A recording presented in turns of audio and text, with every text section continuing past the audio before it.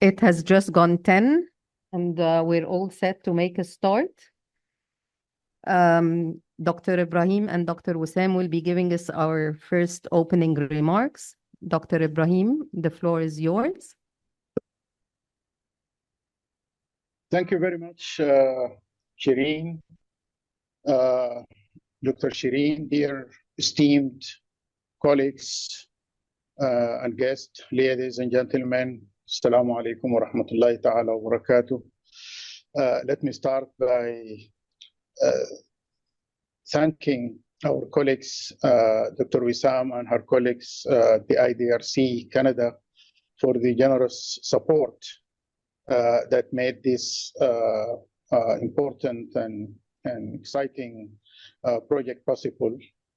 So with this generous support, the Economic Research Forum launched the project, The Role of MSMEs in Fostering Inclusive and Equitable Sustainable Economic Growth in the Context of the Clean Energy Transition in MENA, in collaboration with the Middle East Institute and the Lebanese Center for Policy Studies, launched in 2023.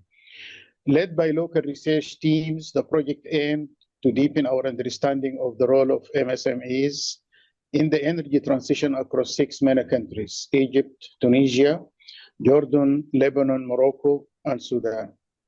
Through their efforts, we have successfully generated new microdata and valuable insights into the renewable energy adoption landscape for MSMEs. This includes exploring the institutional, financial, technical, and regulatory barriers they face, the demand for relevant skills, and the potential for creating sustainable energy employment opportunities, particularly for youth, women, and marginalized groups. Today, we are excited to present the key findings from our research in Egypt and Sudan.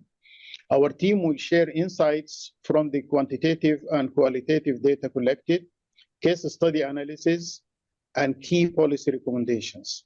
This finding will pave the way for what I am sure will be rich and insightful discussion in the panel sessions with our esteemed guests and participants.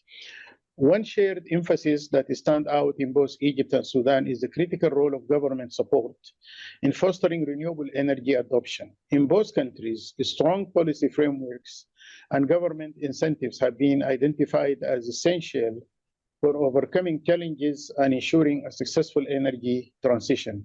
This insight, drawn from our case studies, offers important lessons not only for Egypt and Sudan, but for the entire region as it seeks to achieve a clean energy future.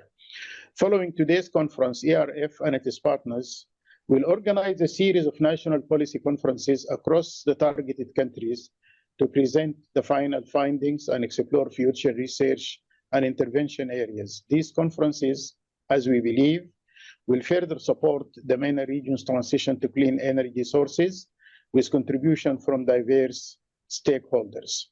Once again, I would like to extend my thanks, my sincere thanks and appreciation to IDRC for their unwavering support, to ERF team for their coordination efforts, and to the national research teams, Dr. Abir, Dr. Muhammad, Dr. Muiz, Dr. May, Dr. Rasha, and Ms. Mayada, and Mr. Zaki.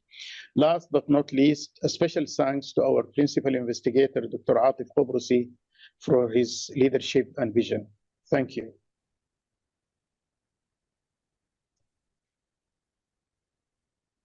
Thank you, Dr. Ibrahim. Dr. Wissam El-Bey, the floor is yours.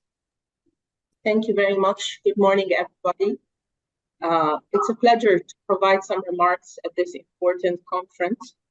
And I'm very sorry that I couldn't be with you in person and won't be able to continue with you throughout the day due to other commitments. But I wanted to make sure that I come to show my support and my appreciation for the work of ERF and also the collaboration with the Middle East Institute and the for Lebanese Center for Policy Studies, particularly in the context of what's happening in Lebanon at the moment. This partnership plays a crucial role in advancing research and innovation across the Middle East and North Africa region And today we are looking at 2 case studies, Egypt and Sudan, but the wealth of the information that's coming out of this project goes beyond and includes several other countries. I think small, medium, micro, small, and medium enterprises are the backbone of the economic structure and the engine for innovation, job creation, and sustainable development.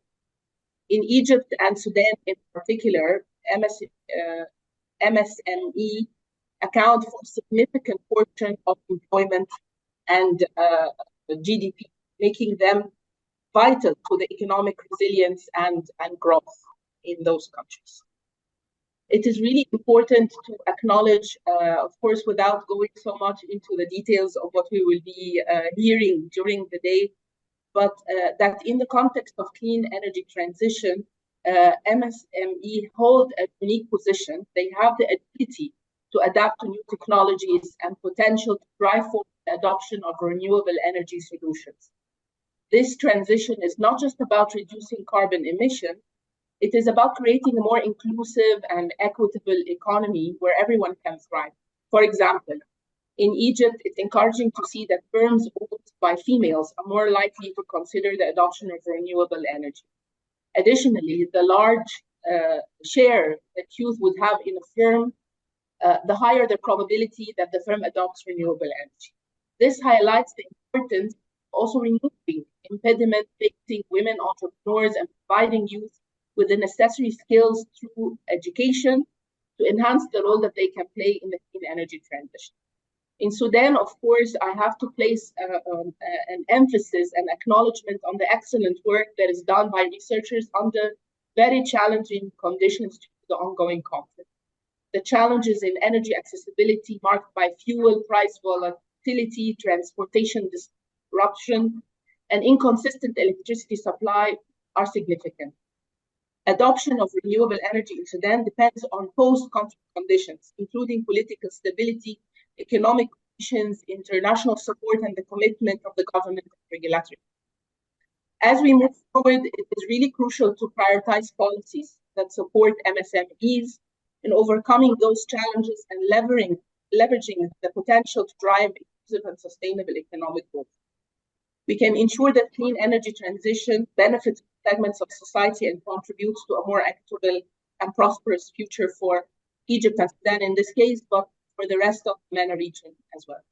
Thank you for your attention, and I look forward to the insightful discussions and collaborations that will emerge from this. Thanks a lot. Thank you very much, Dr. Wissam. And I would like to acknowledge the participation of our speakers, our panelists, and our attendees, both in person and online.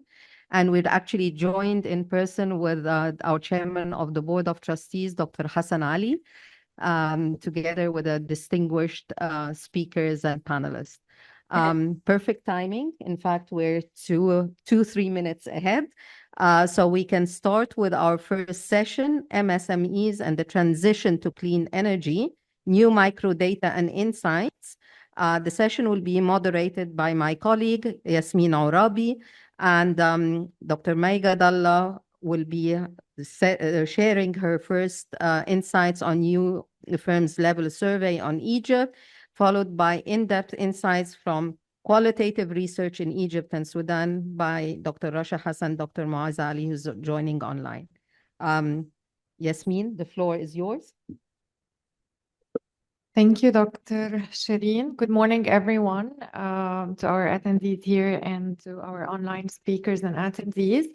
I'd like to get started and highlight one of the main challenges we faced since the inception period and development of this project was the lack and limited availability of data related to the role of micro, small, medium enterprises, especially on national and level and regional levels when it comes to how they can support the transition to clean energy and whether they can have an impact on job creation, especially for youth, women, and marginalized communities, as Dr. Ibrahim mentioned. To start addressing this matter, we developed 2 methodologies or 2 approaches for data collection. First, we started with a qualitative data collection through a 1-round enterprise surveys in 5 of the 6 targeted countries. And in parallel, we started an in-depth interview with stakeholders, focus groups, and international communities in selected areas in each of the targeted countries to present the journey, the milestones, and key findings. I'm very glad to, especially related to the, first of all, quantitative, I'm very glad to welcome to the floor Dr. Maya Gadallah, who's an associate professor at Cairo University, Faculty of Economics and Political Science, and is our statistics manager at ERF. She holds a PhD in biostatistics from University of California. Dr. Maya has extensive experience, actually 25 years of experience in different, in-depth data analysis. Different themes, just from the top of my mind, will be saying labor market, I think education, poverty, and gender studies, and of course, other topics related to poverty and youth-related policies. Dr. May will walk us through the quantitative data collection efforts across the 5 countries, and will present the main findings from Egypt. Dr. May, the floor is yours. First of all, Sabah khair, everyone. Sabah khair, everyone here in the room, and good morning to everyone who's listening and attending online. I'm gonna talk briefly about the quantitative data collection, mainly in the 5 countries, or actually in 4 of them, and then I'm gonna go through the questionnaire and the modules that were covered in the questionnaire, and how it ended in the survey, how it ended in Egypt, and at the end, I'm gonna talk about how you can find all these data on the ERF data portal.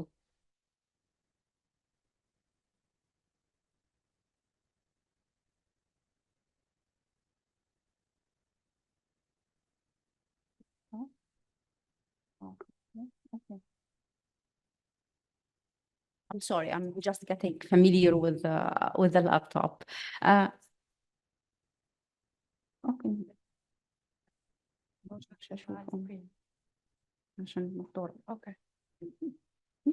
I believe, first of all, thank you, Dr. Ibrahim and my colleague Yasmin. They talked briefly about the survey project objective and how it's very important actually to learn more about clean energy here in the MENA region, and the importance of learning about the clean and renewable energy. And one of the challenges, as Yasmin has mentioned, the lack of data that can be used in the research. And particularly, we're talking about the data from small, medium, and micro enterprises. And therefore, there was a need to have a tool to collect the data from these enterprises and understanding more about their roles in job creation, climate resilience, and empowering women and youth. The countries that were covered in the project were Morocco, Tunisia, Egypt, Jordan, Sudan, and Lebanon. And there was need to have quantitative and qualitative data as well. The target group was the non-governmental micro, small, and medium enterprises that started business operation before 2023, just to have prior information. And the definition that was used was based on the firm size that's used by the World Bank, where less than or equal 5 is micro, 6 to 19 small, and then from 20 to 99 is the medium. And what we used actually, which is very efficient way to have quick and efficient data, the phone surveys, and was conducted by phone. There are 5 modules in the questionnaire, and let me say this. These are the main modules in all the questionnaires that were covered in all the countries, but there were slight differences between the countries. And just to know, because we know there are some variation between the countries in adopting renewable energy and clean energy. For instance, Morocco is different than Egypt, is different than Jordan. So we allowed in the questionnaire to have slightly different questions, but in general, we had to maintain comparability between these countries. So there are main questions that remain the same with slight differences between the countries, and in order to be able to compare between the countries and have harmonized data. The first module was the core module, and then there was a module about establishment's present situation at loans and credits.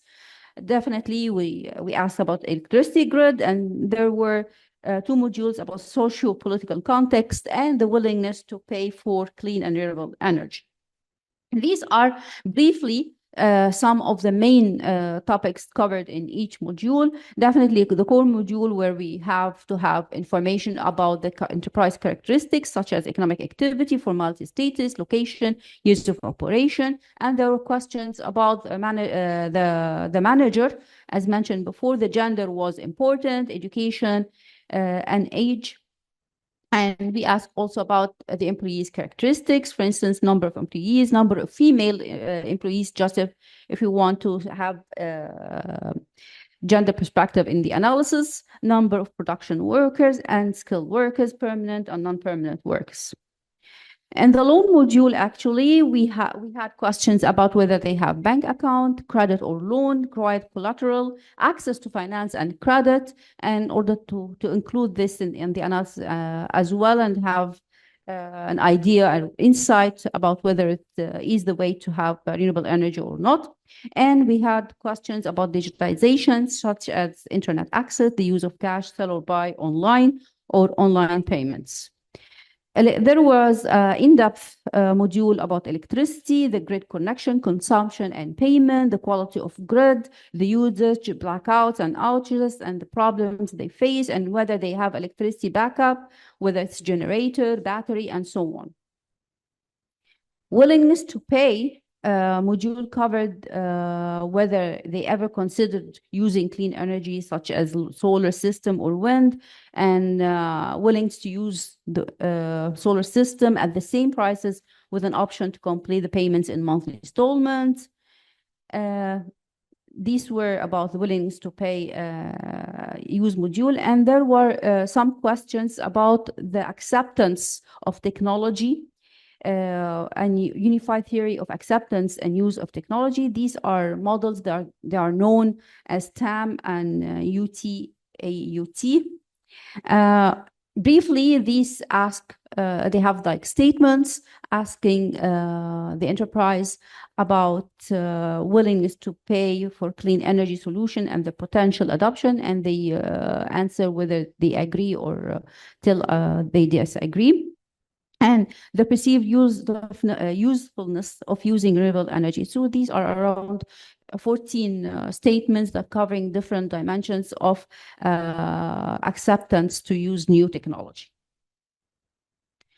Finally, there was the last module was about socio-political context, whether they satisfied with the electricity, whether it's service satisfaction with the service and satisfaction with the cost, and whether they have access to information like weather, fuel prices, electricity tariffs, and the backup generation technologies, and whether they need to have more information in order to make better energy consumption decisions.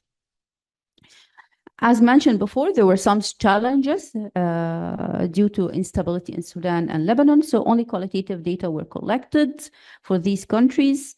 In Lebanon, quantitative was collected, but not fully random. The second challenge was finding the appropriate frame in order to select a random sample, and the third challenge was the high refusal rate. I'm talking about the sampling and data collection in Egypt, but almost in this the randomness was satisfied in all the countries, Morocco, Tunisia, and Jordan. And you can find more information about the sampling and data collection in these countries on the website. We use in Egypt the yellow pages. The list consists of around 300,000 businesses, which is considered large number, and we think it's covering a large number of business and can be used as frame. A systematic random sample of around 20,000 businesses were selected. And the sample was implicitly stratified by region and business sector or economic activity. The date of collection, we spent between 2 to 3 months collecting the data. We had to make 3 calls to contact the phone numbers that didn't answer or were busy. The achieved number of enterprises were around 1,000, which makes the response rate of around 7.8%. This is a table that shows what happened with the 20,000. And as you see, the refusal rate who picked up and refused around 27%, incomplete and refused around 10%. So we had higher refusal rate. In addition, that some numbers were not in service or the phone was disconnected. And definitely very small number. It's very less likely to achieve a large firm by phone. So these were disqualified, but this is a very small percentage. The data for the 4 countries, Egypt, Jordan, Morocco, and Tunisia, can be found on our data portal, the WAMDI. It's an open access, available for everyone. You can have the data, it's harmonized. So whenever if you want to compare between the countries, you have the chance to do this. And all the documentations are available for download without even a request. So you can have the sampling methodology, the questionnaire, and everything on the data portal. Just what you need to do is either to use your user account, or if you don't have a user account, you can register and have a user account. And then you can request the data, specifying some information regarding name and the purpose and so on. And you're going to get a response within 5 days. Thank you. And let me know if you have any questions.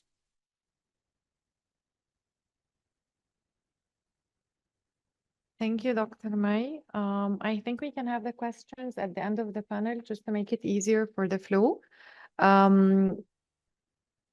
Now we want to start to talk more about the qualitative data collection journey, and to give it a kickstart, Dr. Rasha Hassan will join us. Let me just quickly and briefly introduce Dr. Rasha.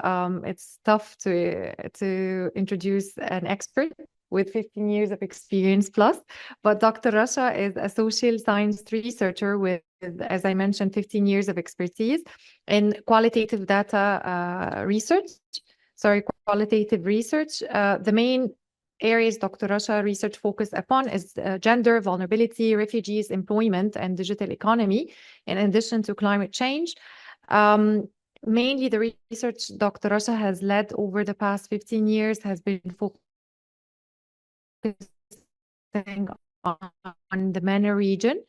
Doctor of the research forum, and she leads critical research initiatives throughout her career. Dr. Rasha has served as a senior researcher and consultant for different organizations, including GIZ, ERF, IDRC, USAID, and Basira. Dr. Rasha, without any further ado, the floor is yours. Please let us know more about the milestones of the data collection that took place in Egypt, key results, and I'll have a couple of questions at the end of the panel. Thank you. Thank you, Yasmin, and thank you, ERF, for joining me in such an important research project. Moving forward, I will presenting the in-depth analysis of adaptation renewable energy in Egypt among MSMEs. Our objectives was understanding current policies and regulation and how the people, stakeholders are perceive this regulation and policies, identifying barriers to adopting renewable energy, and understanding the education, the needed education and the education and skills. Moving to understanding the, it's not a new slide. So we would like also in our in-depth and qualitative study, we wanted to understand the transition costs that renewable energy adaptation. This allows me to allows us to understand the reasons of the transition, the environmental cost. Also, we wanted to understand the gender inclusion and how women are included or involved in the renewable energy sector. finally, we are going to highlight strategic insights and recommendations. To achieve our objectives, this research relies to employing a qualitative approach aimed to delving into the in-depth understanding of both policymakers and entrepreneurs' perspectives and experience in transition to renewable energy. This allows us to identify the reasons behind the lack of transition among business owners who have not made transition yet. For this in-depth qualitative study, we have conducted 26 in-depth interviews with stakeholders. We conducted a mapping exercise before conducting our in-depth interviews to analyzing who are doing what. So we interviewed some governmental organizations, non-governmental organizations, international organizations, and experts and researchers, and some people from the private sector. Also, we have conducted 17 focus group discussions. 8 were conducted with people, with entrepreneurs who have adopted renewable energy, and 9 of them with who haven't yet transited to renewable energy. For geographic distribution, we conducted our field work in 3 areas: Greater Cairo, which was representing the majority of MSEs are located there. The Ahliya, second largest number of MSMEs in Lower Egypt, and MENA governorate that hosts the largest number of MSMEs in Upper Egypt. And this was based on CABMAS data. Last data was published in 2015. This is the characteristics of our employers we were conducted our focus group discussions with them. And we have divided them based gender, age, education, sector, adopting renewable energy or not, and type of energy which they are using. For moving to results, let me speak in Arabic, because when we are talking qualitatively, we have to bring the insights of the qualitative field. So احنا علشان اول حاجه عشان نفهم البوليسيز and regulations that people were that adopted. الناس بدات تتكلم, even stakeholders and private sector and entrepreneurs who are اللي احنا قابلناهم في الفوكس discussions بداوا يحكوا لنا عن بدايه مصر لما بدات ان هي تادبت الرينيوبل انرجي, وبداوا يحكوا لنا عن ان احنا بدانا من الستينات, من قبل كمان اعلان دبليسي سنه 77, وده يمكن اول حد اشتغل بالطاقه المتجدده كان يمكن من اوائل الناس دكتور صلاح عرفه في الشرقيه, وبدا يشتغل قريه كامله يادبت renewable energy. We have met, he was one of our interviewees في in-depth interviews. بعد كده مجرد ما تم تأسيس طبعا خلال إعلان تبليسي بدأت وزارة التعليم تهتم بأن احنا ندمج المناهج المتخصصة بالتغيرات البيئية والكلايمت تشينج within المناهج التعليمية. وبعد كده طبعا مع تأسيس نارية هيئة الطاقة المتجددة بدأ ان احنا يشتغلوا برضو in collaboration مع وزارة التربية والتعليم ان هم يدمجوا المناهج اللي ليها علاقة بالتغيرات البيئية جوه المناهج التعليمية. طبعا الدنيا كانت واقفة شوية, وبعد كده اتغيرت مع بداية تغيير اسم وزارة الكهرباء لوزن وزارة الكهرباء والطاقة المتجددة, وبدأ ان احنا نهتم شوية, وبدأت تطلع سياسات مختلفة زي سياسة التغذية, تغذية الطاقة, ودوت قدر ان هو. وطبعا بعديها مباشرة بدأنا مع اعلان باريس ورؤية مصر 2030 واهداف التنمية المستدامة 2030, بدأنا ان احنا نحط سياسات اكتر لتشجيع القطاع الخاص ان هو يستخدم الطاقة المتجددة. طبعا مع بعض المشروعات القومية اللي عملتها مصر بدأ يطلع معاها بعض شركات القطاع الخاص اللي تستفيد سواء من المشروعات القومية زي مشروع بنبان, مشروعات طاقة الرياح, ومشروعات الطاقه الشمسيه في اسوان سواء او طاقه الرياح في امتداد البحر الاحمر في الغردقه، بدا يستفيد القطاع الخاص مع استفاده المشروعات، مع تشغيل المشروعات القوميه. بصراحه سياسات كتيره تم تنفيذها which was great ان هي to be implemented. كانت البنك المركزي بدأ يطلع سياسات الإقراض اللي هي قروض لتحفيز الشركات اللي تشتغل بالطاقة المتجددة، بأن هم يدوا لهم قروض مخفضة مقارنة بالشركات القطاع الخاص الأخرى. ضرائب، تخفيض الضرائب خصوصا على الاكويبمنتس اللي جايه من بره، دي برضو كان من اهم السياسات الستيك هولدرز اتكلموا فيها، سواء والبرايفت سيكتور، خصوصا البرايفت سيكتور وبعض المسؤولين عن اصحاب المشروعات الصغيره.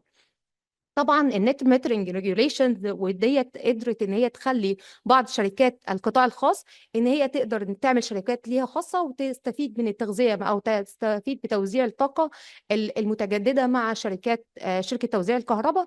ودوت قدر ان هو برضو يفيد صغار المستثمرين او اصحاب المشروعات الصغيره. وطبعا البرايفت سيكتور هو مستفيد، اللي هو اللي بيقدم المميزات الاكويبمنتس او بيقدم الخدمه بتاعه تشغيل الطاقه المتجدده. برضو من ضمن الحاجات اللي البوليسيز ريجوليشنز اللي اتكلموا عنها في الاندبس انترفيوز فوكس جروب ديسكشنز هي التدريبات اللي بتقدمها لناريا بالذات او مس ميدا لاصحاب المشروعات، وخصوصا القطاع الخاص علشان يشتغل في renewable energy they have to get certification.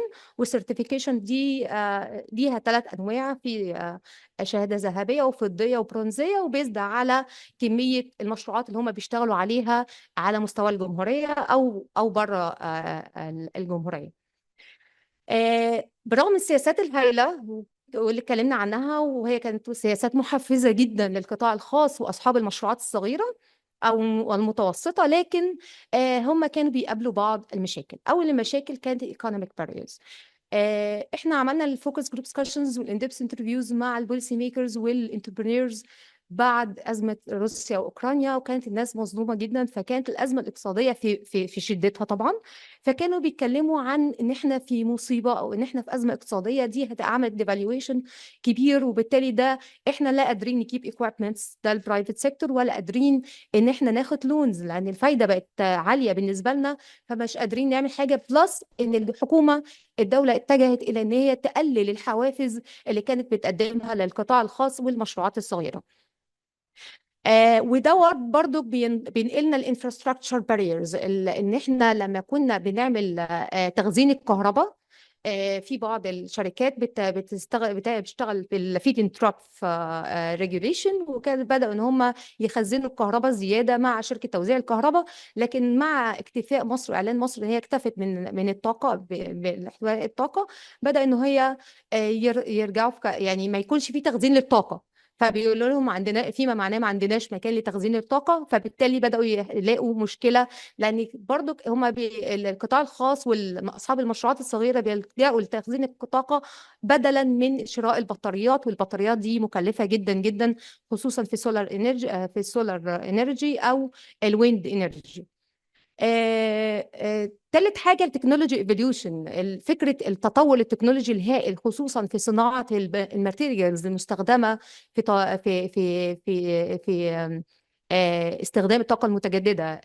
البطاريات كل يوم بتتجدد بيزد على كلام الانتربرينورز، فبالتالي البطاريات القديمه بتبوظ بسرعه، فتطور التكنولوجي الهائل مش مخليهم ملاحقين ان هم يأدبت بشكل كويس جدا الرينيوبل انرجي، ودي كوست بالنسبه لهم عاليه. فكره البطاريات بالنسبه لهم كلهم كانوا تقريبا بيشتكوا من البطاريات المستخدمه.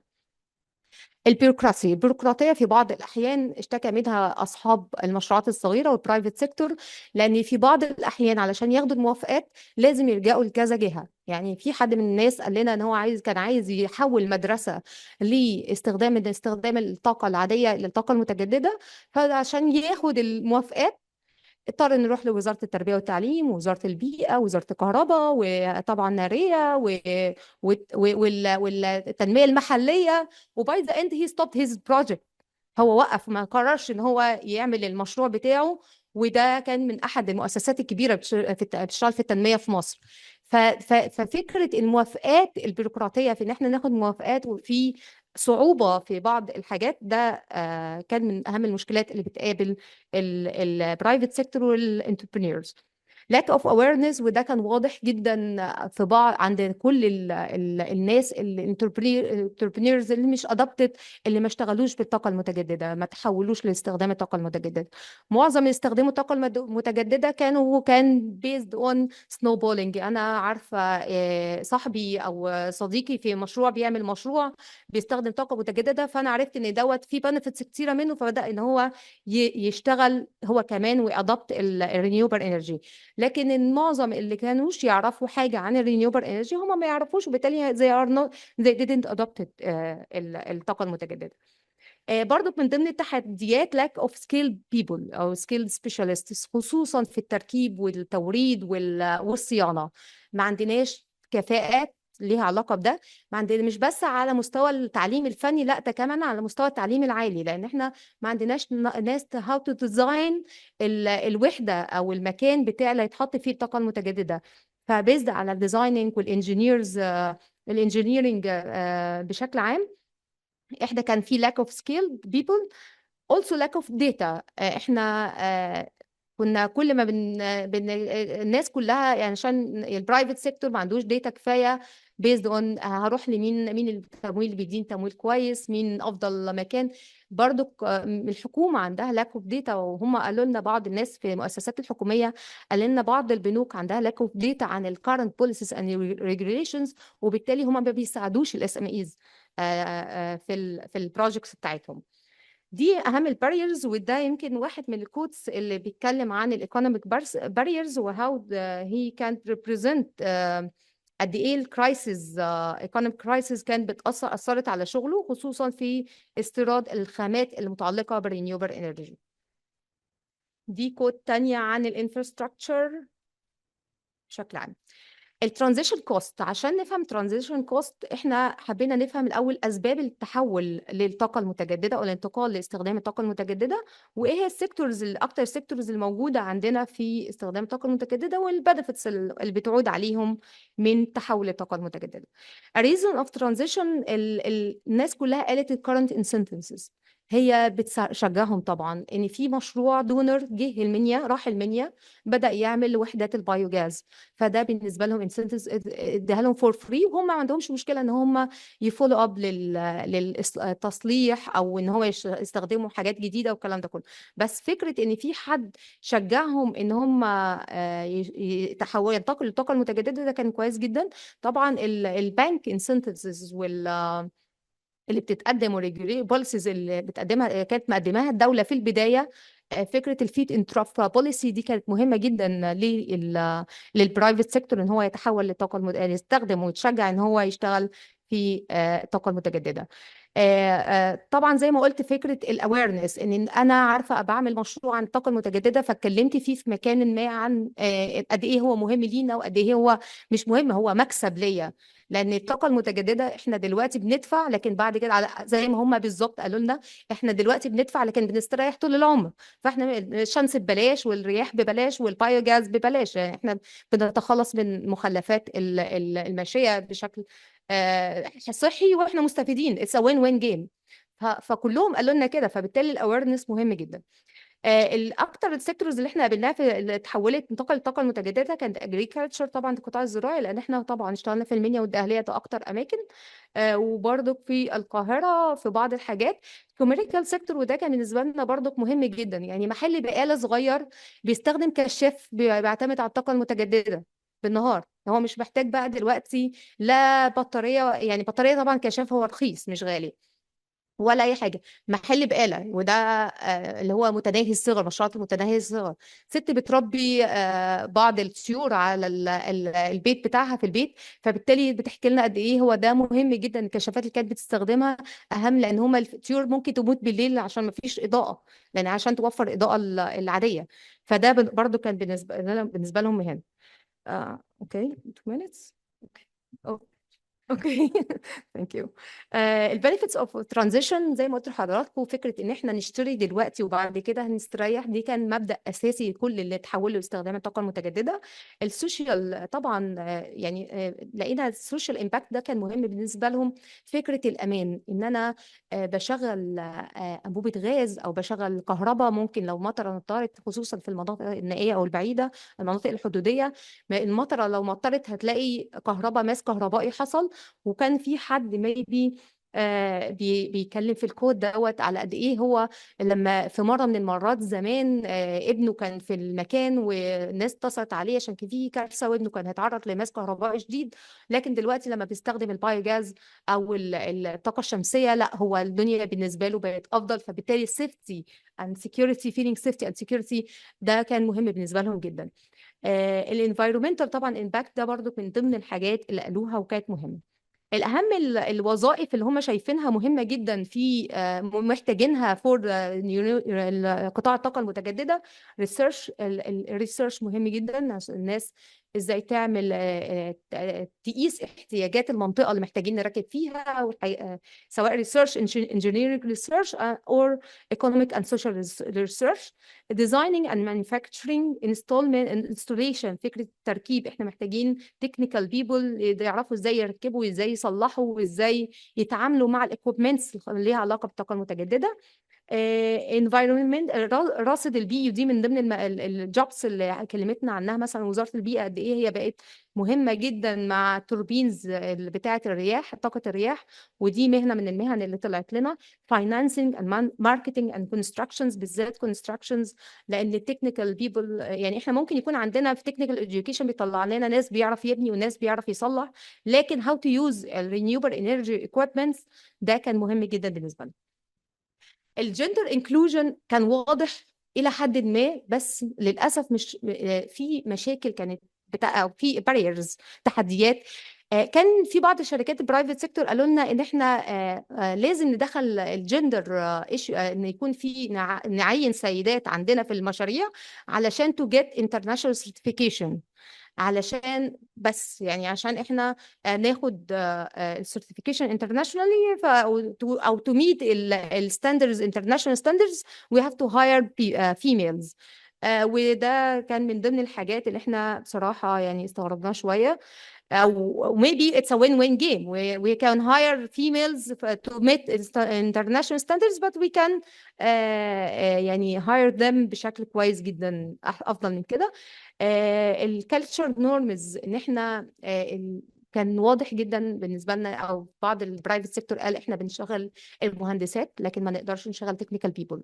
فالتكنيكال ويمن ار نوت، او فيميلز جيرلز اللي هم خريجات التكنيكال اديوكيشن، حتى ايفن لو هم ليهم مكان في القطاع الخاص ما يقدروش يروحوا الاماكن النائيه او يروحوا يسطبوا انستول الاكويبمنتس بتاعت الرينيوبل انرجي، عشان اتس نوت based on culture norms. عيب البنت تروح الصحراء حتى لو هي مهندسة، حتى لو هي technical education، ما ينفعش علشان ده مكان نائي. على الرغم ان احنا لما في مهنة الراصد البيئي لما احتاجوا البنات قرروا ان هم يشغلوا بنات، وده كان محتاج more in-depth analysis او maybe more studies to understand this gender inclusion في قطاع renewable energy. educational barriers، وطبعا في زي ما حضراتكم عارفين بعض التخصصات زي الميكانيكس، تخصصات الكهرباء، الكونستراكشن، دي تخصصات فور ميلز اونلي، حتى في السياسات التعليميه. disparity، الاختلافات في الاكسس تو انفورميشن. لما بنعمل حتى بتوع التنميه بصراحه NGOs لما بيعملوا مشاريع بتارجتنج الميلز نوت فيميلز، لان هم مقتنعين ان الفيميلز ار نوت انكلودد حتى لو هم من الكوميرش سيكتور. اهم التوصيات اللي خرجنا بيها من الدراسه ان احنا محتاجين awareness campaigns وادفوكسي، policy formation وريجوليشن تكون اكتر، بحيث ان هي تنكلود كل ال MSMEs وحتى المايكرو انتربرينورز جوه الرينيوبل انرجي. funding and financial support and education skills and development، محتاجين اكتر نشتغل ان احنا ندمج قطاعات الطاقه التخصصات اللي ليها علاقه بالطاقه المتجدده جوه التعليم، وان احنا نشجع على نوفر الايكويبمنتس اللي ليها علاقه بالطاقه المتجدده. ويكون طبعا كتير من الناس قالوا لنا ان مصر بدات تصنع، لكن هي مش بتصنع بطاريات ولا بتصنع الحاجات الكبيره اللي ليها علاقه بالطاقه المتجدده.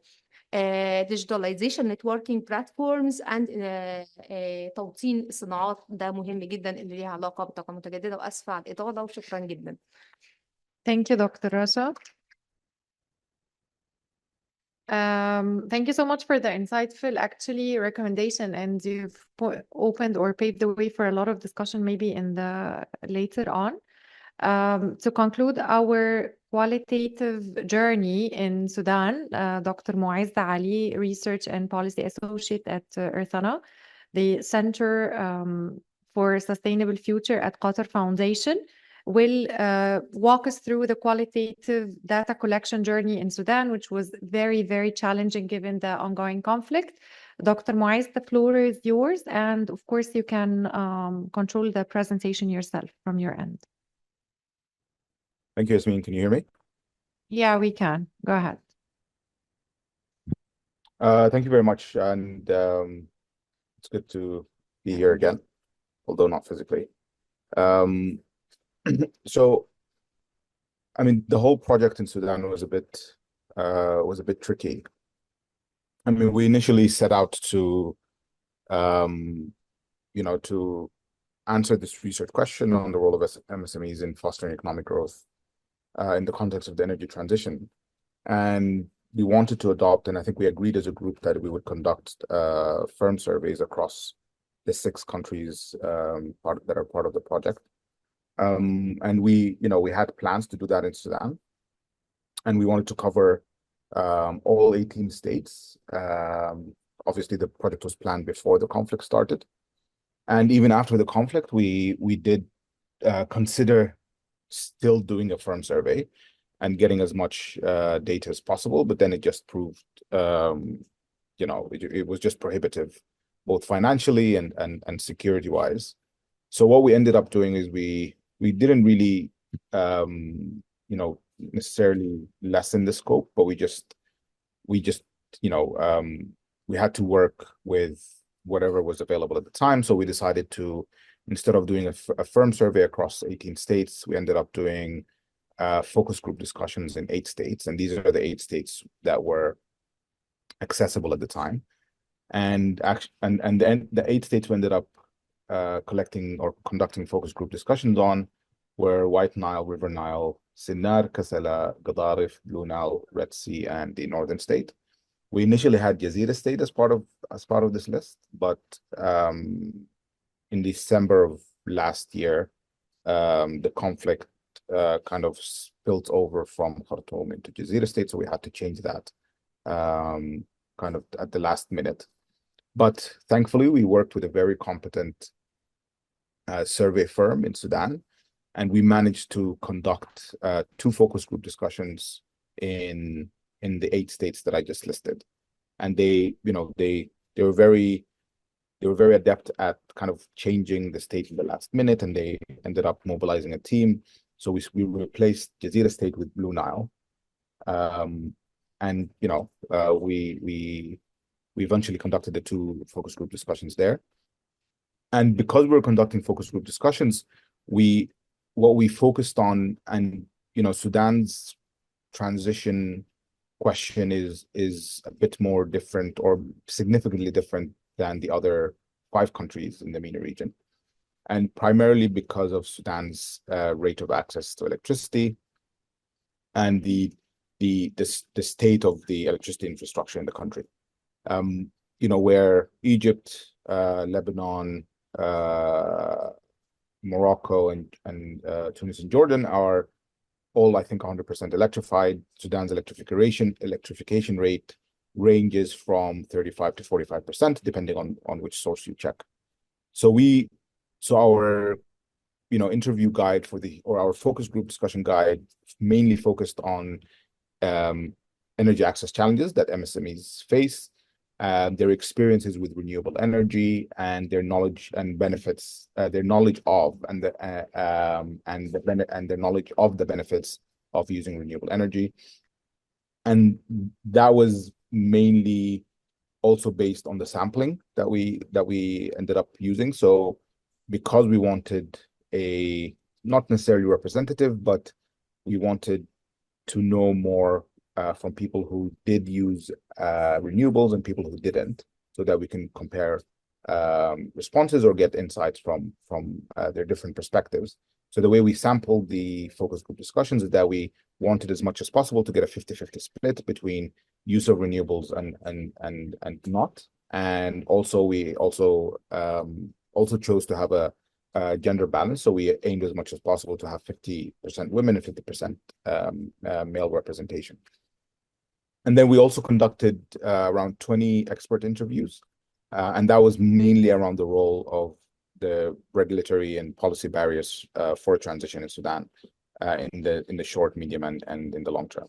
So we did kind of had to shift our focus a bit, but I think it worked out well in the end. So what we ended up with was we had 16 focus group discussions in 8 states, and that gave us around 135 focus group participants. We were aiming for 160, but we eventually ended up with 135. Given the context of the conflict, it was sometimes very difficult to recruit participants because of access issues, because of transportation issues. And in some states, it was difficult to get female participants because of the local, cultural dynamics. And in those cases, we opted up for the male participants because we did not want to, we didn't want to kind of breach any ethical line. So there were some challenges in recruiting participants, but we ended up with 62 female and 73 male participants, which is almost a 50-50 split. In terms of sector distribution, we also targeted in our sampling more agricultural firms than non-agricultural firms because in terms of the labor market, employment dynamics, the agricultural sector employs the majority of the Sudanese labor force.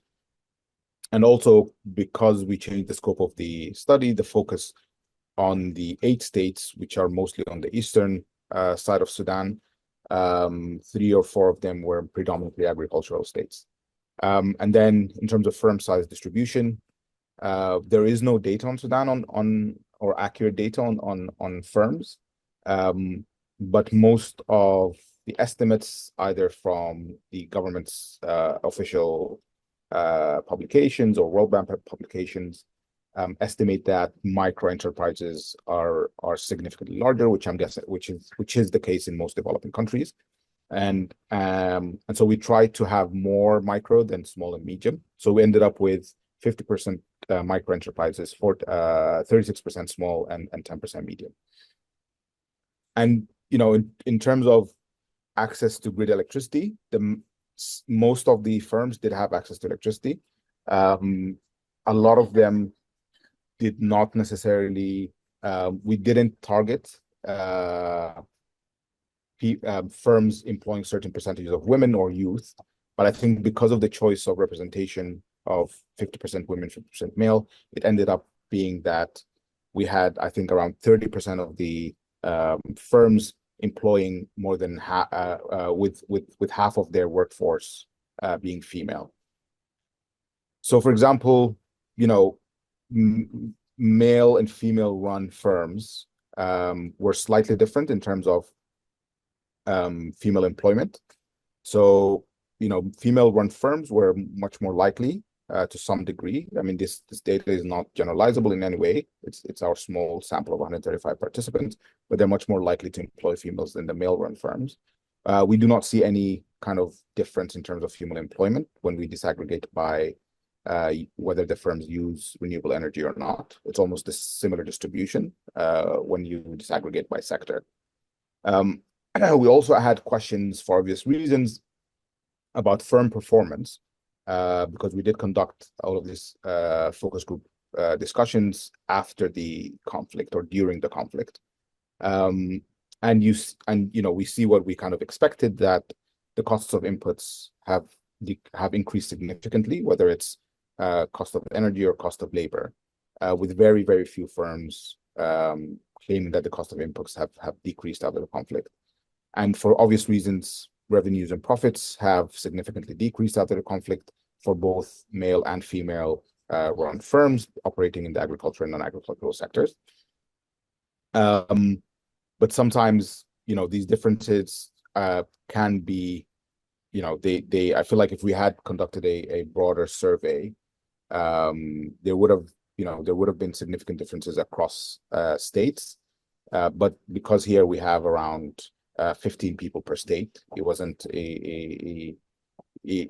reasonable to look at how revenues or costs of inputs was affected across states. And then when we compare the cost of energy with revenues and profits, for firms that, whether they're male or female run, for firms that use renewable energy or don't use renewable energy, there is a constant, claim that costs of energy have increased.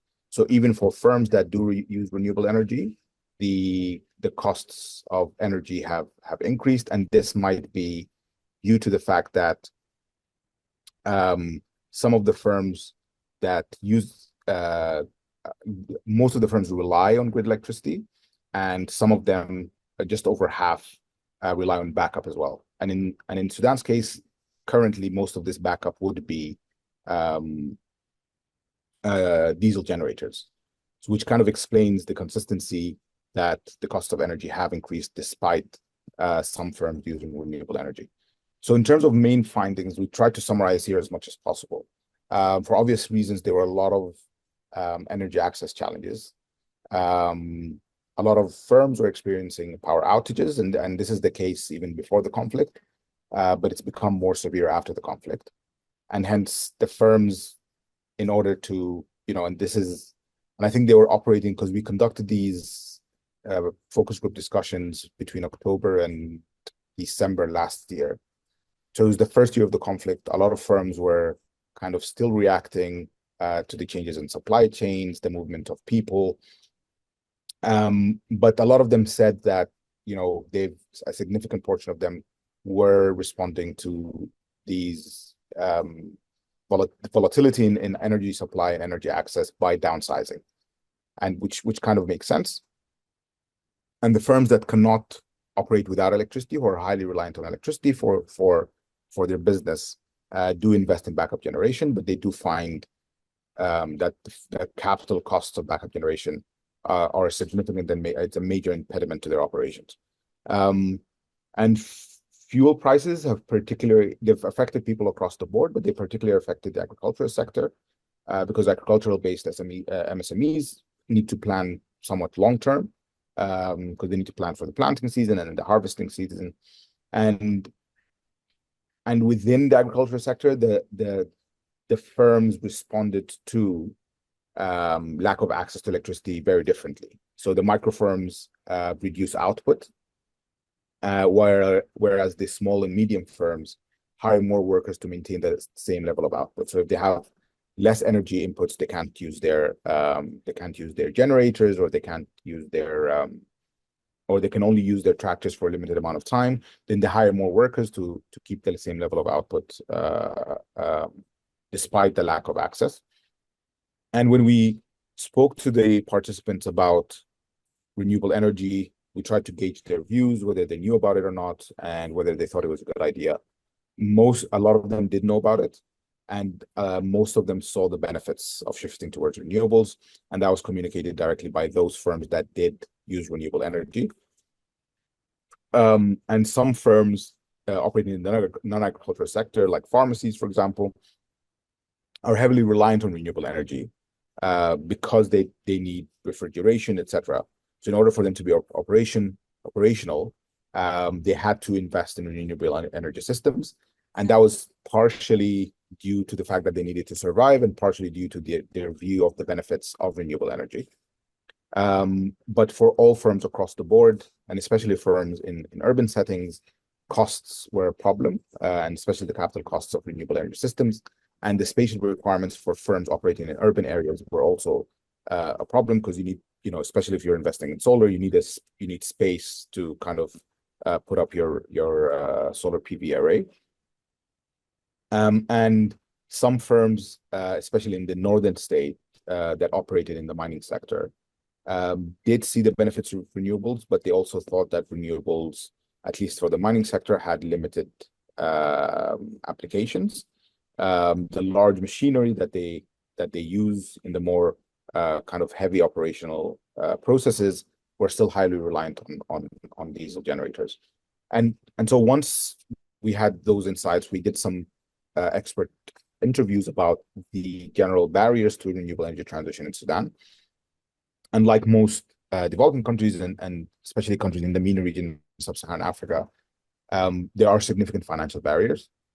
And one thing that experts flagged was for large-scale projects or people wanting to implement large-scale projects, the project preparation process itself tends to be quite poor, and they put this down to lack of capacity, lack of government support, lack of clear guidelines and processes on how to put these projects together, whether you're seeking funding locally through local banks or from donors or from international investors.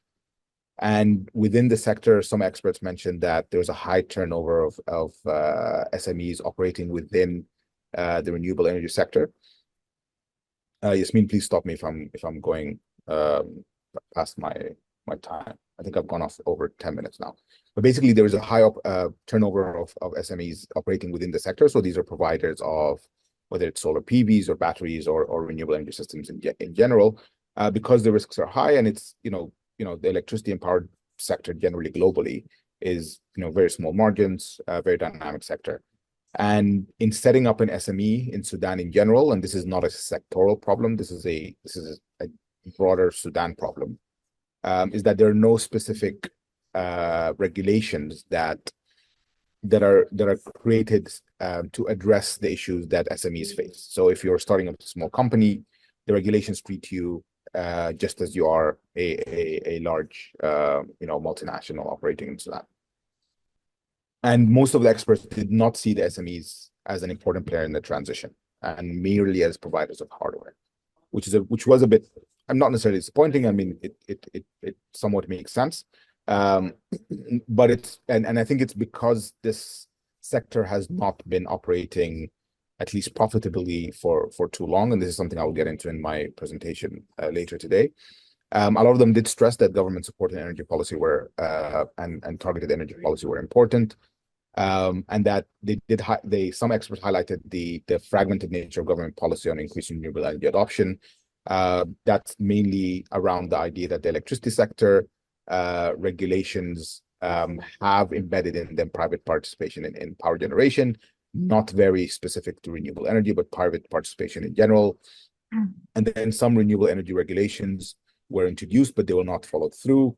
And the experts did highlight that there's an urgent need for policies to support or to create payment facilities to overcome financial constraints, introduce incentives for users of renewable energies, and create some sort of system for energy sharing agreements between users, which is a prosumer model.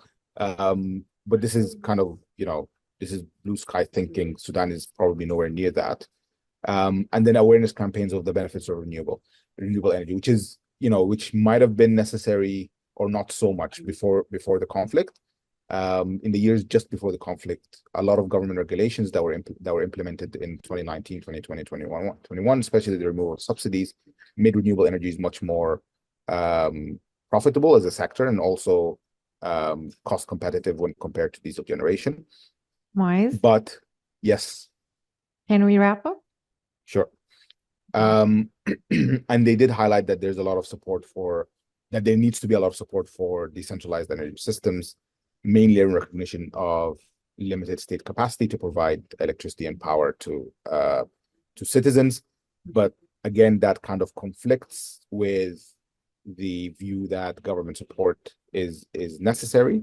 So, you either acknowledge that the government is you need strong state capacity in order for this to happen, versus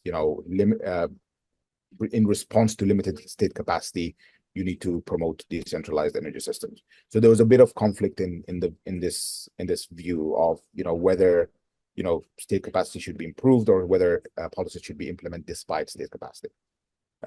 That's it from me. Thank you. Thank you so much, Dr. Moise, for the presentation. I know we're like 5 minutes behind the schedule, but I just want to open the floor for very quick questions for maybe 2 minutes. And I think we already have a lot of questions and hand raised. Dr. Abir, maybe you can start.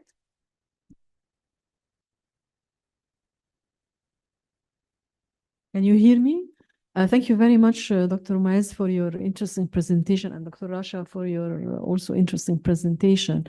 I just want to know, in the case of Sudan, is energy subsidized, and is this a barrier to implementation of adoption of renewable energy in the case of Sudan?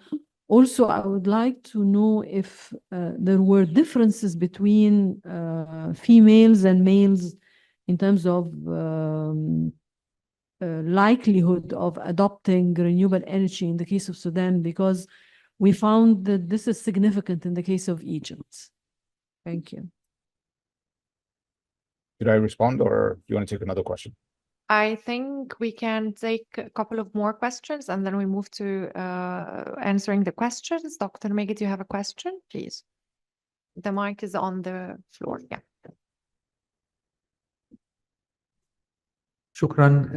يعني في البداية أود أنه يعني أرسل للدكتور معز تحية لكل السودان وشعب السودان وكل ما يمر به من أزمات، وقلوبنا معكم، ونرجو أن تمر هذه الأزمة الممتدة على خير وتنتهي.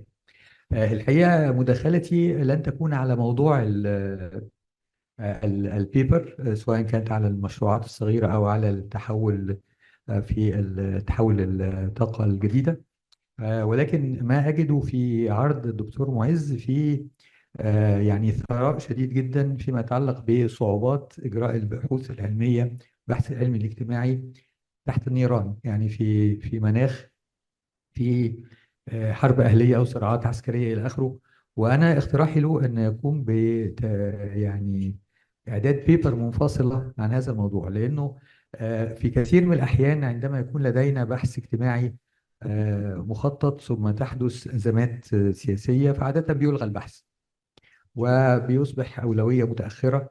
لكن الحقيقة المثابرة وعمل هذا البحث في ظل هذه الظروف هي حاجة نادرة، وأعتقد أنه توثيقها مهم في ضوء يعني الثراء الشديد في الوضع يعني الخصائص السياسية والثقافية للمجتمع السوداني اللي بيتمتع بتنوع شديد، وربما تكون هناك أبعاد كثيرة يجب يعني تسجيلها ولفت النظر إليها، لأنه عمل أي بحث اجتماعي في ظل هذه الظروف هي عملية صعبة جدا وتستحق يعني نرفع لها القبعة، لكن أيضا تستحق التسجيل سواء لأي بحث قادم في السودان أو في المنطقة العامرة مع كل أسف بالأزمات الشديدة. شكرا جزيلا.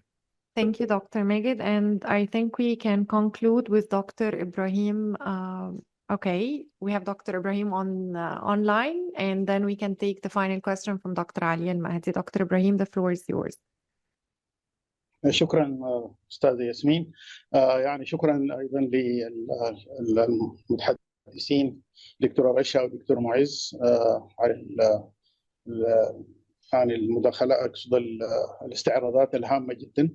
الحقيقة أنا عندي سؤال لدكتور معز أو مجرد يعني متابعة الحقيقة لما تفضل به دكتور ماجد عثمان، اللي هي أنه الاقتصاد السياسي لسياسات الاقتصاد الكلي.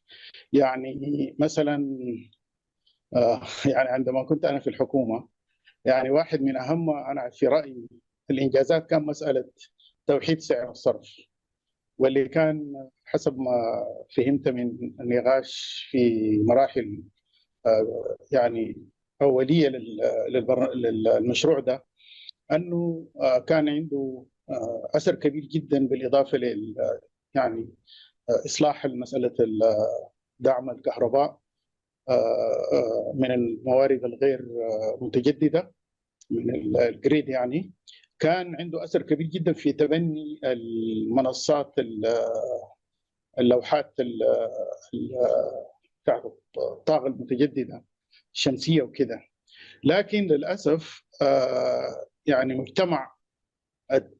مجتمع المؤسسات الصغيره والمتناهيه الصغر والمتوسطه ما عندوش تاثير كبير من ناحيه الاقتصاد السياسي لصناعه السياسات، سواء كان الاقتصاد الكلي او الجزئي.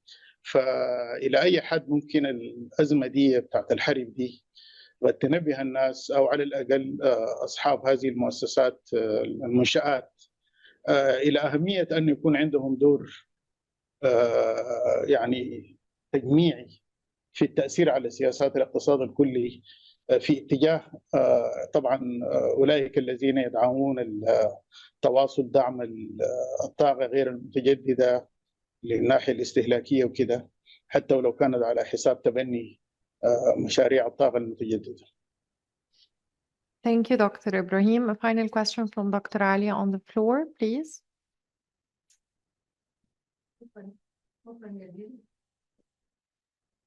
شكرا جزيلا دكتورة ياسمين. بشكر كل المتحدثين الحقيقة. عندي هبتدي بس بالنقطة الأولانية الخاصة باستمارة الاستطلاع الرأي. سؤال للدكتورة مي. في الاستمارة حضرتك ذكرتي إن هيبقى فيها 5 مكونات أو 4 مكونات، منهم مكون جاي تحت مسمى بحاولها بالإنجليزي سوسيو بوليتيكال أو جانب الاجتماعي السياسي. أنا ما شفتش جانب سياسي فيها، أنا شفت جانب اجتماعي بس، فيا ريت نسمي الأشياء بمسمياتها لو سمحتي. دي النقطة الأولانية. النقطة الثانية، بس طبعا النقاط المتضمنة في الاستمارة كويسة، بس يعني تبقى الحاجة ليها معنى. الحاجة الثانية أنا بروح للأستاذ معز. أنا بشكرك جدا يا أستاذ معز، بأكد كلام الدكتور ماجد، بس بحب أضيف حاجة. بحب أضيف إن في كل الظروف الصعبة اللي حضرتك بتشتغل فيها قدرت تعمل مقابلات مع 135 فرد، 8 مجموعات جلسات نقاشية مع الناس اللي 8 و8. فده الحقيقة أنا شايفاه إنجاز في حد ذاته، يعني في ظروف صعبة جدا في السودان. إحنا امبارح كنا لسه في جلسة عن المهاجرين من السودان مع السودانيين، كانت جلسة مطولة الحقيقة. فجت في بالي في ظل الظروف الصعبة اللي إحنا سمعنا عنها هناك، وحتى الظروف الصعبة اللي أحيانا بيقابلوها هنا. أنا بشكر حضرتك شكرا جزيلا، وبقول إن أنت عملت عمل مهم جدا. أعتقد إنه زي ما برضو قال الدكتور ماجد، يا ريت توثق هذه الإجراءات اللي أنت أو الإجراءات اللي أنت مريت بيها علشان توصل في النهاية لهذه النتيجة. شكرا جزيلا لحضرتك، وشكرا جزيلا لرشا والباقي الباحثين. شكرا. Thank you so much, Dr. Alia. I would like to thank you all for your questions. I will start, if Dr. Moise allows me, just with the remark related to Dr. Megid's question. Actually, we have a standalone under the same project. There is a thematic paper about the transition to energy and how clean energy can actually play an important role in time of crises. And it takes 2 countries into consideration, Lebanon and Sudan. So we're trying to document this case studies or this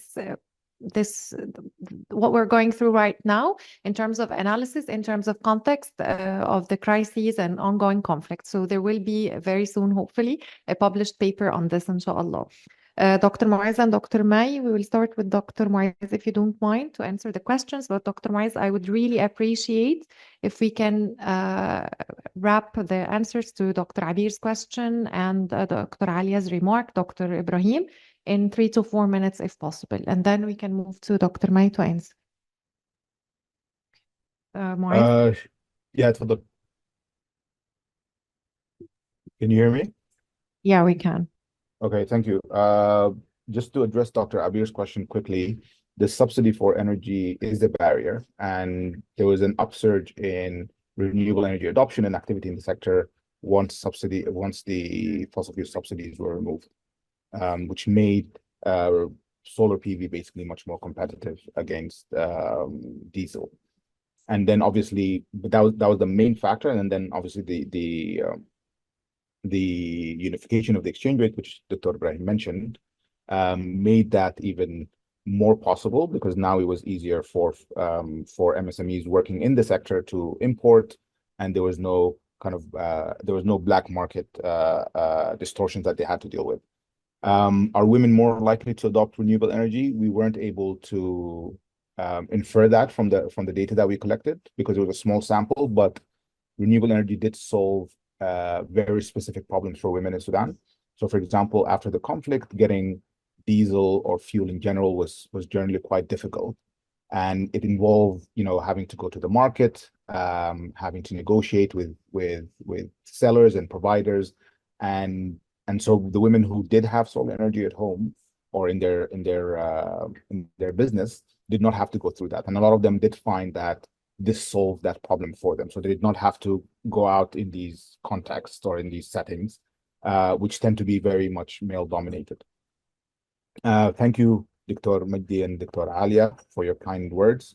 I do also want to mention that it was also the expert. It was interesting because also getting experts to talk about this was generally quite difficult. So all the experts that we did speak to were either Sudanese or have worked on Sudan, and they're all either owners of large businesses, senior experts, international organizations, or academics or ex-policymakers. So generally the crowd that you would expect would be able to leave the country, but getting a hold of them was difficult, right? Because a lot of them were in transit. And then once we did get a hold of them, trying to get them to, frame their current thinking in order for them to be in a position to talk about this topic was also quite difficult, right? Because everybody was dealing with the idea of being displaced. So, asking someone for their expert opinion on a topic that they might not see as necessarily relevant today was also quite difficult to get them to speak about that. So there are other difficulties that we did not foresee as well. And, just to address quickly Dr. Ibrahim's comment, yes, so the macro level policies did have an impact on the renewable energy sector in Sudan. And I think vice versa would probably, there could probably be an effect from the bottom up, in the sense that renewable energy does have massive employment implications and implications regarding economic activity. So it could kind of trickle up if and renewable energy has become much more popular during the conflict, because people have no access to grid electricity anymore, and it's kind of keeping whatever is left of the economy going. So in the future, this would probably have kind of made things much more easier to deal with once people start talking about post-conflict reconstruction. And the suggestion about a paper on the research process itself, I think is a great suggestion, and I would be happy to conduct something like this. And I also want to say that, thanks are also due to the research firm and the researchers on the ground who managed to collect the data and who were kind of organized enough to see this through. Thank you very much. Thank you, Dr. Moyes. Dr. Mai?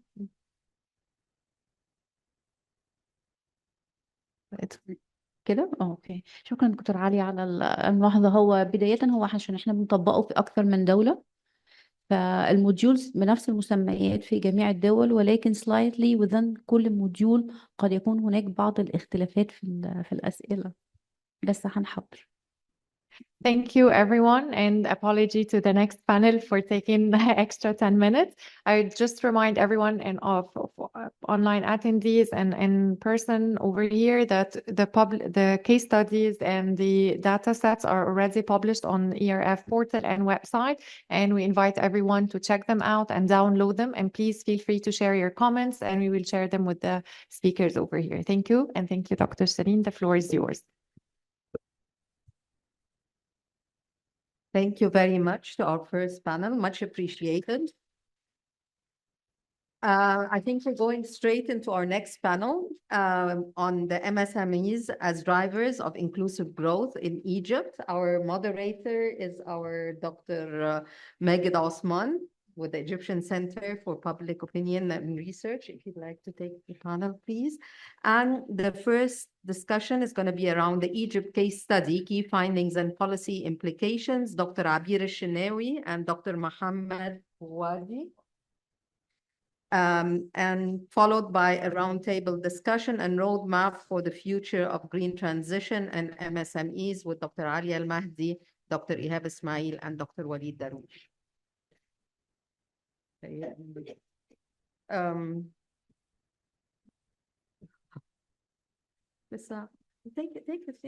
Take the panel.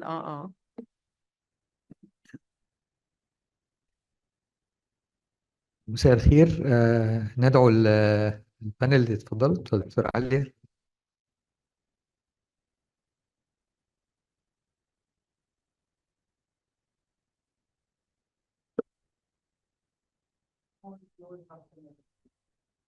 شكرا. في البداية بشكر RIAF على دعوتي للعمل كمودريتور لهذه السيشن، وبشكرهم كمان على الاهتمام بهذا الموضوع الهام جدا SMEs والانرجي. الرينيوبل انرجي اظن ده موضوع مهم جدا، ويعني له أهمية كبيرة في الاقتصاد المصري وكل اقتصاديات الدول المحيطة. الموضوع اليوم هنبدأ بعرض كيس ستادي. شكرا. على كيس ستادي تم إعدادها بواسطة الدكتورة عبير الشناوي والدكتور محمد بوادي. هنستمع إليهم أولا في عرض لمدة 15 دقيقة بالتوقيت المحلي.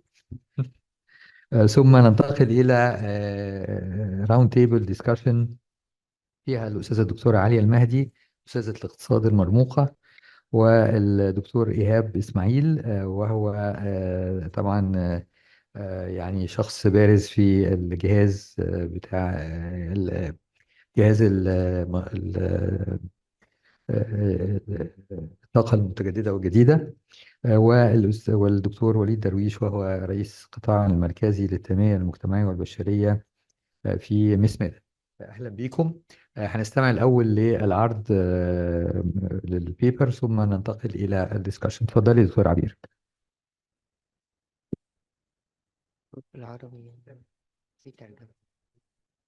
Good morning, everyone.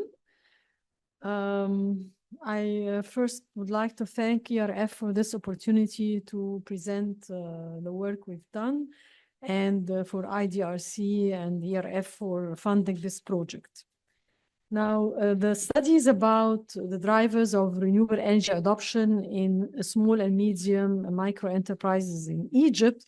And just to provide motivation for the paper, Egypt has managed to grow by 9.8% over the first quarter of 2022, but raising GDP per capita remains a major challenge. Another pertinent challenge facing the government is decoupling growth from the environment. In terms of in the environment, Egypt's performance is quite modest, as the country ranks 94th out of 180 countries on the 2020 Environmental Performance Index, scoring 43 out of a total of 100 points, which is quite low. Climate change, as we know, poses a lot of threats to the country. These range from declining agricultural years and lower productivity of factors of production to rising sea level and the inundation of considerable part of the Nile Delta, where agricultural land is concentrated. Now, mitigating climate change requires concerted efforts to cut greenhouse gases and to move away from fossil fuels, which continue to dominate the energy mix in Egypt. Now, Egypt has took several measures towards this end. For example, in 2023, Egypt updated its nationally determined contribution, setting an ambition target to generate 42% of energy from renewables by 2030. Currently, the country has about 5.8 gigawatts of renewable energy installed, the bulk of which is generated from hydropower and the rest from sun and wind, but is mostly government investment. Meanwhile, the share of energy generated from fossil fuels declined from 50% to 30%. So the government really took some steps to reduce the reliance on fossil fuel and to promote renewable energy. But of course, this is not as much as we want to see given what is happening on the environmental front. So basically, promoting renewable energy is very important in the context of Egypt. And this motivates the study. Now, the bulk of firms in Egypt are classified as small and medium enterprises, and therefore it becomes interesting to see what are the drivers of renewable energy adoption with these firms. It is also important, determining the drivers is important because we want to see whether the regulatory environment is enabling, is conducive to the promotion of renewable energy or not, and what can we change about this regulatory environment to further promote the role of renewables in Egypt. Now, the literature on the relative importance of drivers of renewable energy is in general scant, particularly for developing countries. Several drivers are identified in the literature, like perceived responsibility of the environment, reliability of renewable energy, price, firm customers' willingness to pay a price premium for goods produced from renewable energy, competitive pressure exerted on firms, age and size of the firm, and government regulations and financial incentives. Now, to the best of our knowledge, other factors that are important drivers of renewable energy adoption in developing countries were not rigorously investigated, and these include the role of gender, youth, awareness as drivers of renewable energy adoption, in addition to access to credit. Now, access to credit, of course, is very important because this is one of the main constraints facing SMEs in developing countries and also in Egypt. Just a brief note on the methodology. We used quantile regression model, and we used a random sample of 1,002 small and medium enterprise, micro and small and medium enterprises, drawn from all sectors of economic activity. The questionnaire was designed and firms in the sample were surveyed through phone interviews, just like Dr. May mentioned in the morning. The average size of the firm in the sample was 8.8 employees, and the maximum were 60, while the minimum was 2 employees. Now, the main conclusion or the main results of the estimation showed that gender is a very important determinant of adoption of renewable energy. We found that firms owned by females are more likely to employ renewable energy, which is a very important result, and asserts that women have a smaller footprint on the environment as documented in the literature. In contrast, we found that manager gender, the coefficient for manager gender, has a negative and highly significant effect on renewable energy adoption for all quantiles, showing that female managers are not in favor of employing our renewable energy. So in contrast to female owners, female managers are not very inclined to employ renewable energy. And I've tried to explain this result by considering that female owners might be driven not only for care of the environment, but also by profit maximization. And if renewable energy is cheaper than conventional energy, then they are more likely to employ renewable energy. But female managers are not driven by profit maximization like owners of the firm, and therefore their effect is not that significant. We also found that the higher the share of youth in the firm, the more likely the firm employs renewable energy. And this is a very important result, and it shows that youth have a role to play in the adoption of renewable energy, and we should even encourage this role even more through education.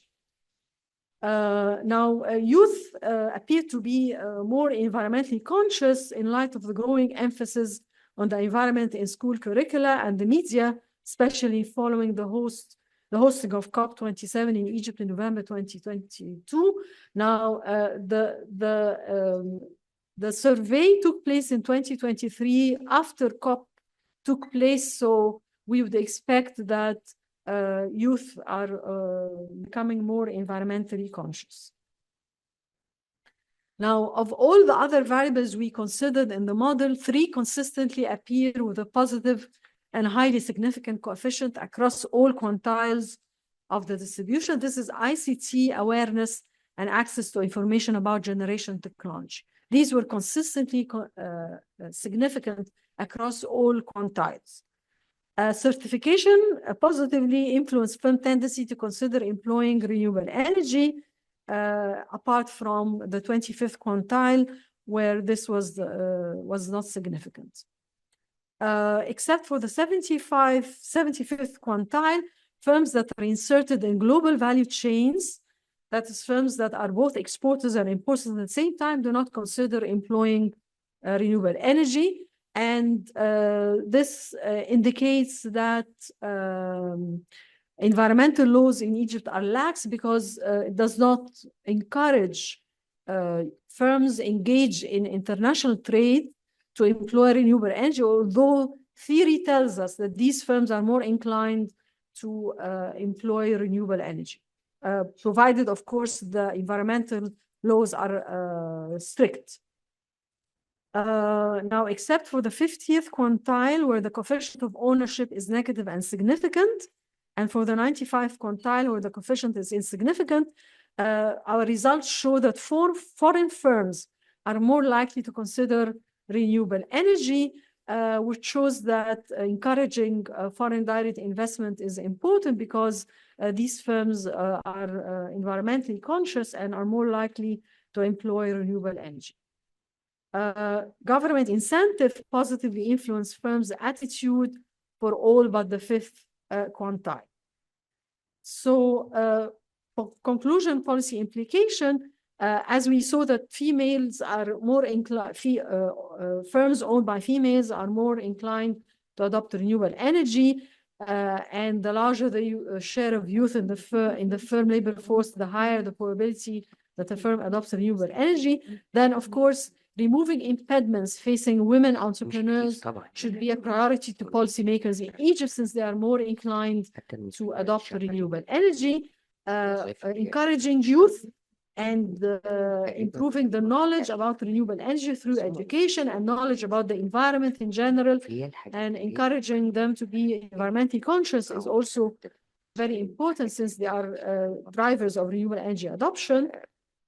Both these results provide the impetus for NGOs eager to advance the role of women and youth in society. In another respect, provide firms seeking the adoption of renewable energy with guidance on the ideal composition of the labor force, is that employing more females and youth is conducive to adoption of renewable energy.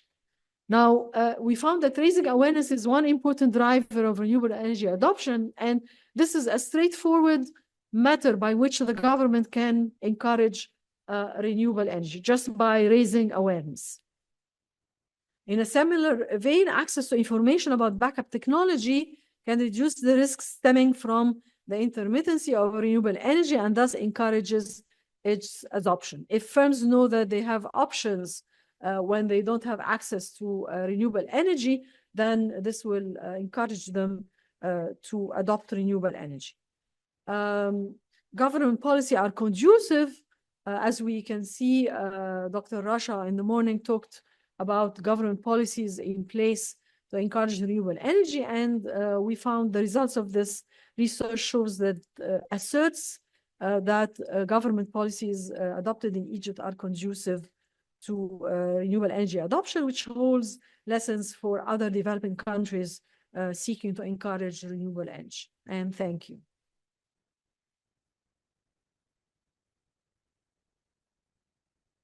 بشكر الدكتورة عبير على هذا العرض المتميز، وأيضا على الحفاظ على الوقت. هل الكو-اوثر آخر موجود معانا؟ دكتور دكتور محمد بعيد. خلاص، عشان يمكن نشكر حضرتك أيضا. طيب، هننتقل دلوقتي إلى الراوند تيبل، والراوند تيبل الحقيقة فيها يعني خبرات متنوعة ومتميزة. أنا بشكر ليا ريف على هذا الاختيار المتميز. فيها الدكتورة عليا المهدي أستاذة الاقتصاد، وفيها الأستاذ إيهاب إسماعيل وهو نائب رئيس تنفيذي للدراسات والشؤون الفنية في هيئة الطاقة الجديدة والمتجددة. وفيها أيضا الأستاذ المهندس وليد درويش، وهو رئيس القطاع المركزي للتنمية المجتمعية والبشرية في جهاز تنمية المشروعات المتوسطة والصغيرة والمتناهية الصغر. فاحنا عندنا كل الايه الستيك هولدرز. فبشكر ليه عرف على الاختيار. لكن احب يعني انذر حضراتكم ان في كمين موجود هنا، انه البيبر بتركز قوي على الجزء بتاع المساواة بين الجنسين وتمكين المرأة. فلازم تستعدوا لهذا، عشان ايه لو ما غطيتوش الحتة دي هيتخانقوا معانا.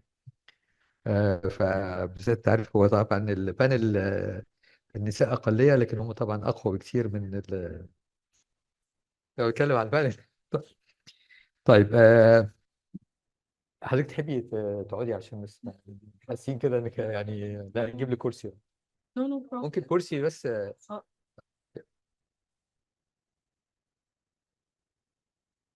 طيب نبدأ.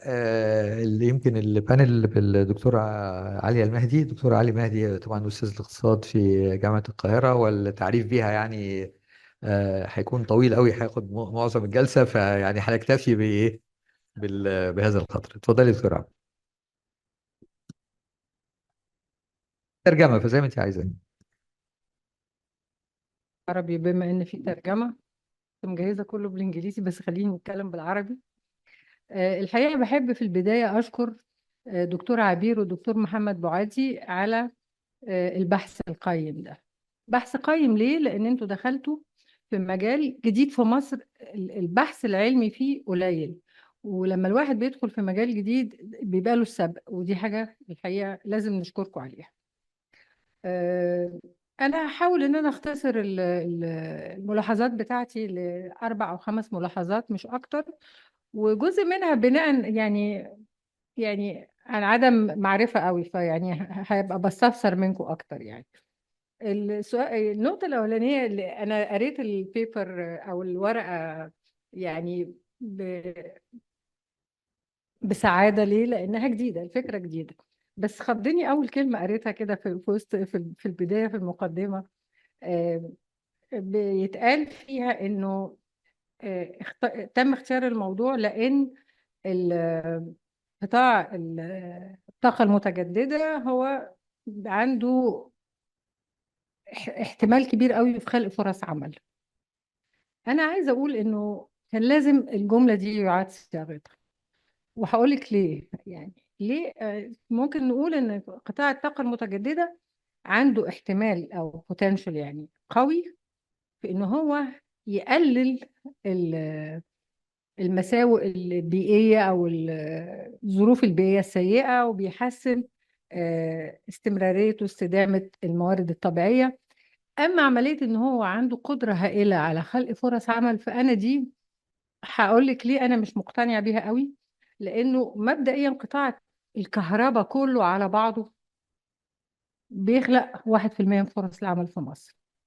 الطاقة كلها، الطاقة المتجددة لا تمثل أكثر من 4.8% من إجمالي الطاقة المتجددة، 5% من إجمالي الكهرباء المتولدة في مصر. فالنسبة يعني عملية إن هو يقدر يخلق فرص عمل كبيرة، لا، لكن عملية إن هو يقدر إنه يشجع على إننا نقلل أي تدهور في البيئة، أي بيحسن ظروف الاستدامة والكلام ده كله أكبر كتير. فيعني بس نحاسب أحيانا بتبقى فيه شوية مبالغة في الكلمات. النقطة الثانية الحقيقة، انتوا اخترتوا مجموعة من المؤثرات اللي بتحدد الطاقة المتجددة، مجموعة هايلة كويسة جدا، بس أنا كنت أحب أشوف اتنين كمان إضافيين الحقيقة. المتغير الأولاني اللي كنت أحب أشوفه لأنه أكيد برضو بيأثر هو نوع النشاط الاقتصادي للمنشأة. نوع النشاط الاقتصادي للمنشأة، والمتغير الثاني اللي كنت احب اشوفه ك determinant factor variable او explanatory variable كان المتغير الخاص بقيمة رأس المال، قيمة رأس مال المشروع، لأن عدد العمال لوحده مش كافي للحديث عن الحجم بتاع المنشأة. انت عارفة حضرتك ان دلوقتي المنشآت ممكن تبقى عدد العمال فيها قليل لكن الكثافة الرأسمالية فيها عالية قوي. فيعني العدد العمال والكثافة الرأسمالية مهمة جدا في المنشآت حتى لو كان منشآت صغيرة. الحاجة الثالثة اللي عايزة أقولها، انتوا جمعتوا عينة، سحبتوا عينة عشوائية من 1200 1002 منشآت، مشروعات صغيرة ومتوسطة، وكان متوسط حجم العينة 8.8 فرد، والحد الأقصى بتاعها 60. أنا أقول إن دي منشآت تميل إنها تكون صغيرة أكتر ما تكون متوسطة، لأن عادة المنشآت المتوسطة ممكن توصل حتى ل 250 عامل أو فرد بيشتغل فيها. فالعينة دي ممكن تقولي إنها بتمثل أكتر منشآت صغيرة ومتناهية الصغر أكتر منها ما بتمثل منشآت متوسطة الحجم. أنا ما أعرفش هل البيانات المسحوبة من اليالو بيجز دي بتمثل المجتمع المصري، بتمثل الاقتصاد المصري. أنا مش قادرة أقول حاجة زي كده، يعني أنا كنت ممكن أتخيل كان يبقى في طريقة أفضل شوية. التعداد الاقتصادي لسنة 2017 2018 في جهاز الإحصاء كان ممكن يتسحب منه عينة، والعينات بتاعة التعداد الاقتصادي فيها أرقام التليفونات. هم ممكن يعملوا التليفون انترفيو، لأن هم غالبا مش هيدوكوا أرقام التليفونات بتاعة الناس، لكن على الأقل عينة هتبقى ممثلة للمنشآت في مصر. فأنا يعني كنت هفضل إن هو ما يبقاش سحب عينة من اليالو بيجز أكتر ما هو يكون سحب عينة فعلا ممثلة للجمهورية، لأنه هي كده هي مش ممثلة لحاجة قوي أكتر من إنها عينة من اليالو بيجز بس. يعني معرفش هل العينة تضمنت مشروعات زراعية على نطاق واسع ولا لأ، لأنه معرفش إذا كانت المشروعات الزراعية اللي هي على نطاق واسع بتبقى حتى ليستد او مكتوبه في اليالو بيجز ولا لا، ارقام تليفوناتهم وكده. ما اعرفش، عندي شكوك شويه في حته اليالو بيجز دي شويه. الكومنت الرابع او الملاحظه الرابعه هي خاصه بالمنهجيه اللي اتبعت، اللي هي الكوانتايل ريجريشن. انا مش هفتي بقى، عندنا الدكتور ماجد موجود وعندنا الستاتستيشنز موجودين. يعني انا كنت عندي الحقيقه سؤال او اتنين في الحته دي بس. يعني انا قعدت اذاكر ايه هي الكوانتايل ريجريشن شويه. هل ما جربتوش اللوجيستيك ريجريشن، واذا ما كانتش جابت نتيجه انتوا ليه لجأتوا لهذا الاسلوب؟ وبعدين انتوا يعني كان في التبرير للجوء لهذا الاسلوب ان انتوا كانت بتسمح انها تتضمن الاوتلايرز او الارقام اللي هي الخارجه. انا لما بتقولي لي اوتلايرز بفتكر الابحاث الميدانيه كتير اللي انا عملتها، لما كان بيطلع لنا اوتلايرز كنا بنقلق ليه؟ لانه احيانا بتكون نتيجه لاخطاء في الرصد، اخطاء في كتابه ادخال البيانات، حاجات زي كده.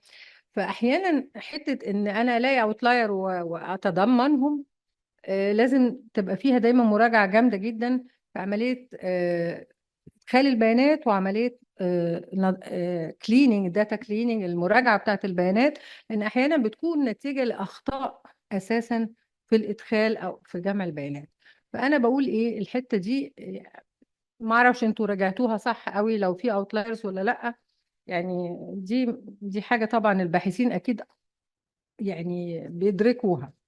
الملاحظه اللي بعد كده او الخامسه والاخيره، انتوا وصلتوا في النهايه لان المحددات اللي بتاثر، الواضحه انها significant او مؤثره بالفعل في قطاع الطاقه المتجدده، هي الاي سي تي وبعدين التكنولوجيا المعلومات، والإدراك والوصول للمعلومات، عندنا أكسس للمعلومات. لكن الحاجة اللي ما كانتش جايبة نتيجة مؤثرة هي القدرة، الافوردابيلتي بتاع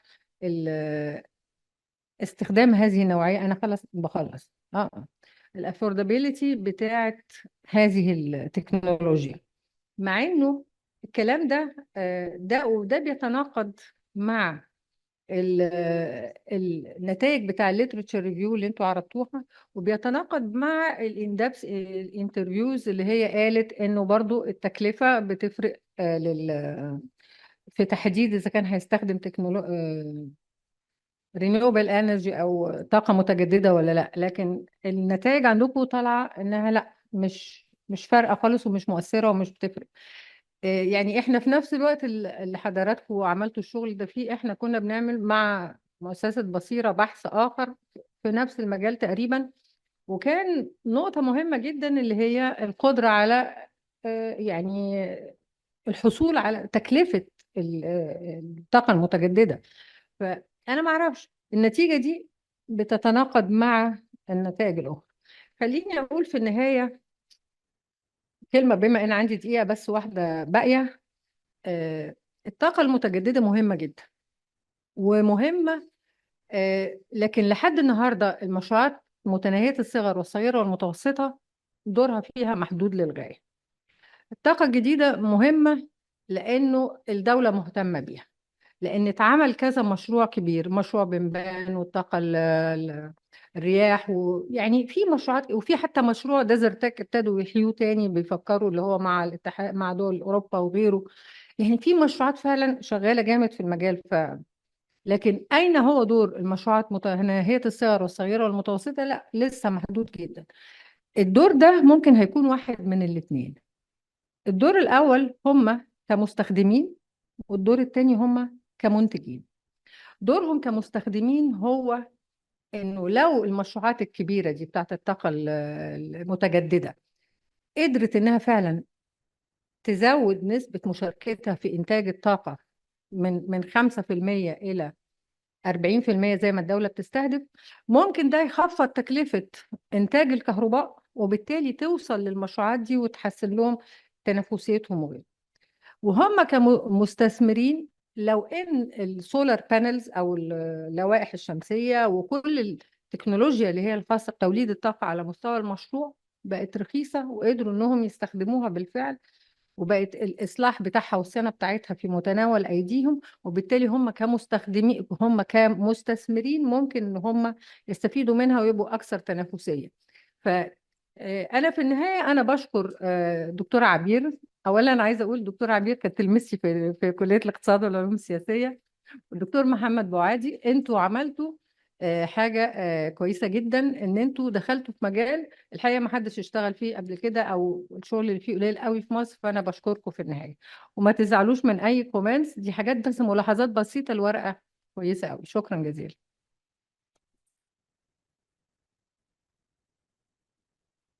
شكرا دكتور عليا. احنا امامنا بديلين، اما انه حضرتك تردي على كل متحدث، ولا نخلي النقاش في الاخر وانت تردي، عشان هتنسي طبعا. عشان كده بقول لك. دكتور عليا thank you very much for your insightful comments. بالنسبة لدور ال renewable energy في job creation، يعني في مجال المينتننس والتكنيشن there is potential. في مجال توطين صناعة solar panels و all equipment used in renewable energy برضو it can create jobs. بالنسبة لحضرتك لما you mentioned رأس المال as a determinant of renewable energy adoption، للأسف احنا في السيرفي ما سألناش حجم رأس المال، سألنا بس على العمالة. اللي أنا الدكتورة مايا عرضت قالت إنه الإيكونوميك أكتيفيتي كمان موجودة. الايكونوميك اكتيفيتي موجودة، بس I leave this to Dr. بعادي to answer along with the question على ال regression. Yes.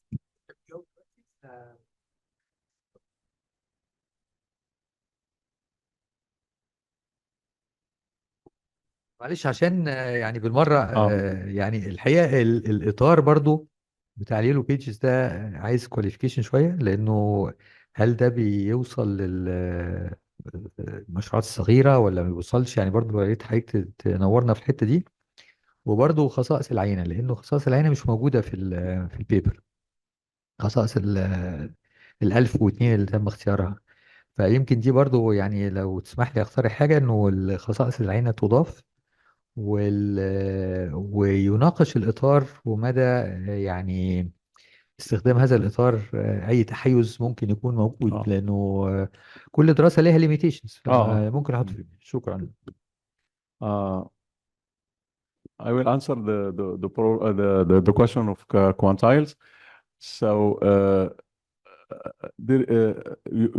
when we have a qualitative variable or limited dependent variable, so we have to go for multinomial models. In the case of binary, like our case, then we can use logit or probit model. Okay, so we are using the same thing within the quantile. So a quantile is not a substitute for logit or probit model. No, it's the classical probit or logit model. What they do, they give us an average effect of the each variable on the probability to adopt or not to adopt. Probability of yes. In the quantile, what we do, we are not looking for average, we are looking for the whole distribution. So we are modeling each part of the distribution instead of, if you know, we have a probability distribution, the classical logic, it gives us something in the average, in the middle. We are looking at the middle, and we are still modeling the probability of yes, the same as logit as probability. It's still logit and probability, but we do slices of the distribution. So we'll look at what happens around the median firm. What happens? How the probability to adopt renewable energy is impacted by each of our independent variable of our indicators. So we look at the median, we look at some quantiles, because the quantiles are infinitely many. So we can just move around the distribution, across the distribution.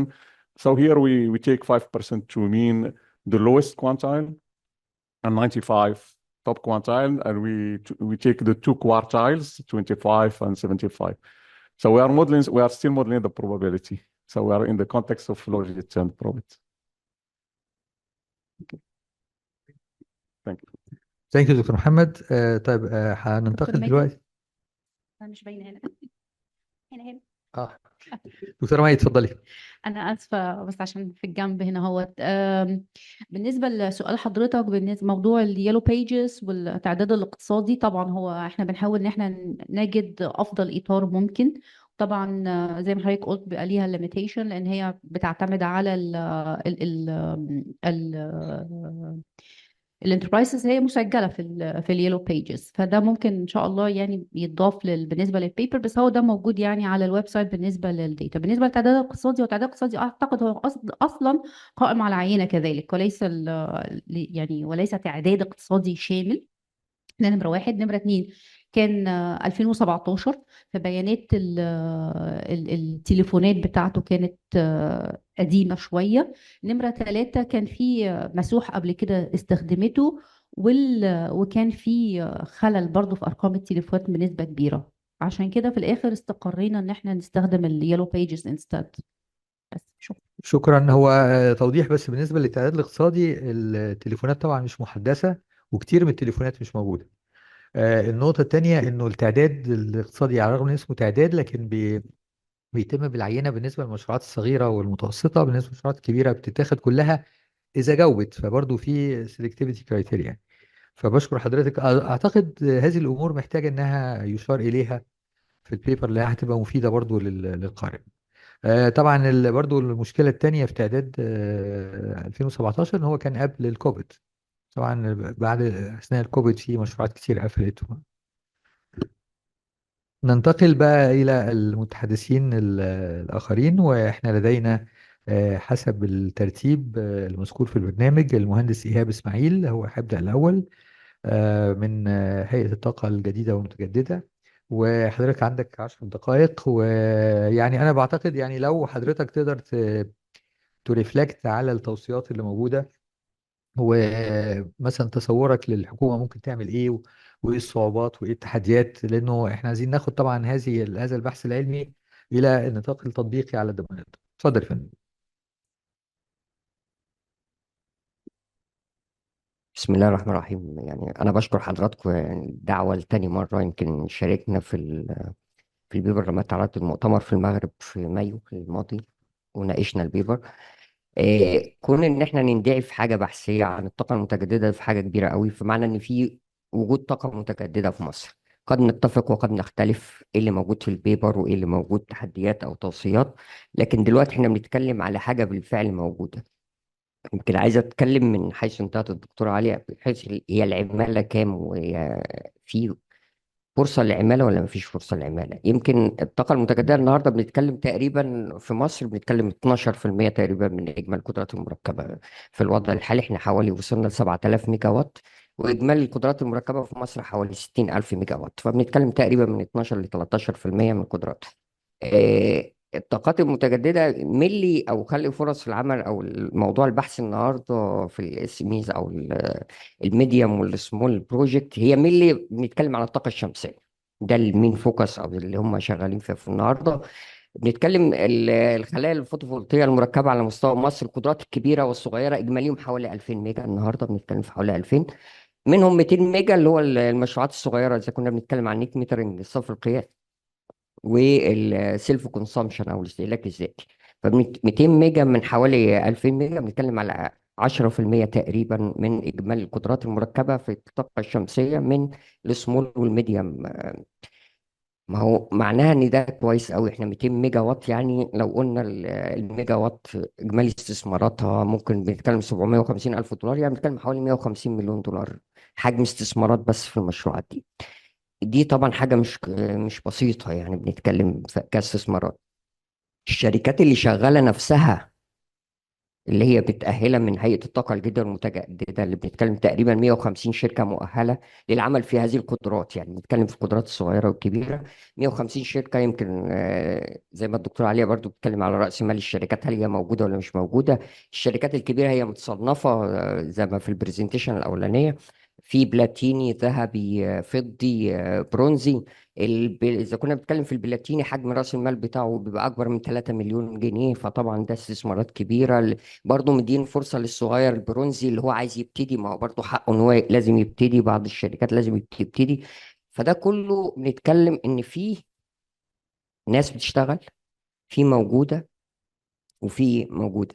يمكن لو هنروح بقى للجندر كواليتي ده بنتكلم مين كام في كام. اذا كنا احنا عملنا يعني سيرش بسيط او التدريبات اللي بنعملها عملتها هيئة الطاقة المتجددة مع الوكالة الألمانية للتعاون الدولي جي اي زد في تركيب أنظمة الخلايا الشمسية، ده كانت البداية في 2021. في الوقت ده كان تقريبا عدد الجندر الفيميل كان حوالي 12%. في الوقت ده كنا بنتدرب على الأون جريد والأوف جريد.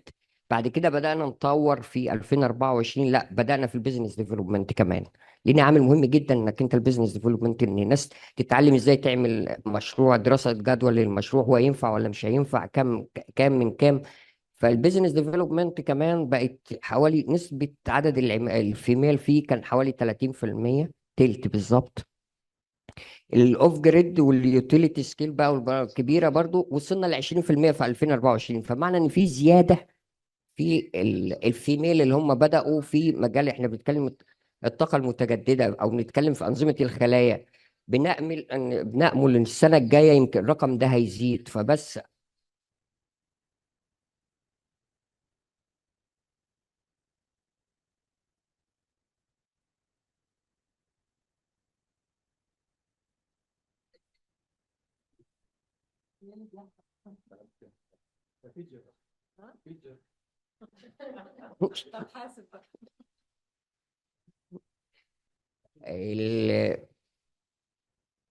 بنتكلم كمان الدولة بنستهدف في السنة الجاية أو في خلال السنتين الجايين، طبعا أزمة انقطاع الكهرباء والدولة دلوقتي ليه طاقات متجددة، احنا بقت أمر حتمي في مصر، لأن بقت عامل مهم جدا في الحد من الاعتماد على الوقود الأحفوري بصفة أساسية.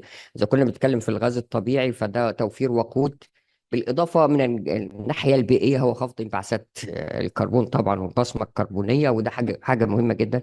احنا بصينا في هيئه الطاقه المتجدده، احدى الهيئات التابعه لوزاره الكهرباء، ان هي الامداد بالكهرباء.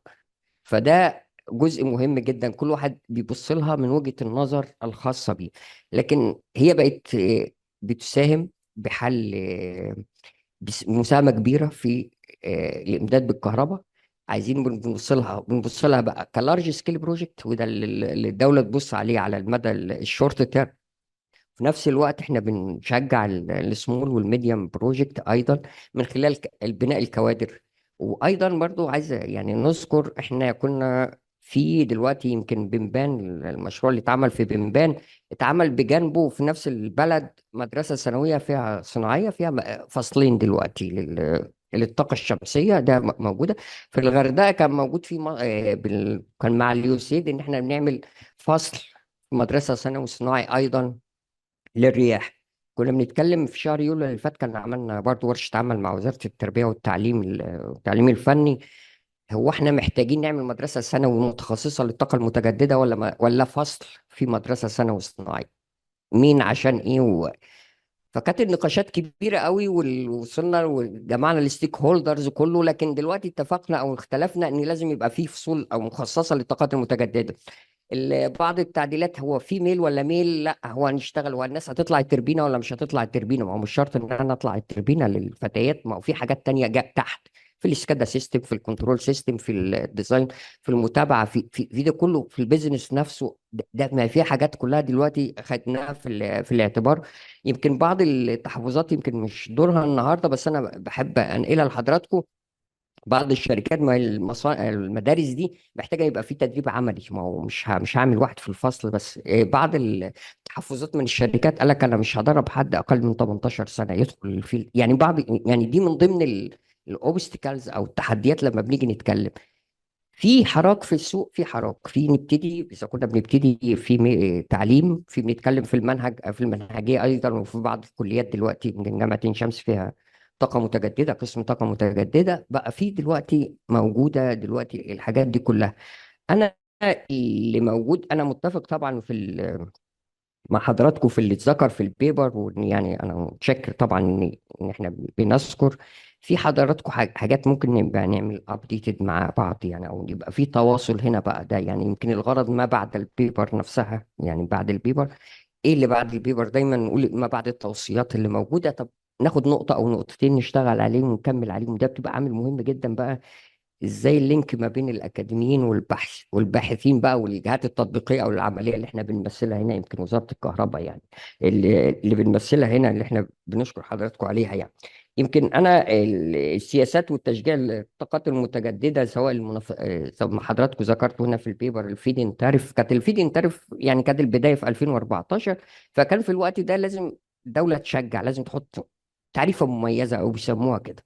بلد لسه طالعه من ثورتين، وكان لسه التصنيف الائتماني انذاك كان منخفض للبلد، فكان لازم انت حضرتك تجذب المستثمرين، فلازم تحط الفيدين تاريف. بعد كده الفيدين تاريف خلصت الدور بتاعها بعد بنبان، بقى في كومبيتيتيف بيدنج اللي بناء عليها وصلنا النهارده ب 2 سنت دولار للطاقه الشمسيه، وحوالي 2.8 من عشرة لطاقه الرياح.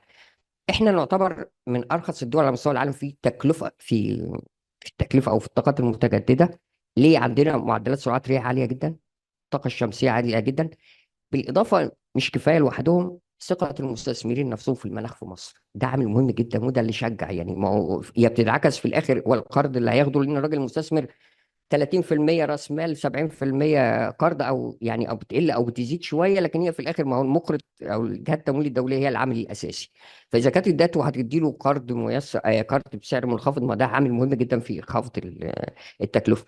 احنا بعد السعوديه وبعد الامارات، انا مش عايز اطول بس في التكلفه، يعني ما اعرفش ال10 دقائق خلصوا ولا لا. طب لسه طيب. احنا السعوديه والامارات هم الدولتين الوحيدين ارخص منا في مصر في الطاقه الشمسيه او طاقه، مع اختلاف بقى ان ما فيش هناك جمارك ولا ضرائب ولا الارض ببلاش. الدوله نفسها الصناديق السياديه هناك بتدخل في المشروع بتكلفه من راس المال. فعوامل مهمه جدا ادت ان هم ارخص مننا. احنا ما بنقارنش، بس احنا بنقل، احنا من اكثر الدول جاذبيه للطاقات المتجدده، سواء الطاقه الشمسيه نوصل النهارده ب 2 سنت و2.8 من عشرة. يمكن هنا يمكن بعض التحفظات اللي موجوده على الرينيوبل ان هي متغيره ومش هلاقيها بالليل من الطاقه الشمسيه. دلوقتي انظمه التخزين بدات تحل جزء من المشكله. أنظمة التخزين، بطاريات الثورة الصناعية لما في البطاريات، الصين لما دخلت في البطاريات دلوقتي بقى في ريفولوشن. يمكن حضرتك سمعتوا من أسبوعين بالظبط الدولة وقعت اتفاقيات إنشاء مشروعات طاقة شمسية بالإضافة إلى أنظمة تخزين بسعر هايل جدا. دلوقتي أسعار منافسة جدا، إن أنا آخد 3 4 ساعات اللي هم في البيك عندنا بعد المغرب على طول دولت، أو بعد دي موجودة بسعر هايل. ده هيظبط حاجات كتيرة قوي. إن هو ان الطاقة الشمسية دي متغيرة أو طاقة الرياح دايما متغيرة، فلا عايز أعمل استابيليتي للشبكة. الخارج من المحطة يبقى ثابت، هستخدم جزء من البطاريات بالليل، هستخدم ساعتين 3 يشفت معايا جزء من هذه المحطات. فبدأت في بعض الحلول الذكية ان هو ازاي نتغلب على المعوقات انتشار الطاقه المتجدده. عايز اقول بس في نسبه العماله بصفه عاجله، هي العماله كام طبقا في الطاقات المتجدده على مستوى العالم؟ في رينج بيتراوح من 5 إلى 10 فرد لكل ميجا وات مركب من طاقة الرياح أو الطاقة الشمسية. تختلف من دولة لدولة. الدول اللي هي النامية المتقدمة طبعا بقى 5، في الدول العالم النامي حوالي 10 بنتكلم. فإذا كنا بنتكلم في مصر تقريبا متوسط الميجا تقريبا بنتكلم في 8 أفراد للميجا وات. في كل ميجا. فإذا كنا بنتكلم، شوف بقى اللي احنا الفرص العمل اللي هنعملها. دولة بتتكلم على استراتيجية عايزين نضيف حوالي 60,000 ميجا. ده اللي طبقا للاستراتيجية بتاعتنا لو ضربناها في 8 كم فرصة عمل هتتخلق؟ كم ناس؟ ما بنتكلمش هنا عن فرص العمل المباشرة اللي هي اللي هي الاندايركت جوب اللي هم المؤقتة أثناء الإنشاءات، وكمان اللي هي الدائمة. لا، الفرص العمل اللي بالجانب ده، الاقتصاد اللي جانب ده وشغال ده كده. حضراتكم في أسوان لما كنا في بنبان كان حوالي 15,000 بني آدم أو 15,000 فرصة عمل اتوجدت أثناء الإنشاءات. ده مش كفايه لوحده. هم الباصات نفسها اللي كانت بتنقل الناس من اسوان للموقع ده كان كام؟ الفنادق كلها كانت مشغوله بالكامل. الشقق كلها كانت مليانه، المفروشه في اسوان كلها كانت مشغوله فولي اوكيبايد. ففي هنا فرص عمل يعني جانبيه بقى، ما بنتكلمش بقى يعني. فالمشروعات دي كلها خلقت ايه؟ وخلقت استثمارات ب 2 مليار دولار كانوا، ده حجم الاستثمارات. فهنا بنتكلم ليه الطاقات المتجدده. انا سوري في اللارج سكيل، لكن الميديوم والسمول سكيل دلوقتي بقت عامل مهم جدا. اخر حاجه هذكرها ليه الميديم بروجكت هتبقى مهمه جدا في مصر. المصانع مش هتقدر بعض الصناعات في مصر مش هتقدر تصدر للاتحاد الاوروبي طبقا لآلية السيبام الا لما يكون عندها جزء منها طاقه متجدده. فالمصانع يا اما تشتري طاقه متجدده جاهزه من احدى المحطات، او تعمل ليها محطات خاصه باك تو باك، او في الباك يارد بتاعها او على الروف توب بتاعها موجود، لان جزء منها لازم تتعمل. ودلوقتي بقت في شركات ايجار تامين، ممكن مستثمر يجي ينشئ فوق الرف عندك ويبيع لك كهرباء. وعامل مهم جدا لا يقل اهميه ان هو بيبيع او الطاقات المتجدده ممكن فلات ريت. حاضر، اخر حاجه فلات ريت على مدار 20 سنه او 25 سنه. فانت ضامن ان سعر الكهرباء بتاع حضرتك ثابت على مدار 20 سنه. غير لما بتعتمد على الشبكه، انت ما انتش عارف كل سنه معدل الزياده السنويه كام. انا ما بتكلمش كلها حاجات كويسه للرينيوبل، في بعض التحديات اكيد موجوده. انا ما بتكلمش على انجازات، بنتكلم على واقع. ليه الطاقه المتجدده بقت، بنقول يعني بدون مبالغه، بقت امر حتمي في مصر وما يتتبعها من انجاز. وزاره الكهرباء ليست الجهه المعنيه الوحيده يعني مسؤوله، لا ده في جهات تانية. وبنشكر حضراتكم تاني، ولولا البحث بتاع حضراتكم والمعلومات اللي هي من عند حضراتكم، التحديات والتوصيات اللي بتقولوا لنا عليها، دي اللي ممكن ندرسها بقى. وان شاء الله ده من تقدم الى تقدم ان شاء الله. شكرا لحضرتك. شكرا مهندس إيهاب إسماعيل، شكرا. ننتقل إلى المهندس وليد درويش من جهاز تنمية المشروعات المتوسطة والصغيرة ومتناهية الصغر. وأيضا لو حضرتك تريفلكت على يعني عمل الجهاز على التوصيات إلى آخره. وبس نحتفظ بالوقت، نحافظ على الوقت يعني 10 دقائق. شكرا، اتفضل. شكرا دكتور ماجد. طبعا المتحدث الأخير بتبقى مهمته صعبة، لأن كل اللي قبليه بيكونوا تقريبا غطوا أغلبية النقاط يعني. فدكتورة عالية وباشمهندس إيهاب يعني غطوا جزء كبير من البحث. بنشكر طبعا حضراتكم على الدعوة الكريمة، ودكتور عبير ودكتور محمد على البحث القائم المقدم. سريعا انا هتكلم على جهاز تنميه المشروعات. طبعا جهاز تنميه المشروعات انشئ 92، وهدفه كان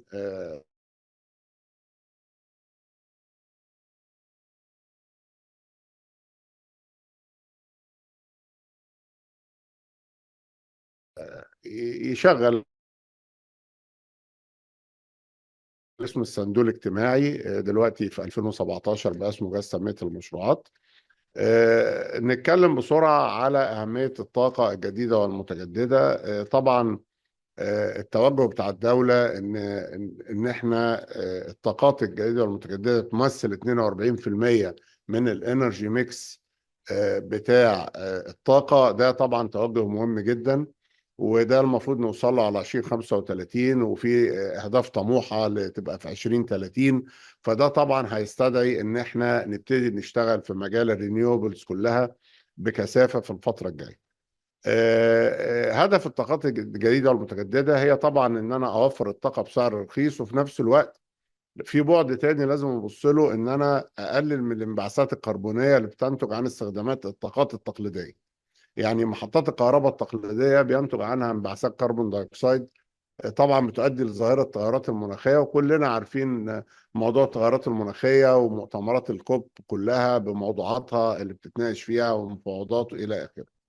فطبعا ده موضوع مهم جدا، فلازم برضو نبص على بعد الحد من التأثيرات المناخية أو التغيرات المناخية اللي بينتج عن الطاقات التقليدية. فإحنا بالتالي بنتكلم على إن إحنا لازم كجهاز تنمية مشروعات عندنا أحد المحاور المهمة المستقبلية هو الاقتصاد الأخضر، اللي هو بيبتدي يناقش إزاي نعمل منتجات تمويلية جديدة مع الشباب بتحد من هذه الانبعاثات، وفي نفس الوقت بتشجعهم على دخول العمل في موضوع الطاقات الجديدة والمتجددة. وبالفعل لقينا في بعض التحديات اللي احنا بنتكلم عليها، زي اللاك اوف اويرنس، او ان معظم الشباب مش عارفين باهميه الموضوعات وخطوره الموضوعات المتعلقه بهذا القطاع. الحاجه الثانيه بنبص على ان احنا ممكن نلاقي في مشكله في السبلاي تشين او سبلاي تشين ديسربشن. يعني ساعه ايام ما جه موضوع الكوفيد كان في مشكله في موضوع السبلاي تشين، انه يعني يشتغل بطريقه سلسه نتيجه الحد من التصدير والحد من التعامل ما بين الناس وبعض عشان موضوع هذا الوباء. طيب هل عندنا عمالة مدربة كافية تخش في هذا المجال، ولا محتاجين ندرب عمالة على موضوع لو بنتكلم على السولار بانلز، على التركيبات، على آخره؟ يعني احنا مثلا على سبيل المثال في المبنى المقر الرئيسي بتاعنا اللي هو في 120 محي الدين أبو العز هنا قريب من هنا، خدنا مبادرة ان احنا عملنا مشروع مع اليو ان دي بي، غيرنا كل اللمض لليد بحيث ان احنا نقلل من استهلاك الطاقة. وده كان مشروع مع اليو ان دي بي. ركبنا خلايا شمسيه على السطح بحيث ان احنا من خلال السولار بانلز مع الاي ام سي مركز تحديث الصناعه في الوزاره ان احنا نسخن نستخدم الطاقه الشمسيه في توليد الكهرباء مش تسخين الماء. فبالتالي في بعض المبادرات، طبعا المشروعات دي كلها بيبقى فيها نسبه مشاركه يعني للمراه ممكن تكون غير مباشره زي ما المهندس ايهاب قال وزي ما الدكتوره قالت. مش لازم هم اللي يركبوا بنفسهم، ممكن يبقوا مشتركين في موضوع الكنترول بانلز، في موضوع الصيانة بطريقة محدودة إلى آخره. بنتكلم على بعض برضو المعوقات اللي بنتكلم عليها في مشروعات الصغيرة بالنسبة لنا احنا، هو بقى التحول من القطاع الغير رسمي للقطاع الرسمي. يعني في مصانع بتصنع بعض المنتجات تحت السلم، تحت بير السلم زي ما بيقول. طب انا ازاي اديها حوافز من خلال قانون 152 لسنة 2020 الخاص بالمشروعات الصغيرة ان هم يخشوا في القطاع الرسمي ويبقى عندهم سجل تجاري وبطاقة ضريبية؟ ازاي اديهم حوافز ضريبية وحوافز غير ضريبية الى اخره. بنتكلم على ودي مشكلة برضو من المشكلة اللي احنا واجهناها كجهة مسؤولة عن تطبيق وإنفاذ القانون ده، التنسيق ما بين كل الجهات. بنبص نلاقي بعض الموافقات وبعض التراخيص بتتأخر في بعض الجهات. تصريح الحماية المدنية على سبيل المثال للمشروعات. ففي عوائق كتيرة كنا بنقابلها. بتكلم بوجه عام بقى على المشروعات الصغيرة وليس تحديدا على قطاع الطاقة الجديدة المتجددة، ولكن بنحاول طبعا نشتغل عليها وبنحاول نجذب أكبر قدر من الشباب لهذا القطاع. عندنا تمويلات بتيجي مخصصة للمرأة عشان لو بنتكلم على الجندر ايكواليتي. يعني عاملين اتفاقية مع الوكالة الفرنسية الأجانس فرانسيز ب 50 مليون يورو متاحين لينا احنا، بنتاحهم على هيئة قروض لمشروعات بتستهدف المرأة المعيلة بجميع أنواعها. الست اللي فقدت جوزها، الست اللي جوزها مثلا عنده مرض ومش عايز يشتغل أو مش عارف يشتغل. بنحاول نتيح قروض ميسرة للمرأة المعيلة بتمويلات بتستهدف في المقام الأول المرأة. بنتكلم على عندنا برضو بعض المشروعات اللي احنا شغالين فيها وبعض المبادرات.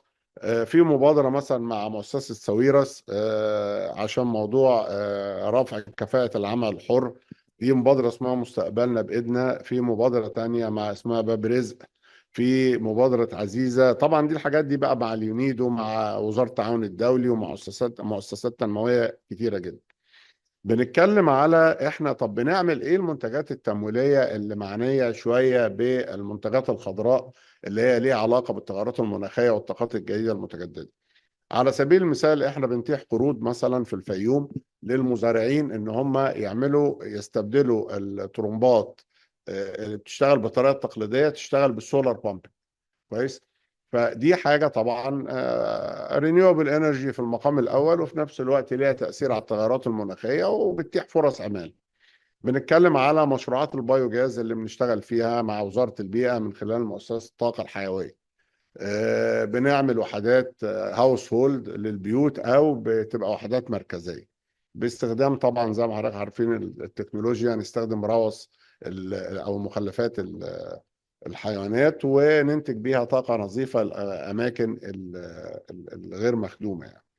تدوير مخلفات قش الرز. فاضل دقيقة الوقت يجري بسرعة. طيب تدوير مخلفات قش الرز برضو دي كانت تجربة يهمني ان انا احكي عنها. ان احنا ايام السحابة السوداء كان دخلنا واشتغلنا اتحنا قروض للمزارعين ان هم يجمعوا قش الرز ما يسمى بالمتعهدين الجمع. بياخدوا ياخدوا يوردوا قش الرز بعد جمعه. خدوا قروض جابوا مقطورات وجابوا وحدات التحزيم البيلنج ماشين وودوها لوزارة البيئة. مقابل الطن كان ب 50 جنيه بقى ب 80 جنيه. المهم يعني كنا لينا دور في موضوع الحد من موضوع السحابة السوداء. والموضوع ده الحمد لله وصل للقيادة السياسية.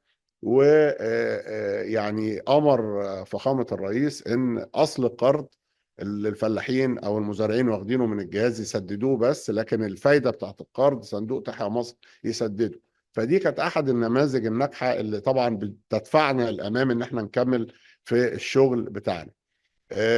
يعني دي نماذج سريعة على المشروعات اللي احنا بنتاحها وبنعملها مع الجهات المختلفة في مجال الرينيوبلز ومجال الحد من التأثيرات المناخية في الجهاز. واحنا يعني مستعدين طبعا للتعاون مع حضراتكم ومع باقي الجهات وزارة الكهرباء وجميع الجهات البحثية ان احنا نعمل منتجات اكتر ونتيحها للشباب بحيث نشتغل على سكيل اكبر.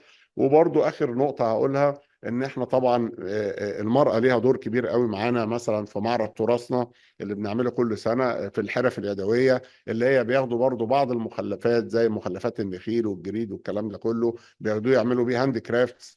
فدي طبعا بدل ما تتحرق في المحافظات زي الوادي الجديد الى اخره بيعملوا بيها ادد فاليو كمنتجات ليها اضافه وبتحمي البيئه وبتشغل عماله. وحضراتكم مدعوين طبعا لمعرض تراثنا السنه دي هيبقى يوم 12 ان شاء الله في المناره في التجمع الخامس. تشرفونا وفخامه الرئيس هيبقى موجود ان شاء الله. ويعني يسعدنا استقبالكم ان شاء الله السنه دي.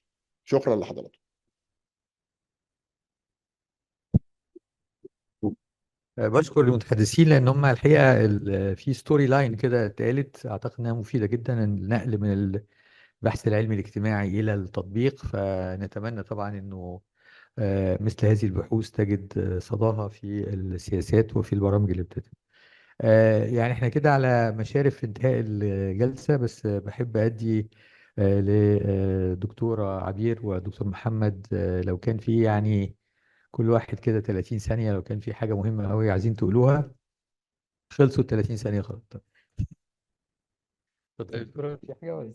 طيب دكتور محمد في حاجة؟ طيب شكرا. طيب يبقى نفتح الباب للنقاش لو في أسئلة أيضا سريعة، لأنه الوقت يعني رحلنا كده الوقت إلى الجلسات التالية، فمش عايزين نجور عليها. والدكتورة شيرين عمالة تديلي إنذارات كده كل شوية، اتفضلي يا دكتور. دكتورة رانيا رشدي اتفضلي.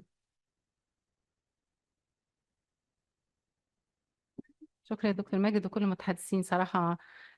راوند تيبل مفيدة جدا.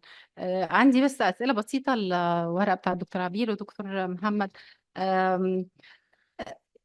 بيزيكلي يعني مش انا قلقانه شويه من حكايه اللي هو how we interpret ال use. is it really اللي هو الشباب الشباب okay, so is it really that young people هم they are a determinant of renewable energy ولا it is actually because young people have the technology, so I'm to have renewable energy then I am forced to hire youth. So يعني we should be a little bit worried about the indigeneity, about some of the characteristics you have in the model and the probability of having renewable energy. Maybe something like مثلا اللي أنا كنت حابة I would be يعني interested to see مثلا when was the renewable energy installed? How the length of the firm itself, was it at the beginning or in the middle? يعني maybe this will help a little bit if we separate the data, or if يعني the data is enough by the time of the installation of the renewable energy would help a little bit with this indigeneity issue that I'm a little bit worried about. Anyway, it's interesting to see يعني the history or the life of the firm in the model. سؤال بقى بسيط لحضرتك او تعليق بسيط افهم بالنسبه لجهاز المشروعات. احنا طول عمرنا يعني مش طول عمرنا ميبي انا متاخره شويه في الليترشر، بس كان عندنا دايما ان مشكله الصندوق ان انا مثلا عشان ادي للشباب قروض انا لازم يبقى عندي ضمانات، والشباب طبعا اقل ناس عندهم ضمانات، فدايما بنفقد ريلي الشباب، مع ان الورقه بتاعتنا بينت لنا قد ايه الشباب هم اكتر ناس والانفاذ ميبي رينيوبل انرجي. فاحنا يعني حضرتك يعني اثرتنا بمشاريع كتيره قوي لها علاقه بالدونرز وكده. طب هل في تسهيلات من داخل بقى الجهاز لو انا هدي فعلا ضمان دلوقتي للشباب لو هيعمل حاجه ليها علاقه بالرينيوبل انرجي؟ لان اذروايز يعني لو عملناش كده احنا كتير من الكبار شويه ممكن ما يبقاش عندهم التكنولوجي الكافيه، التعليم لسه ظاهر. فيعني كنت حابه اسمع راي الصندوق او اتجاه طيب الجهاز. لو في أسئلة أخرى عشان ناخد دكتور حسن اتفضل. معلش خلينا الأسئلة كلها عشان دكتور ماجد، وشكرا للبانل المهم جدا واللي استفدنا منه. انا استفدت شخصيا كثيرا. انا عندي نقط سريعه من البدايه خالص برضو، استكمالا على الاسئله اللي قالتها الدكتوره عليا بالنسبه للديزاين بتاع السيرفي نفسه، واظن الدكتور ماجد ايضا اضاف لده. انا فاهم ان هو فون سيرفي، والدكتورة مي في البداية قالت عدد الناس اللي ردوا وعدد الناس اللي التليفون كان معلق وكل الكلام الجميل ده.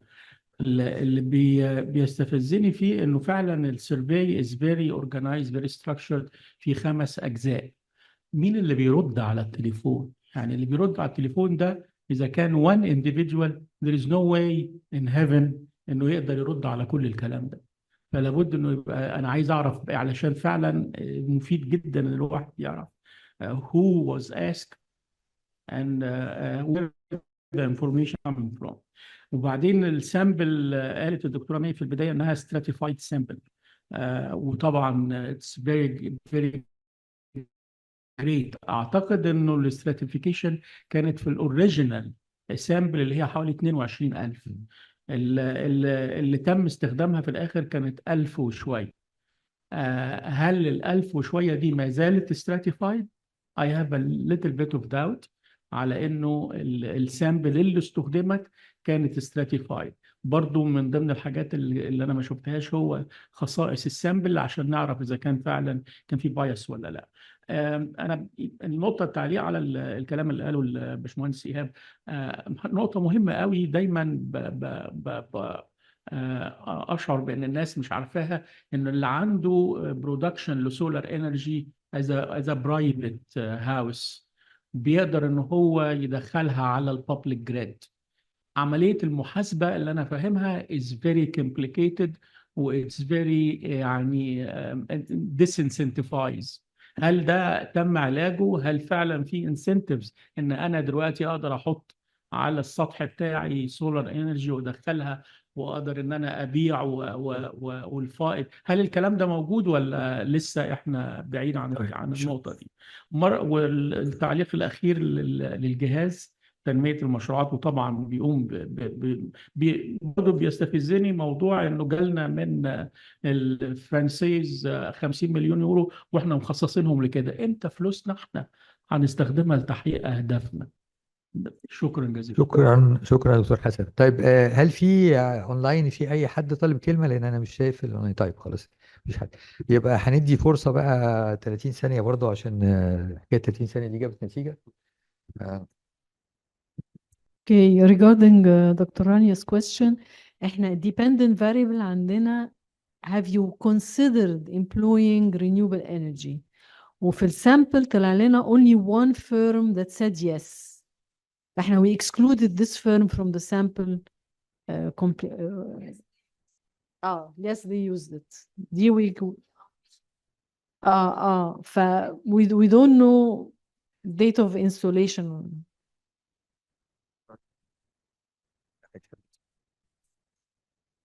طيب السؤال بتاع حضرتك هو التسهيلات للشباب. هو طبعا احنا دلوقتي سهلنا موضوع الأوراق المطلوبة للشباب عشان يقدروا يتقدموا المشروعات، لأن في مرحلة من المراحل كان الورق المطلوب بيبقى كتير جدا وبيبقى عائق على الشباب انهم يعملوا مشروعات، وهم دول الفئة المستهدفة لينا اصلا. فدلوقتي الورق قل جدا، وفي نفس الوقت احنا بنأمن على المشروعات من خلال احد الجمعيات، جمعية التأمين التعاوني. دي بتتحمل اب تو 80% من التأمين على المشروع في حالة ان في تعثر او حاجة، بحيث برضو ان الشباب يعني يخشوا، مش لازم يبقى فيه ضمانات كبيرة وهم داخلين ينفذوا المشروع. فدي حاجة مقابل طبعا مبلغ مالي بسيط بيضاف على القسط. الحاجة الثالثة إن إحنا بنقدم خدمات غير مالية في الجهاز. في عندنا قطاع الخدمات الغير مالية، لأن إحنا في وقت من الأوقات لقينا إن في بعض الشباب بينتجوا منتجات كويسة جدا بس مش عارفين يسوقوها، وبالتالي بيحصل تعثر نتيجة إن هو مش عارف يبيع المنتج بتاعه. فبنقدم لهم خدمات تسويقية وتدريب، بنساعدهم على إعداد دراسات الجدوى، بنشاركهم في المعارض بأسعار رمزية أو ممكن تبقى مجانية، بحيث إن إحنا نساعد على ان احنا نساعدهم في تسويق منتجاتهم، بحيث ان الكلام ده كله يعني يبقى في الاخر بيساهم في نمو هذا القطاع. ده يعني باختصار كده احنا بنعمل ايه. دكتور حسن كان له سؤال. طيب بالنسبة احنا ليه واخدين 50 مليون يورو من الوكالة الفرنسية؟ احنا اول حاجة جهة غير هادفة للربح، يعني جهاز تنمية المشروعات جهة غير هادفة للربح، وتتبع رئاسة مجلس الوزراء، يعني رئيس مجلس الإدارة هو رئيس مجلس الوزراء. جهة تمويلية، احنا جهة تمويلية هدفنا ان احنا ناخد تمويلات ميسرة بشروط ميسرة، زي المبلغ اللي بقول لحضرتك عليه ده. احنا طبعا في المفاوضات مع جهات المنحة خصصنا هذا المبلغ لاستهداف المرأة. طيب المبالغ دي بتبقى ليها فترات سماح كبيرة جدا من غير اي سداد. بعد كده بنبتدي نسدد الكلام ده. احنا ما بنحملش الدولة حاجة، احنا بنسدد القروض دي بنفسنا من خلال اعادة تدويرها، وبنسددها فترات سماح ممكن توصل 10 سنين، والسداد ممكن يوصل 20 30 سنة بفوائد يعني تكاد تكون مصاريف إدارية. فاحنا بنحاول ننمي القطاع، وبنحاول نشيل عبء من على الدولة من خلال توفير تمويلات ميسرة، لأن طبعا الدولة عندها مشكلة أولويات أخرى. فاحنا كجهة أو كأحد أذرع الدولة في إن احنا ننمي قطاع المشروعات الصغيرة، بنحاول نجيب تمويلات ميسرة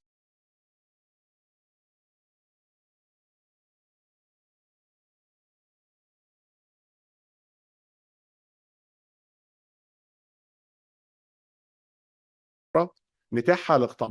امتى هنشغل فلوسنا؟ لما يبقى في. بالنسبة لحضرتك السؤال، حضرتك امتى نكون يعني الآلية ازاي ناخد فلوس او ما ناخدش فلوس؟ هو النظام اللي بيتبع حاليا اسمه نيت ميترنج او صف القياس. صافي القياس ده ان حضرتك بتغطي جزء من استهلاكاتك او استهلاكك بالكامل من الطاقات المتجدده في عدادين، او عداد اللي هو كميه الكهرباء اللي حضرتك بتنتجها من المحطه اللي بتنشأ على المنزل عند حضرتك، والعداد العادي بتاع الشبكه الكهربائيه، واخر الشهر بالمقصه اذا كانت يعني موجوده بتطرحها ليه. فهو النظام ده اساسا معمول تغطيه جزء من الاستهلاك وليس بيع الفائض للشبكه، ده عشان يعني ده الاساس، وده مطبق على جميع مستوى العالم. لان بعد كده، لان مش هتبقى بقى محطه شمسيه، لا انت هتبقى الغرض منها محطه تجاريه انك تقدر تبيع منها للشبكه، فهو ده النظام مطبق عليه. شكرا. طيب دكتورة عليا، كلمة أخيرة قبل ما ننهي. صوت واصل كده. رجوع للسؤال بتاع الدكتور حسن. دكتور، من 20 سنة كنت في ألمانيا، وكان بقالي سنتين ثلاثة ما روحتش، فببص وبروح لواحدة صاحبتي بيتهم في نفس المنطقة بزورها دايما، فلقيت كل الأسقف بتاعة البيوت مغطاة بالسولار بانلز. فقلت لها ايه اللي انتم مركبينه ده؟ يعني ما كنتش فاهمة ايه اللي بيحصل. فقالوا لي احنا دلوقتي بنولد كهرباء اللي احنا محتاجينها لبيتنا، واللي بيفيد عننا بنبيعه، وبيدخل لنا 30 40 يورو ولا حاجة زيادة كل شهر. يعني بيدخل لهم مبلغ من الفلوس كل شهر. فهي النقطة، فكل الأسر، كل الفيلات، كل البيوت اللي موجودة كلها اتغطت بالسولار بانلز وكلها داخل، مع ان عدد ساعات الشمس في دولة زي ألمانيا أقل كتير جدا من مصر. مصر عدد ساعات الشمس ما بين 9 ساعات و11 ساعة يوميا، فهم عندهم بالكتير يمكن ساعتين ثلاثة، ومع ذلك بيغطوا احتياجاتهم وبيبيعوا وبيكسبوا. بس شكرا. الحاجة الأخيرة، كان في أسئلة موجهة للدكتورة ماي، بس في خلال البريك ممكن حضراتكم بقى تسألوها، وأحيل الميكروفون للدكتورة شيرين. اتفضلي دكتورة شيرين، وبشكر حضراتكم جميعا. شكرا جدا دكتور ماجد. الحقيقة احنا عندنا تشالنج رهيب، ناو يعني ادينا مصر حقها، فعشان ندي السودان حقها دلوقتي السيشن القادمة ان شاء الله هيبقى معانا دكتور ابراهيم بدوي he's moderating the session online، ومعانا دكتور معاذ علي online as well، ومستر طارق احمد online. فالبانل so far and we're waiting for one more person، بس I'm sure ان احنا we can start the panel as he comes in. فهستأذن حضراتكم، هناخد 5 دقايق بس comfort break. من الكومفورت بريك ناخد الكوفي ونرجع على مكاننا عشان دكتور إبراهيم يقدر يبتدي السيشن اللي بعد كده. Let us do so. Okay. Floor is yours يا دكتور. Okay, thank you. Thank you, Dr. Shireen.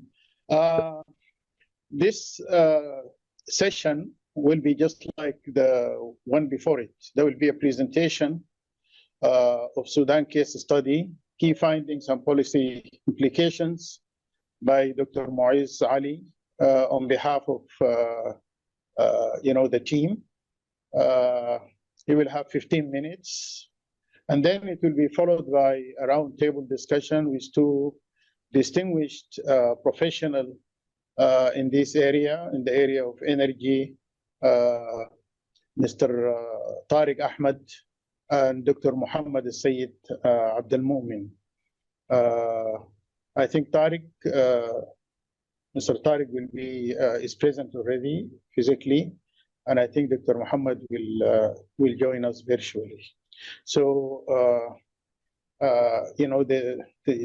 the bios of the two roundtable discussants are available to us. They are very distinguished, broad, professional, and versatile professional experience. And I wouldn't have the time to go through the details, but they are very well-established professionals, and we really look forward to their interventions. So, Muiz, you have the floor. Thank you, Dr. Ibrahim. Can you hear me? Yes, we can. Okay.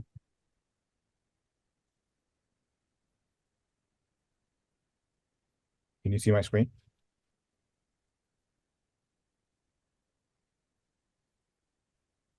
Yes, perfect. Okay. Thank you very much again. I'm sorry that it's me again. So this time I will present the Sudan case study. Unfortunately, as you all know by now, that we couldn't conduct a firm survey, so our case study makes use of the findings that I presented earlier. And so there will be some repetition, but I tried to avoid that. And instead of presenting the findings from each from the focus group discussions on their own and the expert interviews separately, I grouped them into themes, which I will discuss, and then eventually I discuss the policy implications of the findings. Just a bit of a background. Sudan is currently in the midst of a 1.5 year long conflict, but this is, you know, symptomatic of historical political and economic distortions since independence. But before the conflict started, Sudan was you know, engulfed in several civil wars. Even during times of quote unquote peace, it was always engaged in a civil war somewhere in the south or in the west. And the economy was highly reliant on extractive industries, mostly the export of agricultural commodities and minerals, where raw materials would be exported to countries, either mostly to China, the GCC region, where they would be basically processed and value added into, and they would, you know, be used to create to produce more products. But it's mostly reliant on exporting raw materials, and because of that, it has a very quite a poor industrial base, and hence its energy mix is dominated by biomass, which is characteristic of most sub-Saharan African countries. Biomass is mostly used in the residential sector, and then you have fossil fuels in power generation and transport, and hydropower, mostly used in the power generation sector. With regards to renewable energy, this is a very recent phenomenon. The increase in the use of renewable energy, it still accounts for a very small percentage of total power generation, and mostly through off-grid systems. And this is an outcome of what Dr. Ibrahim mentioned in the previous session, of some of the policy changes that were implemented in 2019 and 2020, especially the removal of fossil fuel subsidies and the unification of the exchange rate. Renewables became much more profitable, and they became much more cost competitive compared to diesel generators as a backup generation. Just to give you some background about Sudan's electricity sector, you can see that the grid is highly concentrated in the central and northern parts of the country. The states of Kordofan and especially Darfur operate off-grid systems. And so access to electricity is generally low. Estimates range from 30 to 40%. And because of the energy subsidies that were in place before the policies implemented in 2009 and 2019 and 2020, electricity was generally quite affordable, but even for the lower income groups, there was a block tariff system implemented to ensure that people who do have access to electricity can afford to use it. And even the subsidy reforms that happened in 2019 did not directly, or not all subsidies were removed from the energy sector as a whole, mostly from petrol and diesel used for transportation and in the industrial and transportation sectors. The electricity sector was still somewhat subsidized. So until recently, until before the start of the conflict, electricity tariffs in Sudan were generally quite low by regional averages. And you will see eventually that the consumption distribution in Sudan is highly, most of the electricity is consumed in the residential sector. And I have the data to show it in a couple of slides. And in terms of the structure of the electricity, of the power sector, the Ministry of Water, Resources, Irrigation, and Electricity sits basically in a position where that kind of it oversees the Sudan Electricity Holding Company, under which there are 4 separate entities. There's the thermal generation company, hydro generation company, and then the transmission distribution companies. And despite this unbundling, so these companies were all kind of vertically integrated, but they were unbundled, I think, in 2011. But despite this unbundling, there is significant subsidy flows from the Ministry of Finance to the Ministry of Water, Resources, Irrigation, and Electricity that then distributes the money toward these organizations in order to ensure that they're operating, because there is very low cost recovery. And that is due to the fact that the electricity tariffs are low.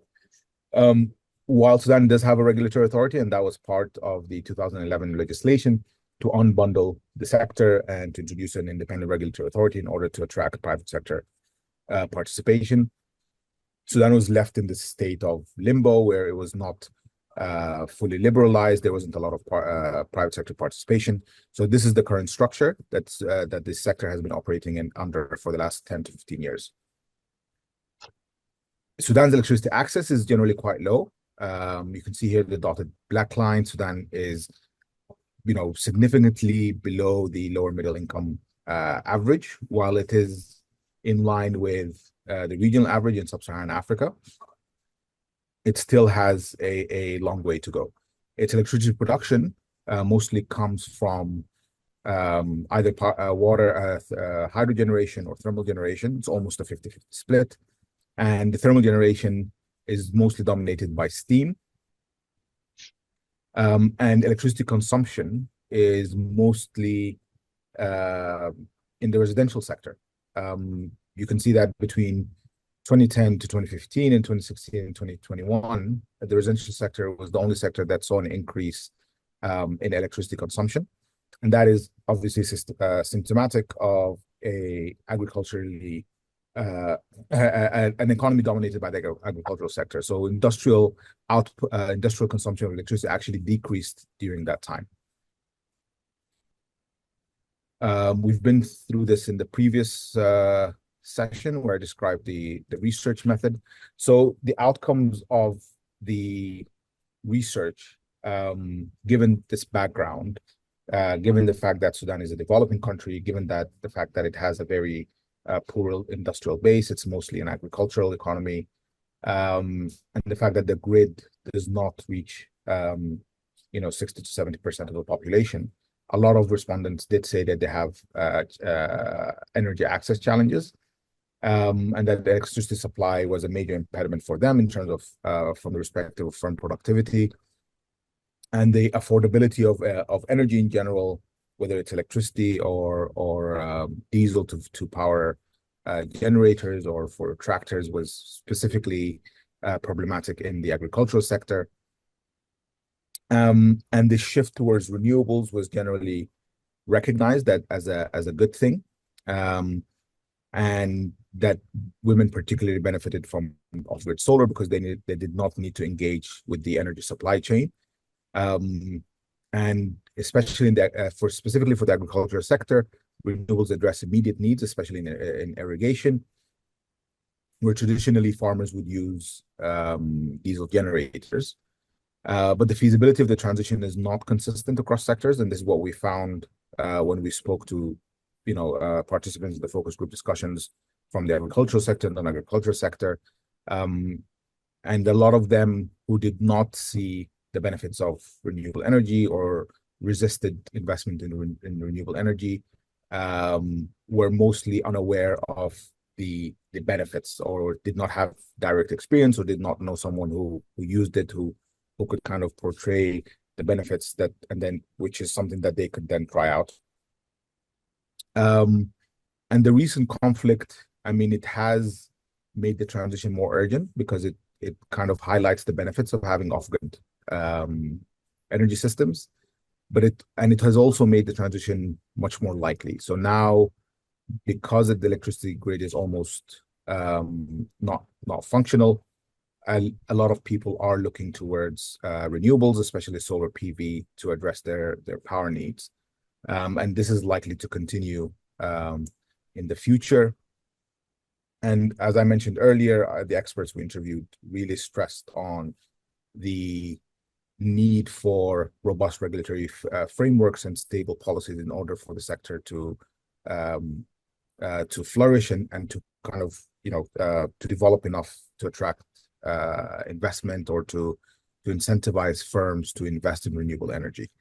And the idea of decentralized solutions was generally viewed positively, but within the framework or within the recognition of the limited state capacity.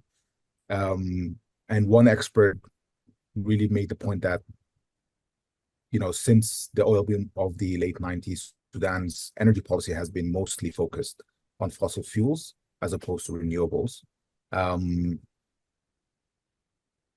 And the increase, as I mentioned earlier, in renewable adoption in the last 5 years was mainly due to policy changes.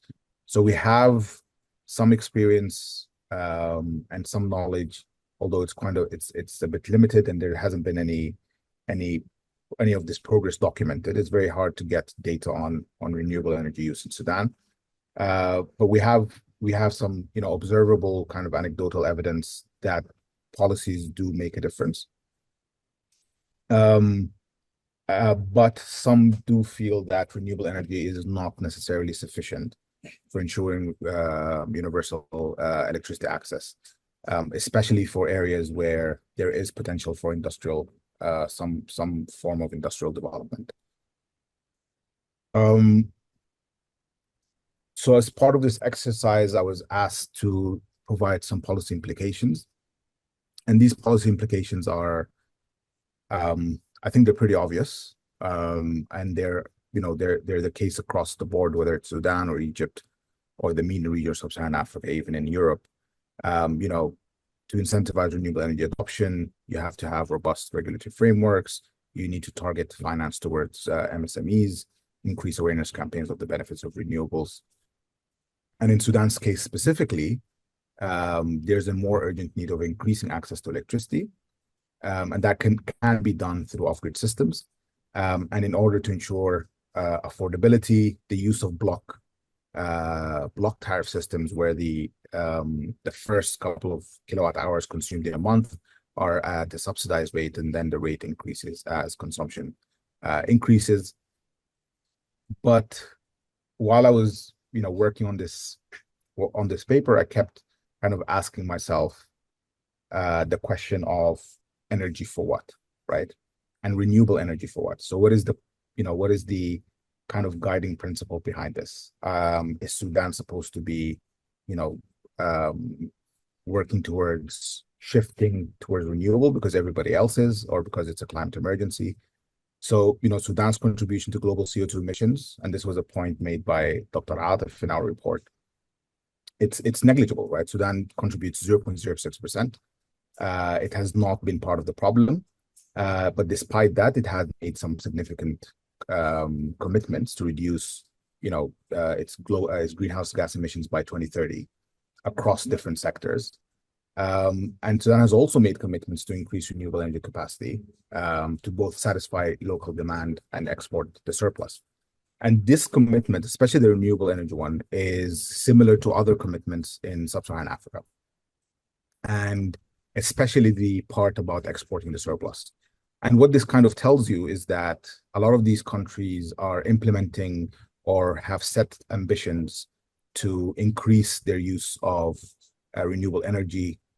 And with the prospect of exporting the surplus, that means there's a prospect of foreign currency, and which is a driver for most, social and economic policies in a lot of Sub-Saharan African countries.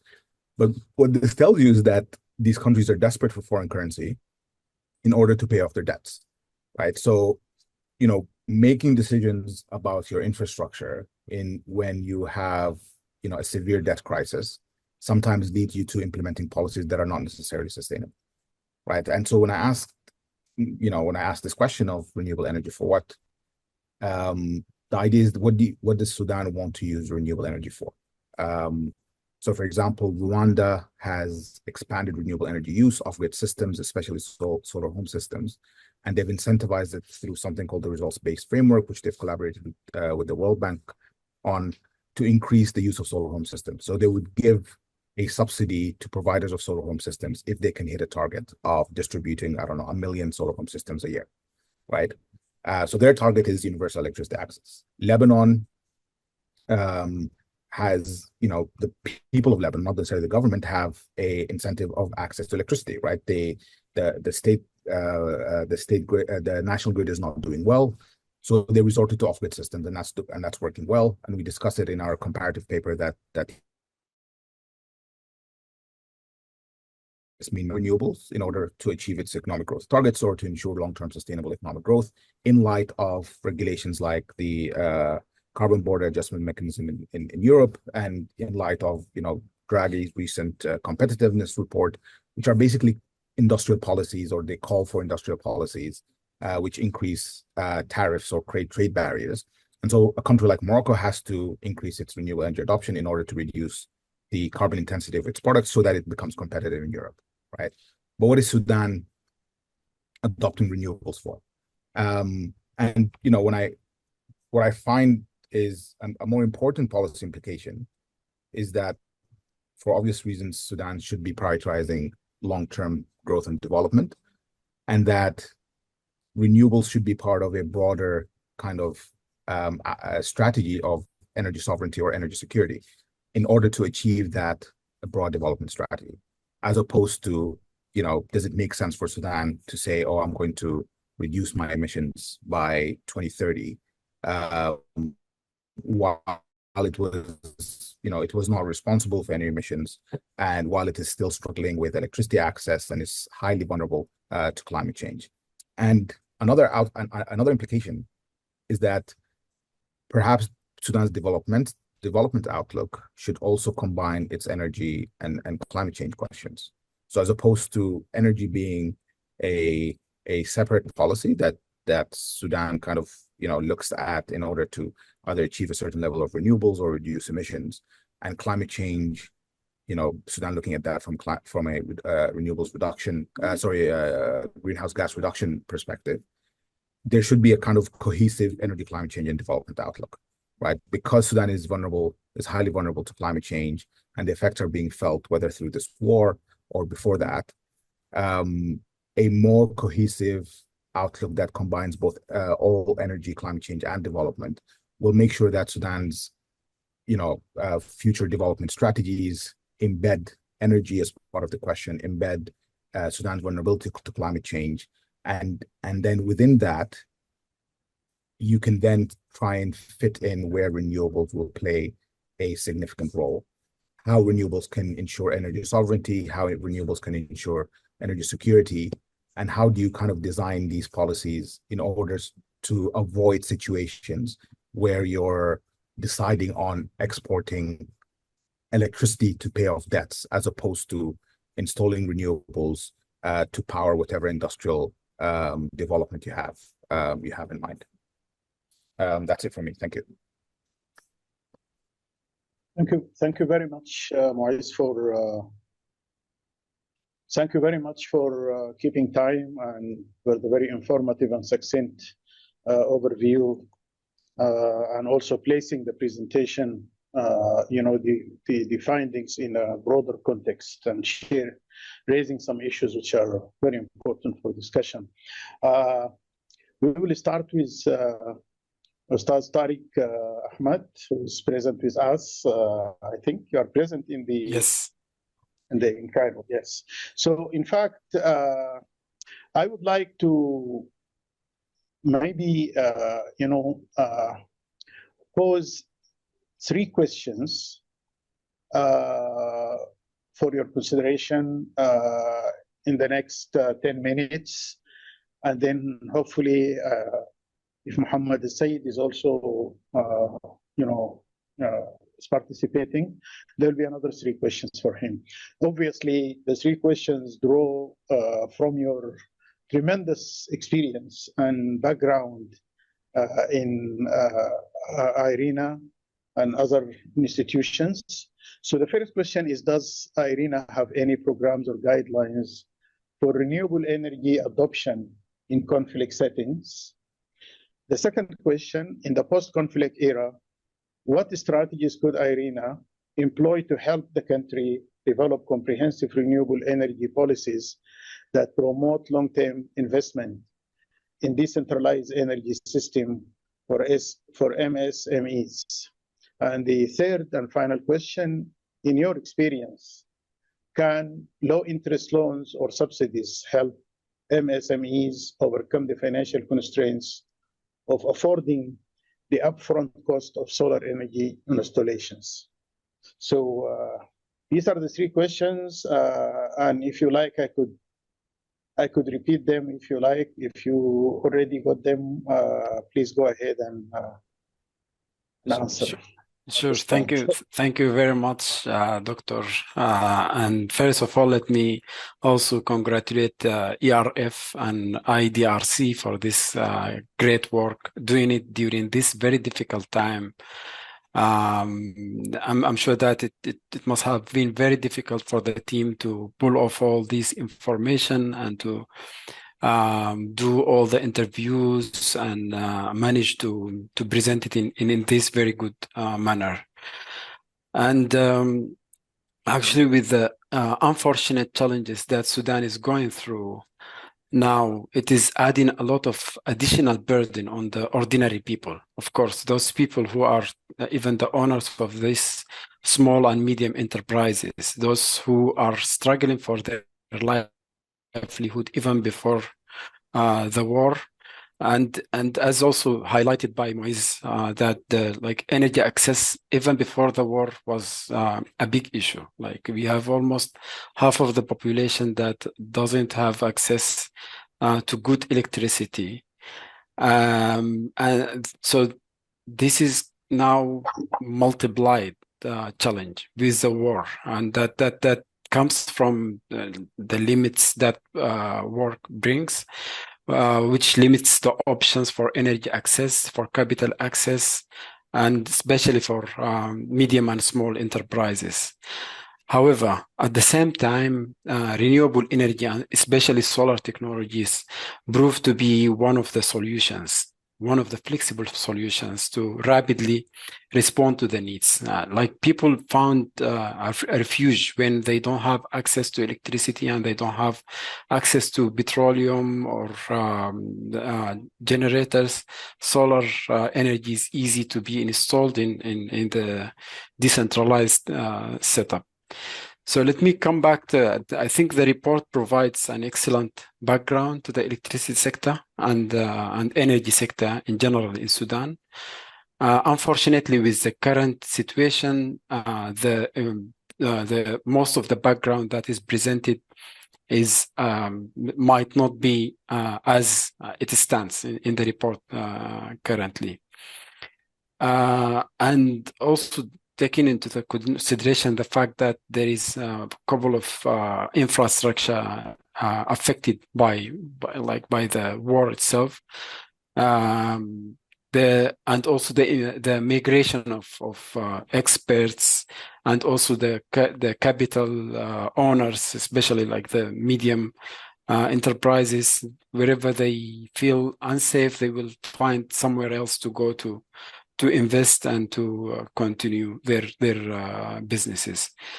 And actually also with the changing priorities of the governments, the current changing priorities of the government from development to more of like responding to humanitarian crisis and the other priorities will shift the focus and the support to renewables and to medium enterprises to other priorities. So let me come to your questions. So especially for the one that you asked about IRENA and the guidelines in the conflict countries.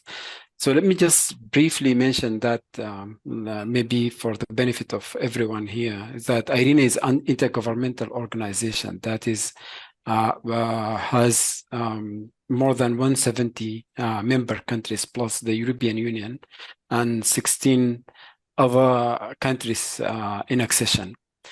And our role as IRENA is a repository of knowledge. And also we provide different type of support to our member countries, and we are committed to support the member countries. And Sudan is one of those countries with full membership to the agency since 2009, when the organization is initiated.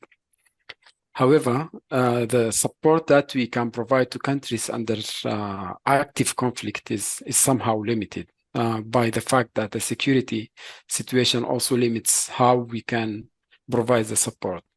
So to mention that the support that we started to provide to Sudan in 2022, we started a study, which is a comprehensive package that we normally provide to countries that will allow us and allow the country to understand the challenges that they are sitting in and what hinders the energy transition. And then we come up with some actionable recommendations. And this process started in 2022.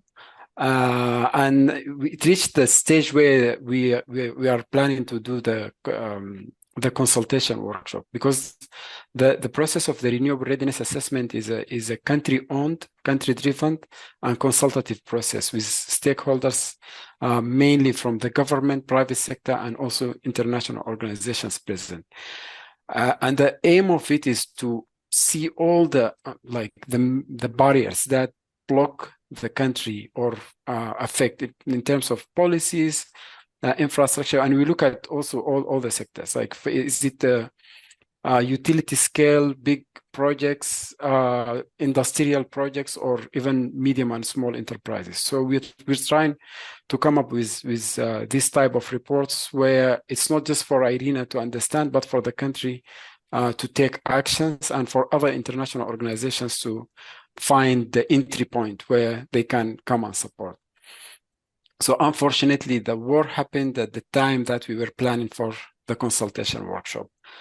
We had to stop because of obvious reasons, but it's on hold, and then we can come again to it at any point in time. But that means with what happened, we'll need to start fresh from scratch.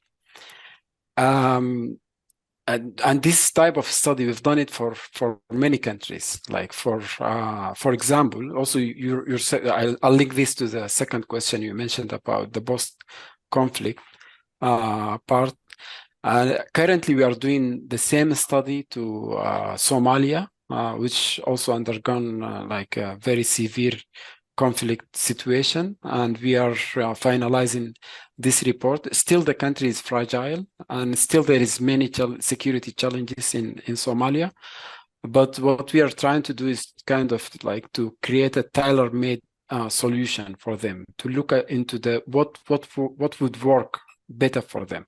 One of the innovative solutions that I saw working, and IRENA was part of that, is the introduction of peacekeeping business model. They have many peacekeeping operations present in the country, and what we came up with is that we've discussed with the peacekeeping operations options to do direct PPAs with the private sector supported by the government. So that they can, in one hand, they can overcome the credit worthiness of the off-taker, because peacekeeping operations are UN agencies, and they have their own credibility for private sector and for financial institutions to get the funding. And then at the other hand, the government is there, and one of the conditions is that they provide this type of support, like they extend their access to the surrounding communities. So it's not only to sorry to interrupt you, but for the interest of time, if you could try to conclude in 2 minutes or so. Sure, no problem. So just to mention that these couple of examples, also we are doing the same for Iraq. So this is just for IRENA, this is the entry point where we provide a specific set of recommendations, and then we take forward step-by-step approach. And let me go to the other question regarding the low interest and subsidies. to support renewable energy in Sudan and countries alike. So according to the latest report of IRENA, the latest cost report of IRENA, renewable power is increasingly cost competitive. So in 2023 only, the global cost of the levelized cost of electricity of solar fell by 12%, and offshore wind by 7%, and wind by 3%. That gives a good indicator that the renewables at this stage, they don't need that high incentive they're already cheaper than most of fossil fuel power plants. But at the same time, low interest, of course, will be very helpful for medium and small enterprises. But the problem is that there is, with the security risk and the high risk for the capital to flow in from outside, I think the options are limited. So couple of points. So some possible solutions for the current situation might be higher dependence on local resources. Maybe we could explore like expatriate remittances. Also, the humanitarian support coming from different UN agencies and others could be allocated, some of it for MSMEs and energy, for decentralized energy projects. And I think there is already a couple of projects that already in this field from UNDP and other donors. I'll conclude here and happy to take any additional questions or feedbacks. Thank you very much, Mr. Tariq. Thank you. I would like to welcome Dr. Mohammed Al-Sayed. Dr. Mohammed Al-Sayed is also a very distinguished professional. He holds a PhD in business administration and is specializing in entrepreneurship and SME. Dr. Mohammed, I also have 3 questions for you. But of course, you can actually, choose which question to focus on. So in view of your, being a professional in UNIDO, so in general, how has UNIDO incorporated renewable energy in its programs with developing countries over the last 5 to 10 years? The second question is, in UNIDO's work, what impact can skills and technical knowledge enhancement in sectors like agriculture have on the transition to renewable energy solutions? And then finally, given the challenges of operating renewable energy systems in remote areas of Sudan, what solutions would you recommend to overcome these obstacles, particularly for MSMEs? For example, could backup technologies or technical support help ensure renewable energy access? So you have the floor, Dr. Mohammed. Thank you very much, Prof. Badawi, and it's always a pleasure to engage in this kind of dialogues and forums. And thank you also for the questions. I think in trying to attempt the 3 questions, I would start with the first one, which is generally around UNIDO's incorporation of renewable energy agenda. And I would say in the age of sustainable development, Jeffrey Sachs, it's UNIDO's mandate has also changed a lot. And I remember in 2013, UNIDO's General Conference, they adopted what's called the Lima Declaration. And in that Lima Declaration, UNIDO moved into what is called inclusive and sustainable industrial development.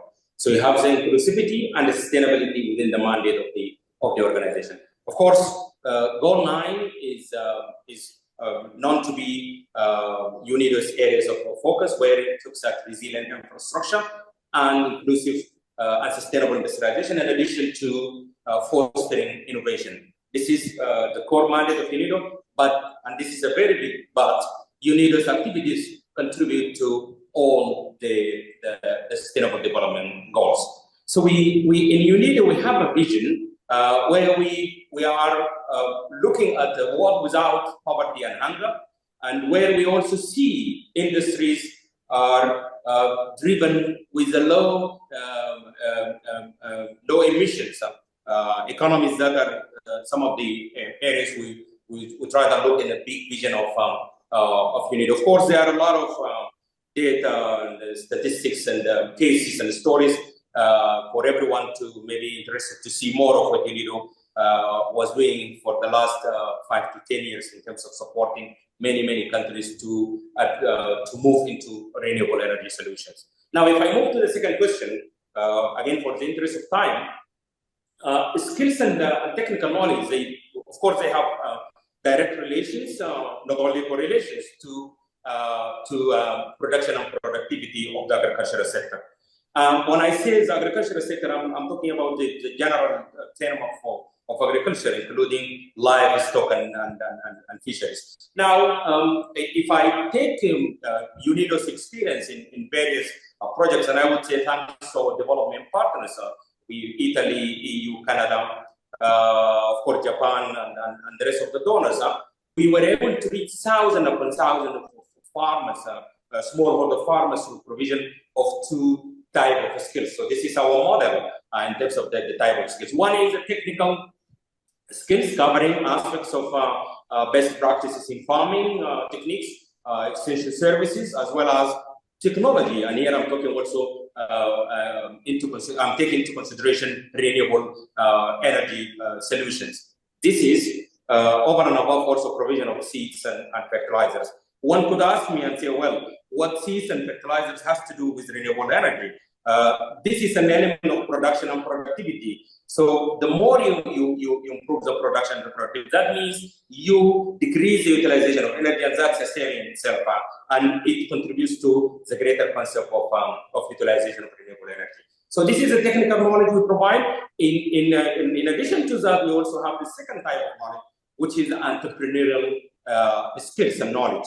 So in the entrepreneurial skills, normally we look at building the competencies of medium, small, and micro, small, and medium enterprises through elements of marketing, supply chain management, access to financial services, and so on and so forth. So how do we implement all these activities and interventions? We normally use a value chain approach, and in that we look at how to upgrade the value chains. And within across the chains of value, we critically look at our support to post-harvest management technologies to improve the production and the productivity of the farmers. 2 examples I will bring quickly here is one is the cold storage facility which UNIDO provided in Kassala State to farmers cooperative. And the second example is a sesame cleaning machine, which was also provided to farmers associations in New Alpha. So I think these 2 infrastructures are good examples of really how we help the small-scale farmers in managing post-harvest losses. And particularly if you look at some products that are perishable, so indeed they need cold storage interventions. The kind of the passion we look forward to is how we can link the cold storage itself and the cleaning, the crops cleaning machines into also renewable solution. That would be one of the areas we look forward to. Proudly, I would say also we were able to support women's self-help groups through provision of solar drying technologies so that they could do solar drying of fruits and vegetables. In our aspirations and the way we look at it forward, we really want to we want to support more of women. Currently, we are now implementing a new project funded by Canada, targeting women. The project is titled Women's Agri-Business for Food Security. And in that project, we envision really supporting more of women so that they could take over more of processing and then linking into the market, and also improving the quality in addition to aspects of food safety. One important element is also in the model I'm talking about, we look at financial inclusion, including, of course, non-financial services linked to renewable energy solutions. Now, for me, also to give more of examples, I would directly go to the third question, and I would talk about the challenges quickly, because I see I still have 2 minutes and a half. In 2 minutes and a half, I would say, as human beings, normally we fear risk, uncertainty, and ambiguity. And you know, solar is indeed one of the areas people they feel it's a bit risky and very uncertain, because the knowledge around renewable energy solution, in particular, I talk about solar energy, is not very much conceptualized in the mind of the small scale producers. So what we believe is that we need to advocate and we need to diffuse these sustainable technology solutions. Now, what we did, as you know, we conducted a number of awareness-raising sessions targeting farmers' community to enhance their knowledge and to build their competence on renewable energy technologies and the application of these technologies for the agricultural sectors. And of course, they are efficient compared to fossil fuel. Now, we have also conducted awareness raising, particularly in the area of solar dryer system, so that we can help in the post-harvest losses management. It's quite a significant phenomenon. Everybody could see during the season, off-season, what is taking place when it comes to perishable agricultural products. Now, we've also worked on provision of solar pump systems to smallholder farmers. And we have also, by the way, advocated and supported the TVET schools to sort of adopt these technologies in their training programs. Because that's an element of sustainability also. We have also think through in our support. We've also provided technical training in installation and maintenance of maintenance and use of renewable energy. And I'm talking about solar here in the case of UNIDO for agricultural purpose. The last point is that we help in developing training manuals for students and teachers in relation to training, provision of technical skills for the teachers in the TVET school and the students. And of course, we now advocated that, this is the last point, we advocated that the solar curriculum should be part of the general electricity modules in the TVET schools, because general electricity and solar are the same, they fall under the same discipline. I will park here and then over to you, Professor Ibrahim. Thank you very much, Dr. Mohammed. Thank you. Let us very, kind of succinctly, telegraphically, open the floor for maybe 5 to 10 minutes interventions before we give 2 minutes each to our presenter, author, and the 2 panelists.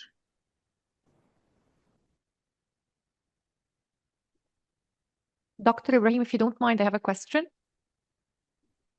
Yes, please. I just wanted to ask, like, now with maybe paving the way for the future work, where we can concentrate our work in the future, I mean, from the areas mostly, or the regions mostly, for the authors, of course, and the panelists, from the areas that are mostly affected by the conflict, how can we make energy transition, like maybe can it be made more inclusive for small, medium sized enterprises and vulnerable communities in these areas to maybe help in the post-conflict era? It's a very generic question, but it keeps popping in my mind. Thank you very much. That's a very important question. Yes. There's a question online, Dr. Ibrahim, as well, from Noralla Ahmed. Yes. Yes, please go ahead. Okay. Thank you very much. Can you hear me? Yes, we can.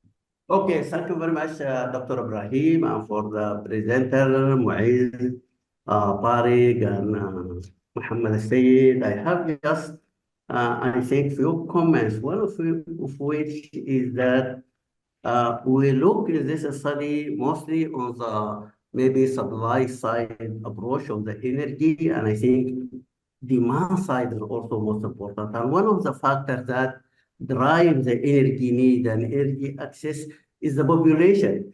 Now we have population increase, which is far beyond the increase in economic growth, and energy supply, and also in growth of the industrial sector and growth of SMEs. And I think this is an important factor to be included in the study, how it affects our recommendations and our finding. Because now we have population growth of 2.7, we have a negative growth, negative economic growth, and also negative growth in all other sectors. So these are I think, are important factors to be commented. The other comment actually on the electricity governance. For you, the ministry actually run restructuring process of the whole energy sector just 2 months ago, and one of which actually affecting is the electricity supply sector and institutions. For example, the structure you presented is no longer present. There is no electricity distribution company. All these 5 companies are no longer existing.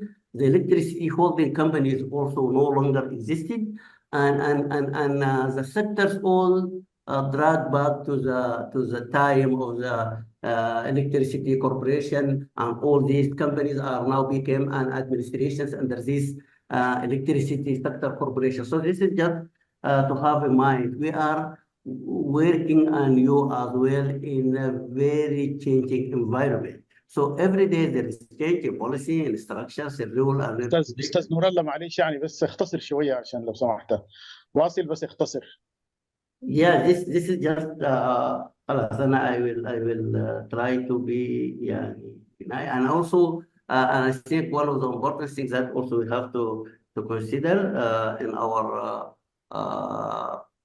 recommendations in these issues is the donor, which are mostly finance most of our structure. The focus is changing now from development to humanitarian, and that need to be focused on the global real needs, which is changing. Finally, I'm looking forward to see the studies in Somalia and in Iraq. I hope that our colleague Tariq will make it available to us sometimes, because it really we can learn how or how to start policy by learning from real example, having the same context, having the same conflicts, and definitely that change the people is access to energy, the people is need of energy, and also the other related energy issues. Thank you very much. Thank you. Okay, so I guess these are, we have enough food for thought, so to speak, and these very two important interventions. I would like to give Dr. Muiz the last word. So I will start with Dr. Muhammad. Please, in just 2 minutes or so, followed by Ustaz Tariq and then Muiz.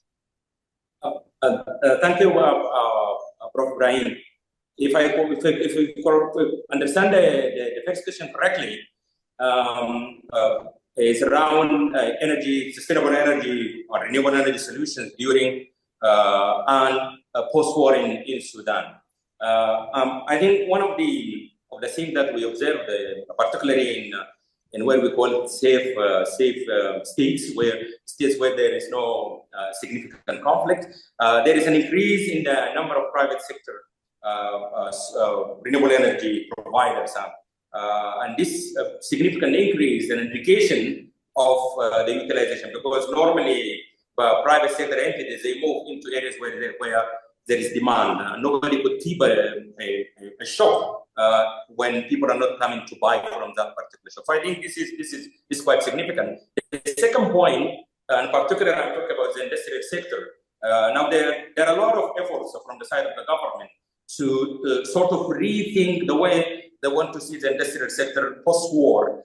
And I would say there's no better chance like this particular period of time when people start thinking of reconfiguration of the industrial sector in order to include renewable energy solutions, and also to sort of put the industrial factories and companies on track when it comes to sustainable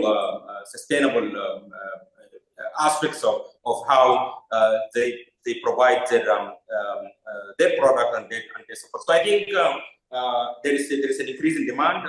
Nurullah talked about demand. There is an increase in demand, and also with more of an awareness, you can see a lot of people are using renewable energy, and particularly solar. Now solar is moving to rural areas. So I think we are on track, and I think in this also situation of war proved to be proof that solar is one of the best solutions to energy in Sudan. Thank you, Prof. Brian. Thank you, Dr. Ustaz Tariq. Thank you very much for the questions. Let me just touch briefly in the first question. It's during the war, it's very challenging to respond to the needs, because there is two facets. There is a facet of the states where they are under active conflict, like the states that are not safe. And the problem is these states, still there is people there and they need services, but it's very difficult to reach them and to provide the services. And the other part is that under the conflict area, even the supply side of the power plants that is in Khartoum or in Jazeera is all affected by the war. And there is many incidents happened already. We know about many incidents happened.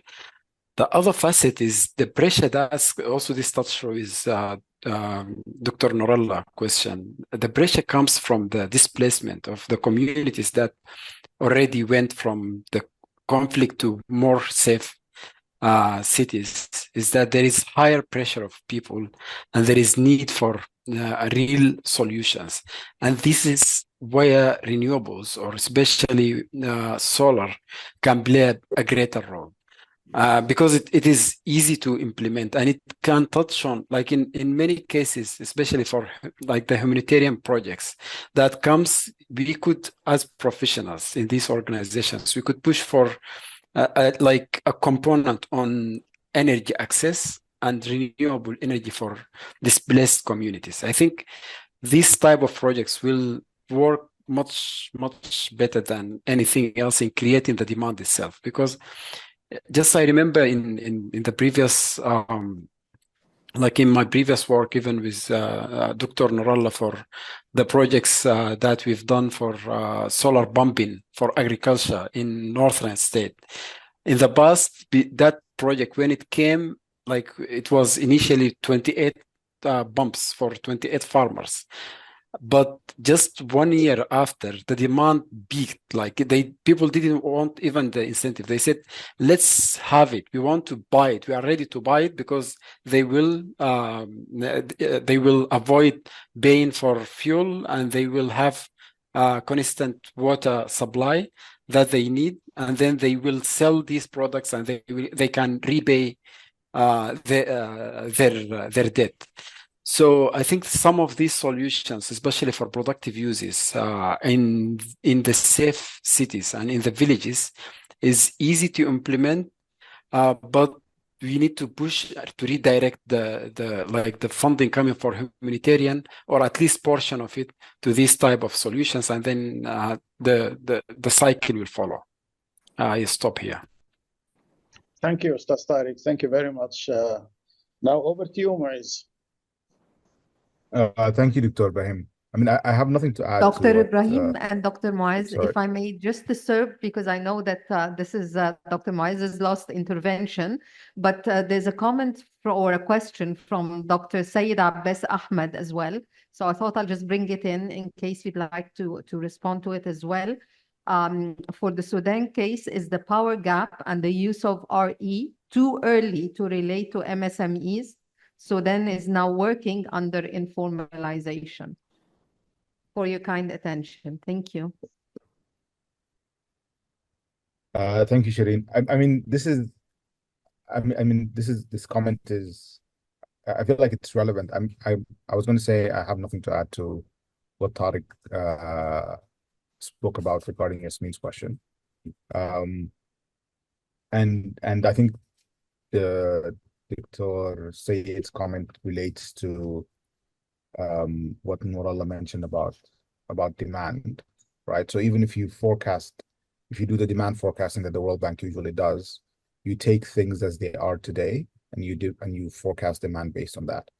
But if you have a view that things will change, if you have a view that you will have significant reduction in poverty, or Sudan will industrialize at a certain level, then demand forecasting may not be a very useful tool.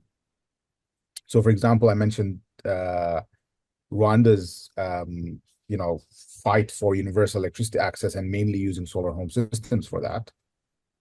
That's a setting that accepts informalization as given, right? That solar home systems can tick the box of electricity access, and hence whatever small power or wattage that solar home systems provide is all that these households are going to require. But if you have something more ambitious, that you don't want, your MSMEs, or you don't view your MSMEs as being purely agricultural or purely, shops selling goods and services, but you want to switch to, more technological MSMEs. You want more innovation. You want to increase your skill base across the economy, etc. Then in that case, the way you look at demand will be different, and then the role that renewable energy plays might shift significantly.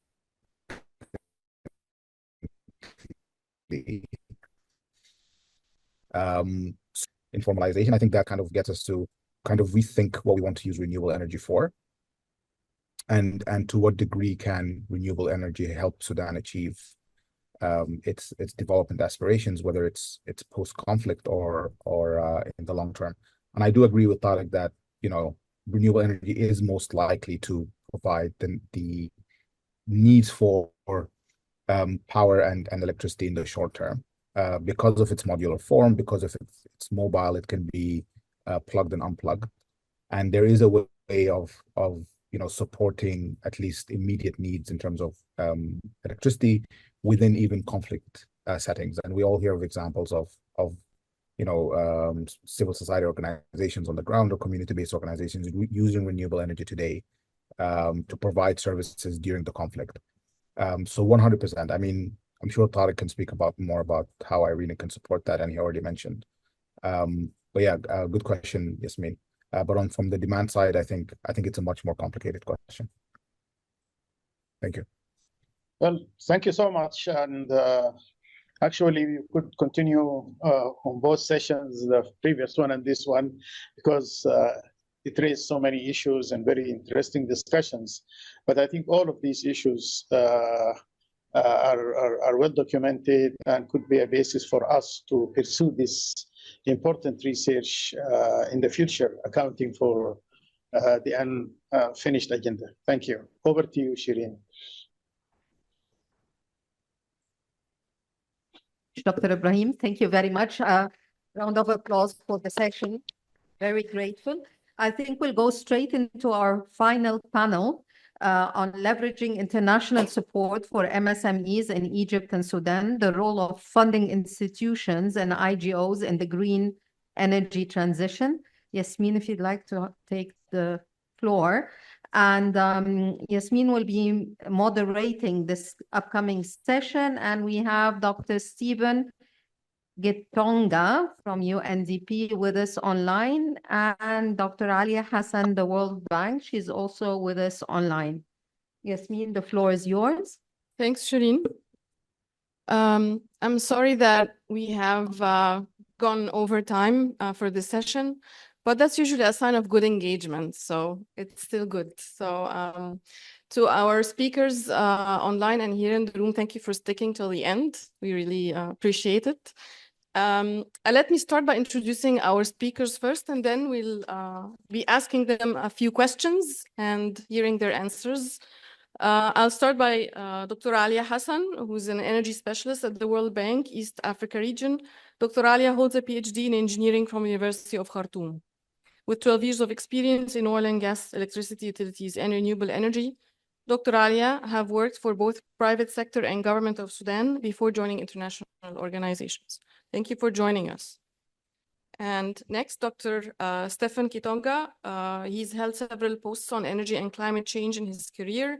He is currently working as the regional energy specialist, the UNDP Sustainable Hub for Arab states based in Amman, Jordan. In his role, he supports UNDP country offices across the Arab region on matters related to clean energy transition, energy access, and environment in the context of sustainable development.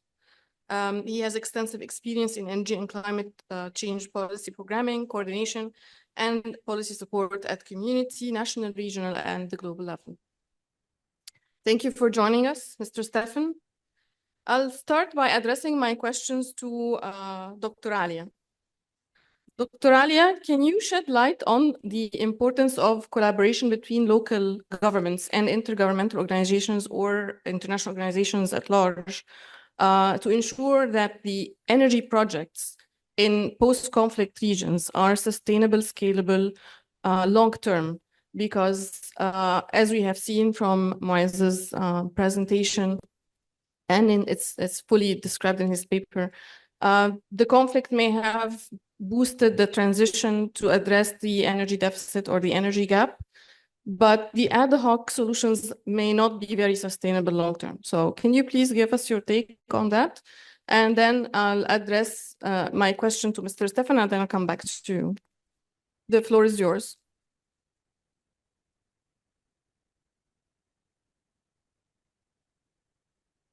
Dr. Alia, you're muted.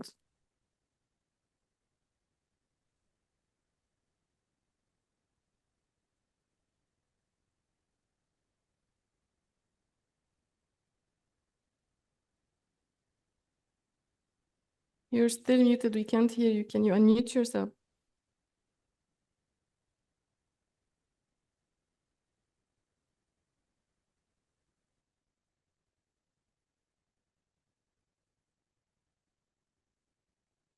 Yes.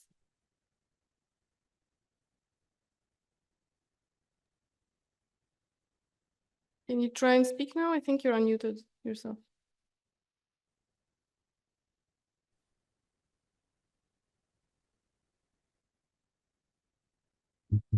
We still can't hear you.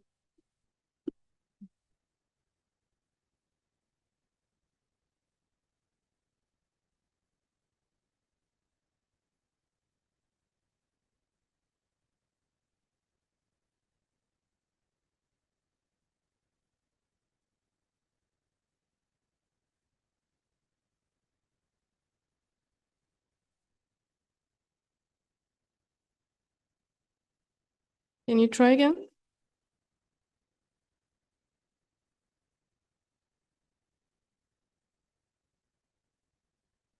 هنا عندها مشكلة.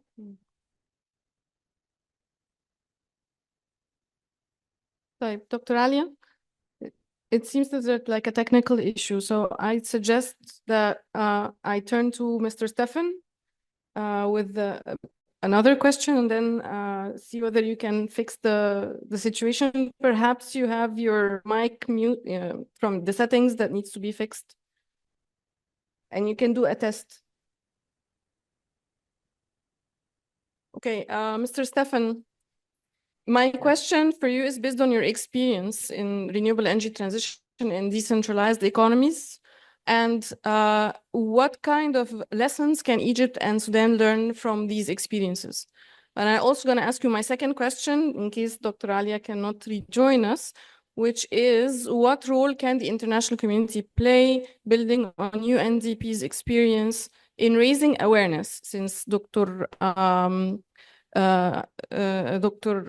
Chenawi mentioned that awareness is one of the 3 key determinants of renewable energy adoption by MSMEs in Egypt. So specifically building on your experience and UNDP's experience in raising awareness around the renewable energy adoption, could you provide specific recommendations for Egypt and Sudan? Thank you. Floor is yours.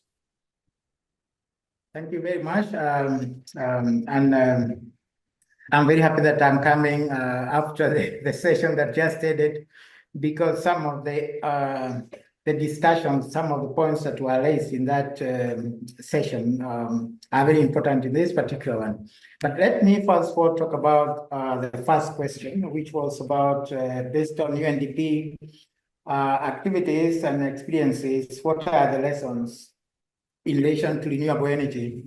I think the most important part for renewable energy is one point which was also mentioned earlier, that it is possible to.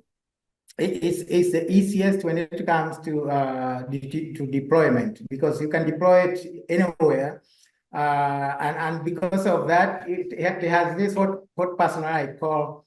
It opens democratic space for energy, because anybody can use it and it can be deployed anywhere. Unlike, when you are using the grid, that's one of the biggest lessons I think we usually learn.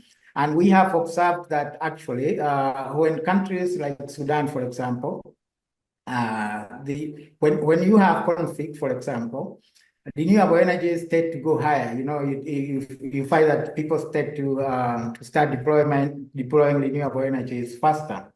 In countries that are okay, like countries like Egypt, which renewables are extremely important, because then you can easily use them, for example, in areas which are not accessible to the national grid.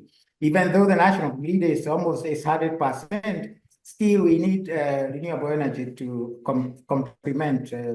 And of course, Egypt is doing quite well in that area in all aspects.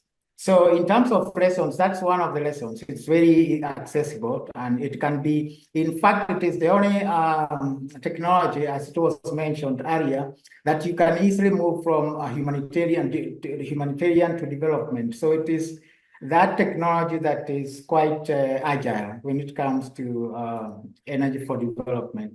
So that's the first comment I just wanted to make. The other thing that I wanted to add on that is the recently, the issue of value chains have become quite important, and with renewables, value chains can easily create jobs for various aspects of MSCs, and that's another aspect where renewables are a very important component of that. Now, looking at this other question, the role of international organizations. International organizations play various roles. The first one, of course, is to help countries develop what we can call the enabling environment for MSMEs to use renewables. That's a big portion of some of the work we do. And they cut across different levels of public policy development. It can be to do with policies that encourage use of renewables. It can be policies that are to do with reduction of taxes. It can be to do with incentives, institutional capacity development. So it's a whole range of things that we do to try to make the environment more enabling for renewables and MSMEs. That's the first one. The second one, which is in most cases we are called upon to do, is to help governments access global funds, mostly global funds, and sometimes regional and national funds. This includes climate finance funds like the GEF or the GCF and all these type of funds. And we play that kind of role quite a lot. And in the process, of course, we work with MSMEs in accessing the same funds. So it's that's one of the biggest roles also that we play. And the third role that we play, for the sake of time, is institutional capacity development. And sometimes we also do technical capacity development, but mostly on the institutional capacity development, where, for example, it might, for renewables, it might need a dedicated institution for financing, the dedicated institution for implementing or deploying them. So these type of things we do quite a lot. I'll stop there for the sake of time. Thank you. Thank you very much, Mr. Stefan, and for drawing the attention to institutional capacity building, which is as much important as the technical capacity building. So thank you for that. Dr. Alia, can you try? Yes, we can hear you. Welcome back. Thank you. Okay. Assalamu alaikum. Yeah. Wa alaikum assalam wa rahmatullahi wa barakatuh. Thank you for rejoining us, and I'm going to repeat my questions for you. So my first question was, in light of the importance of collaboration among local governments and the international organizations to ensure renewable energy projects in conflict areas, or hopefully post-conflict regions, are sustainable and scalable long-term, and not just to sort or resolve a short-term problem, so that they can be expanded, become more reliable and scalable again.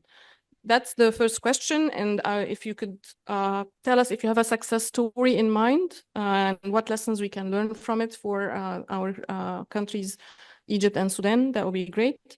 And the second question relates to finance, and what financial instruments or programs do you recommend small, medium, and micro enterprises in Egypt and Sudan to facilitate their transition to renewable energy? And how does these initiatives would address the key barriers such as the initial capital cost burden and the access to credit issues? The floor is yours. Thank you. أول حاجة congratulations وتهانينا لمعز دكتور إبراهيم وأستاذة زاكي for the very good job in this very challenging environment and amid of the war فجهد مقدر on the question you said post-conflict, right? So let's start from the characteristics of the post-conflict countries, so we can think about what would be the role and what are the barriers to be addressed. In our organization, we have a term that's called fragile, conflict, and violent countries. And the shared characteristics for those countries in energy is the high cost of doing business in those countries. And this addresses the challenge for the energy providers and for the service providers. And then the low affordability levels in those countries. And this is a challenge for beneficiaries, which are the MSMEs in this context.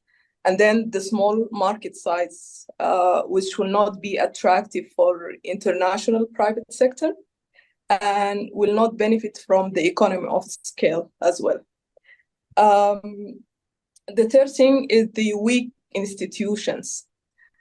And this addresses, the policy challenge, the need of policy reforms, the weak implementation capacity, both technical capacity and financial capacity. So the need of external finance will be huge, right, to address all those challenges. I do how we are approaching FCVs. The first thing to say here is we cannot avoid working in FCVs, although it's a very challenging situation in those countries. First of all, because of the strategic goals for some IGOs is energy access, right? And when you look at the energy access trends in the world, you find like 70% of unelectrified people are in FCB countries. So if you want to increase the energy access, you cannot avoid working in FCB countries. What you need to do is to develop the right approach models that, you know, can work in those countries. The successful story that I have in mind now is the story of Somalia. So we know that Somalia went through decades of political instability, conflict, and war, right? So when you start working in Somalia, there was no institutions. We won't see weak institutions, but there were no institutions. And the electricity infrastructure was completely destroyed, right? So what we do was normally in FCBs, we start with what we call it phase approach, right? For sustainable development, it's important to go through phase approach. The entry point, as mentioned by Mr. Tariq and others, was low-hanging fruits that are very easy to implement, not of very high cost. So those were standalone systems. We worked on standalone systems in our first project in Somalia, providing connections to households plus small business enterprises. The project, the fund was very small. It was like 5 million, and then additional finance of 2 million. The facility was grant facility because, you know, high cost of doing business, and there is no, you know, financial capacity for the private sector there. So provide grants for the private sector. The grants will help lowering the cost of the systems, so to address the affordability issue as well. But then I'm saying this is a phase approach, right? For the next phase, we want to work with local financial institution and build the electricity institution so we can leverage on private sector finance, right?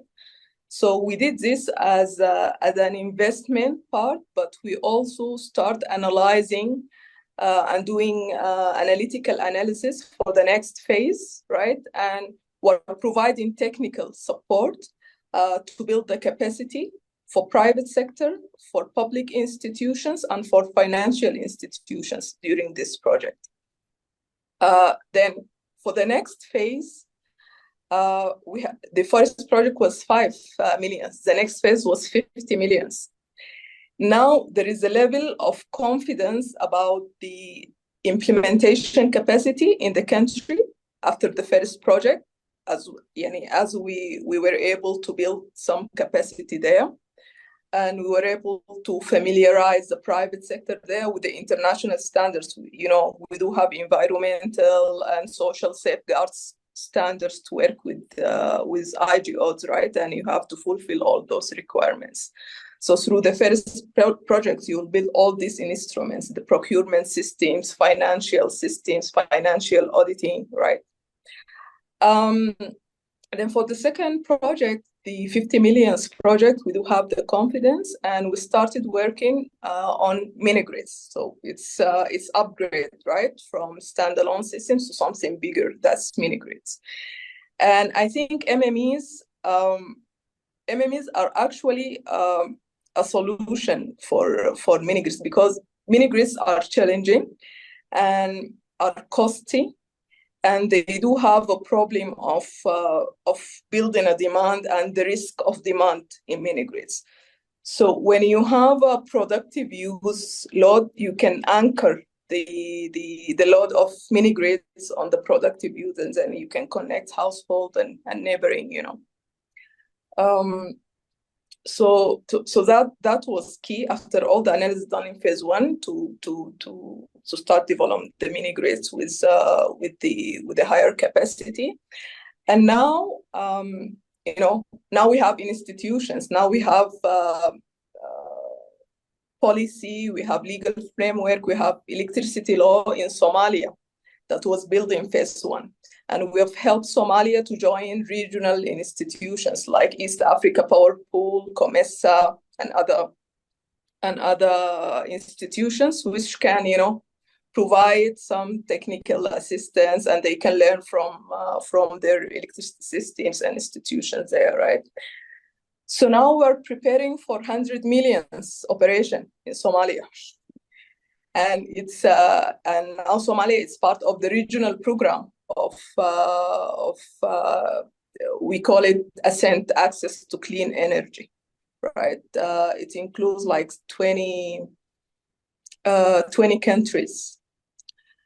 So you can see through the phase approach, you put the building blocks in place, so you can increase the finance envelope, so you have more confidence about the institutions and implementation capacity in the country, and then I think the comparative advantage of having IGOs in partnership with FCB countries is that it brings confidence from other organizations, so you can crowd the finance from other organizations to work in FCB countries. So to this, I hope this has addressed the first question. Then the second question: what are the financial instruments? Well, I'm sorry, I will be focusing on Sudan because most of my work is in East Africa. I don't know very much about MENA. Sudan in our organization is part of East Africa, not MENA. I think it needs tailored models for each country. But for FCB, in the initial phase, it should be grants because they don't have, the capacity. So grants will be the right mechanism. In Somalia, we started with RBF, the result-based finance for SMEs. But then the capital cost is an issue. So to address that within the result-based finance, part of the grant was upfront seed grant to these SMEs, and then like 20% of the grant was upfront seed grant, and then the rest of it is result-based finance. As I said, you can tailor the solution. Like in some countries where you are targeting, depends where you are targeting. If you are targeting very remote areas, you can put some incentives for the service providers to go in deep rurals, right?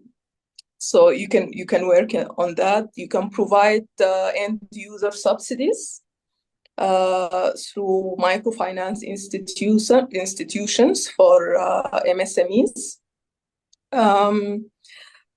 But I think the role of private sector associations is very key, because there is already regional programs like in the World Bank. This year we have started what we call 300 million initiative to electrify 300 millions, to add 300 million connections in the next 5 years, right? And there is a budget for this program, right? So it's how to approach those programs and how to tap in the available resources, right? And to tap in those available resources, you need to have your business associations. You contact and partnership with the regional business associations. So you have to start your local associations. And there is also what we call it Ascent project. It's a regional project which has a 5 billion financing envelope and is planning to leverage another 5 million from private sector. And here comes the importance of policies to attract private sector, right? Because attracting private sector will rely on the financial viability of the electricity utility in the country, right? So here, you know, we work on the tariff and least cost planning for power sector. So we provide those utilities with a robust financial stand where they can attract private sector to leverage on.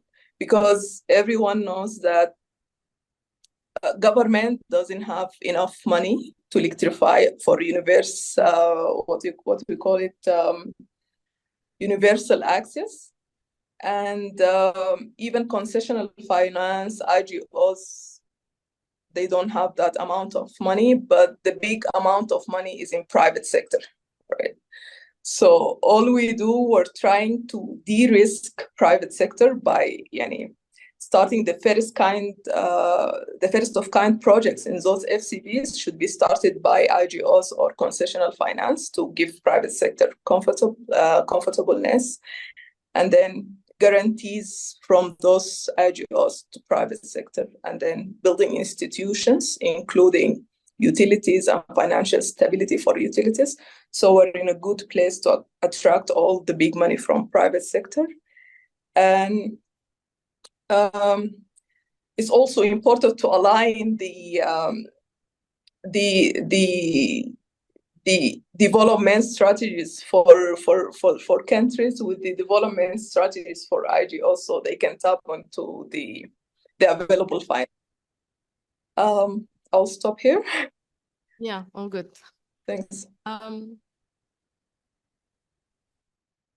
Okay. Oh, thanks, Shireen. Okay. We're about to open the floor for any questions or comments from our participants. Apparently, we already have one question from Dr. Magdi Amin. The question is, the conflict would seem to have implications for Sudan's economic structure, leading to a more decentralized population and economy.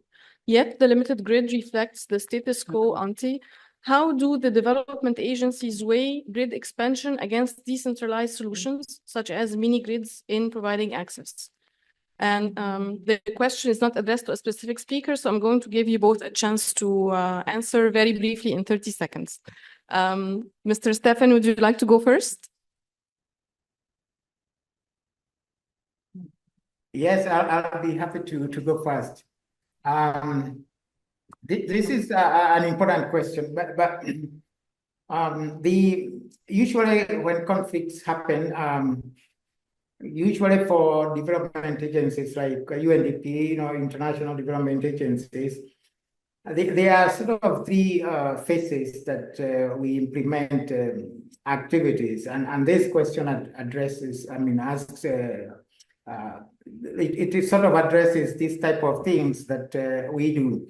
The first one is when the conflict is going on, is to ensure that the communities and the structures that are there are able to provide the services that are needed. Sometimes they cannot, because there is no way that they will be able to provide the services. So there is that humanitarian sort of phase where different things are brought in, and most of these are, of course, renewables. So that's the first phase. Then there is the phase of stabilization. In the phase of stabilization is where the institutions, we start to look at things that could be done to stabilize some of the aspects of energy that could continue to serve the people. In some cases, it might be, a power plant was destroyed, and then we have to see to support the rehabilitation of a power plant. In another case, it might be a new solar power plant, which is supporting communities, or it might be a mini grid, or in some cases for communities, microgrids. So it depends on this. And the third phase is of recovery.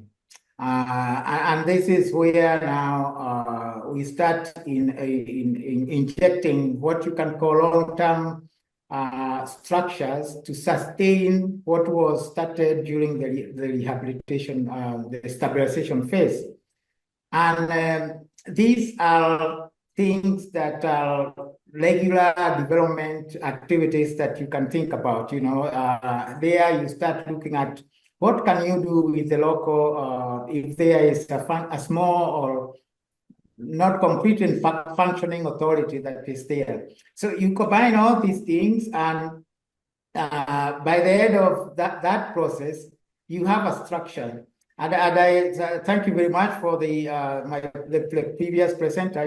That example of Somalia really addresses, also answers this question, because it shows the kind of stages that goes through. And we expect that Sudan, once the conflict stops, this type of stages will happen. So that's mostly the kind of things that we find ourselves doing as international agencies to support the idea of making sure that communities and people are able to continue with their livelihoods as the conflict is happening, stabilizing the situation if the conflict starts declining. And eventually, once things are cooling off, we start doing what we can call the recovery phase. And eventually, we ensure that everything has the resilience aspect in it. Whether it is in the recovery, it have to be resilient by itself. So these are the kind of things we do.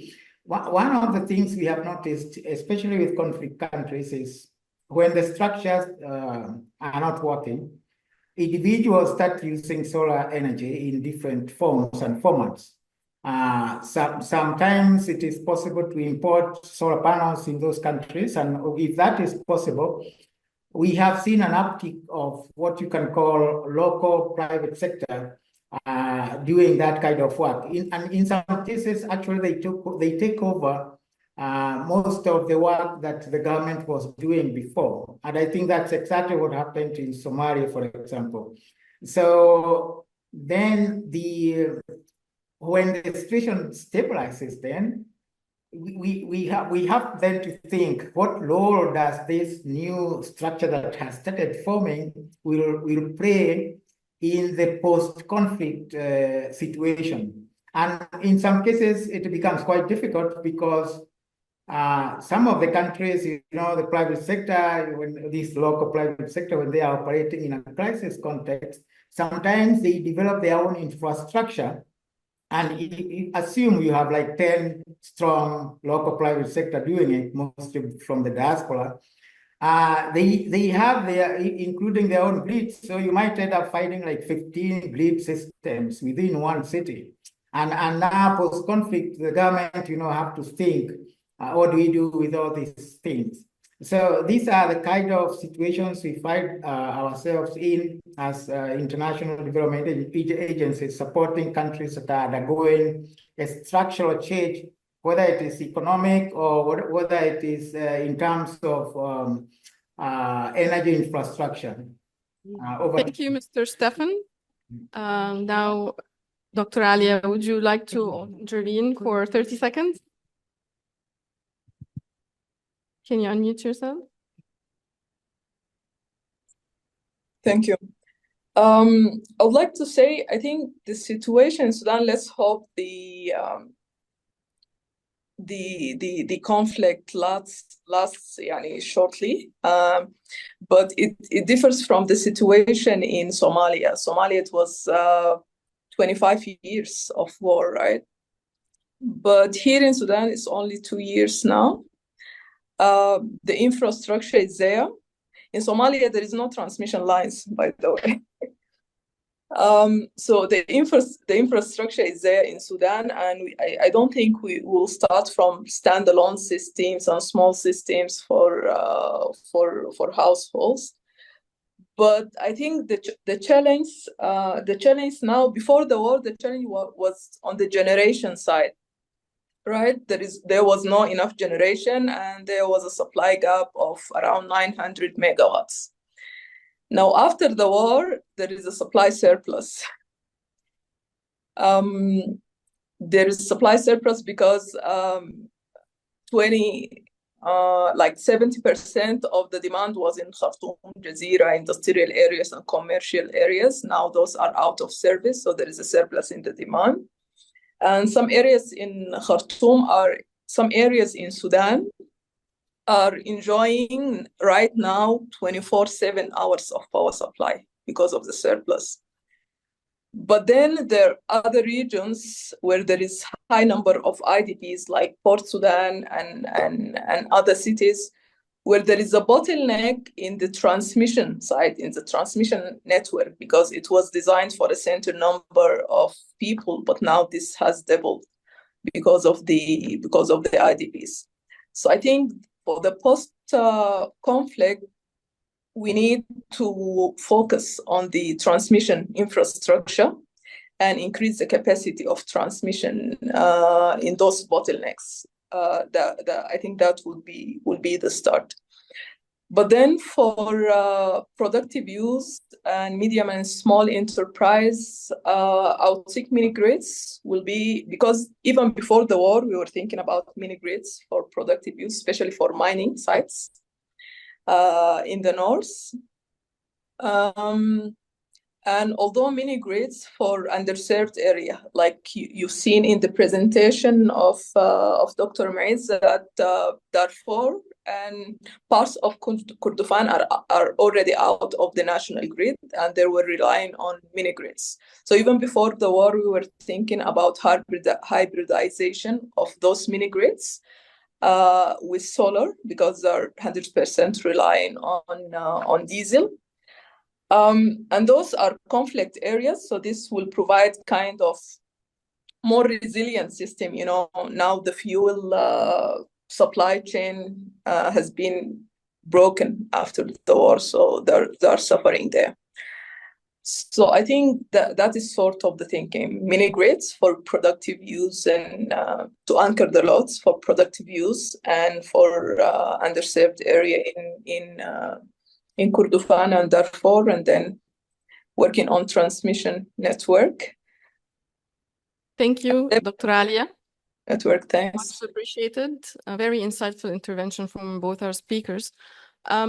If anybody else has a question or a comment to make, just note that you are standing between the participants and their lunch here in the meeting room.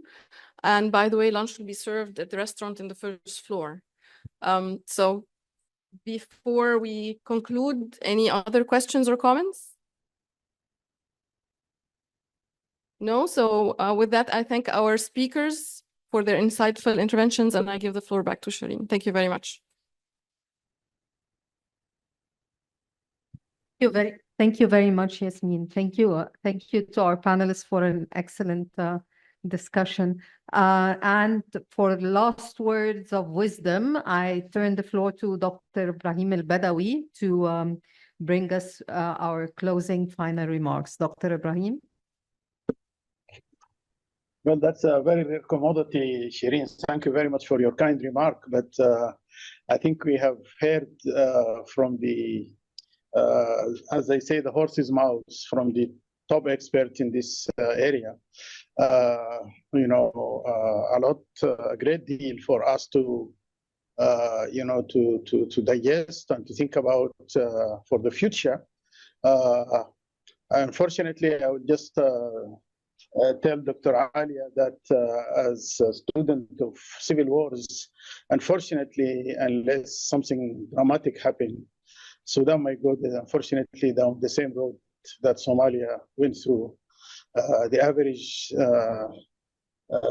length of wars that we experienced before were about 15 to 20 years.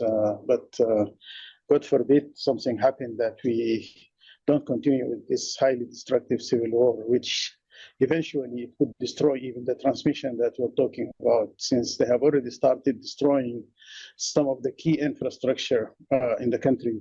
But let me say that actually, I think there are so many issues that I think we need to think about collectively going forward. We need to conclude this project, which is really very important.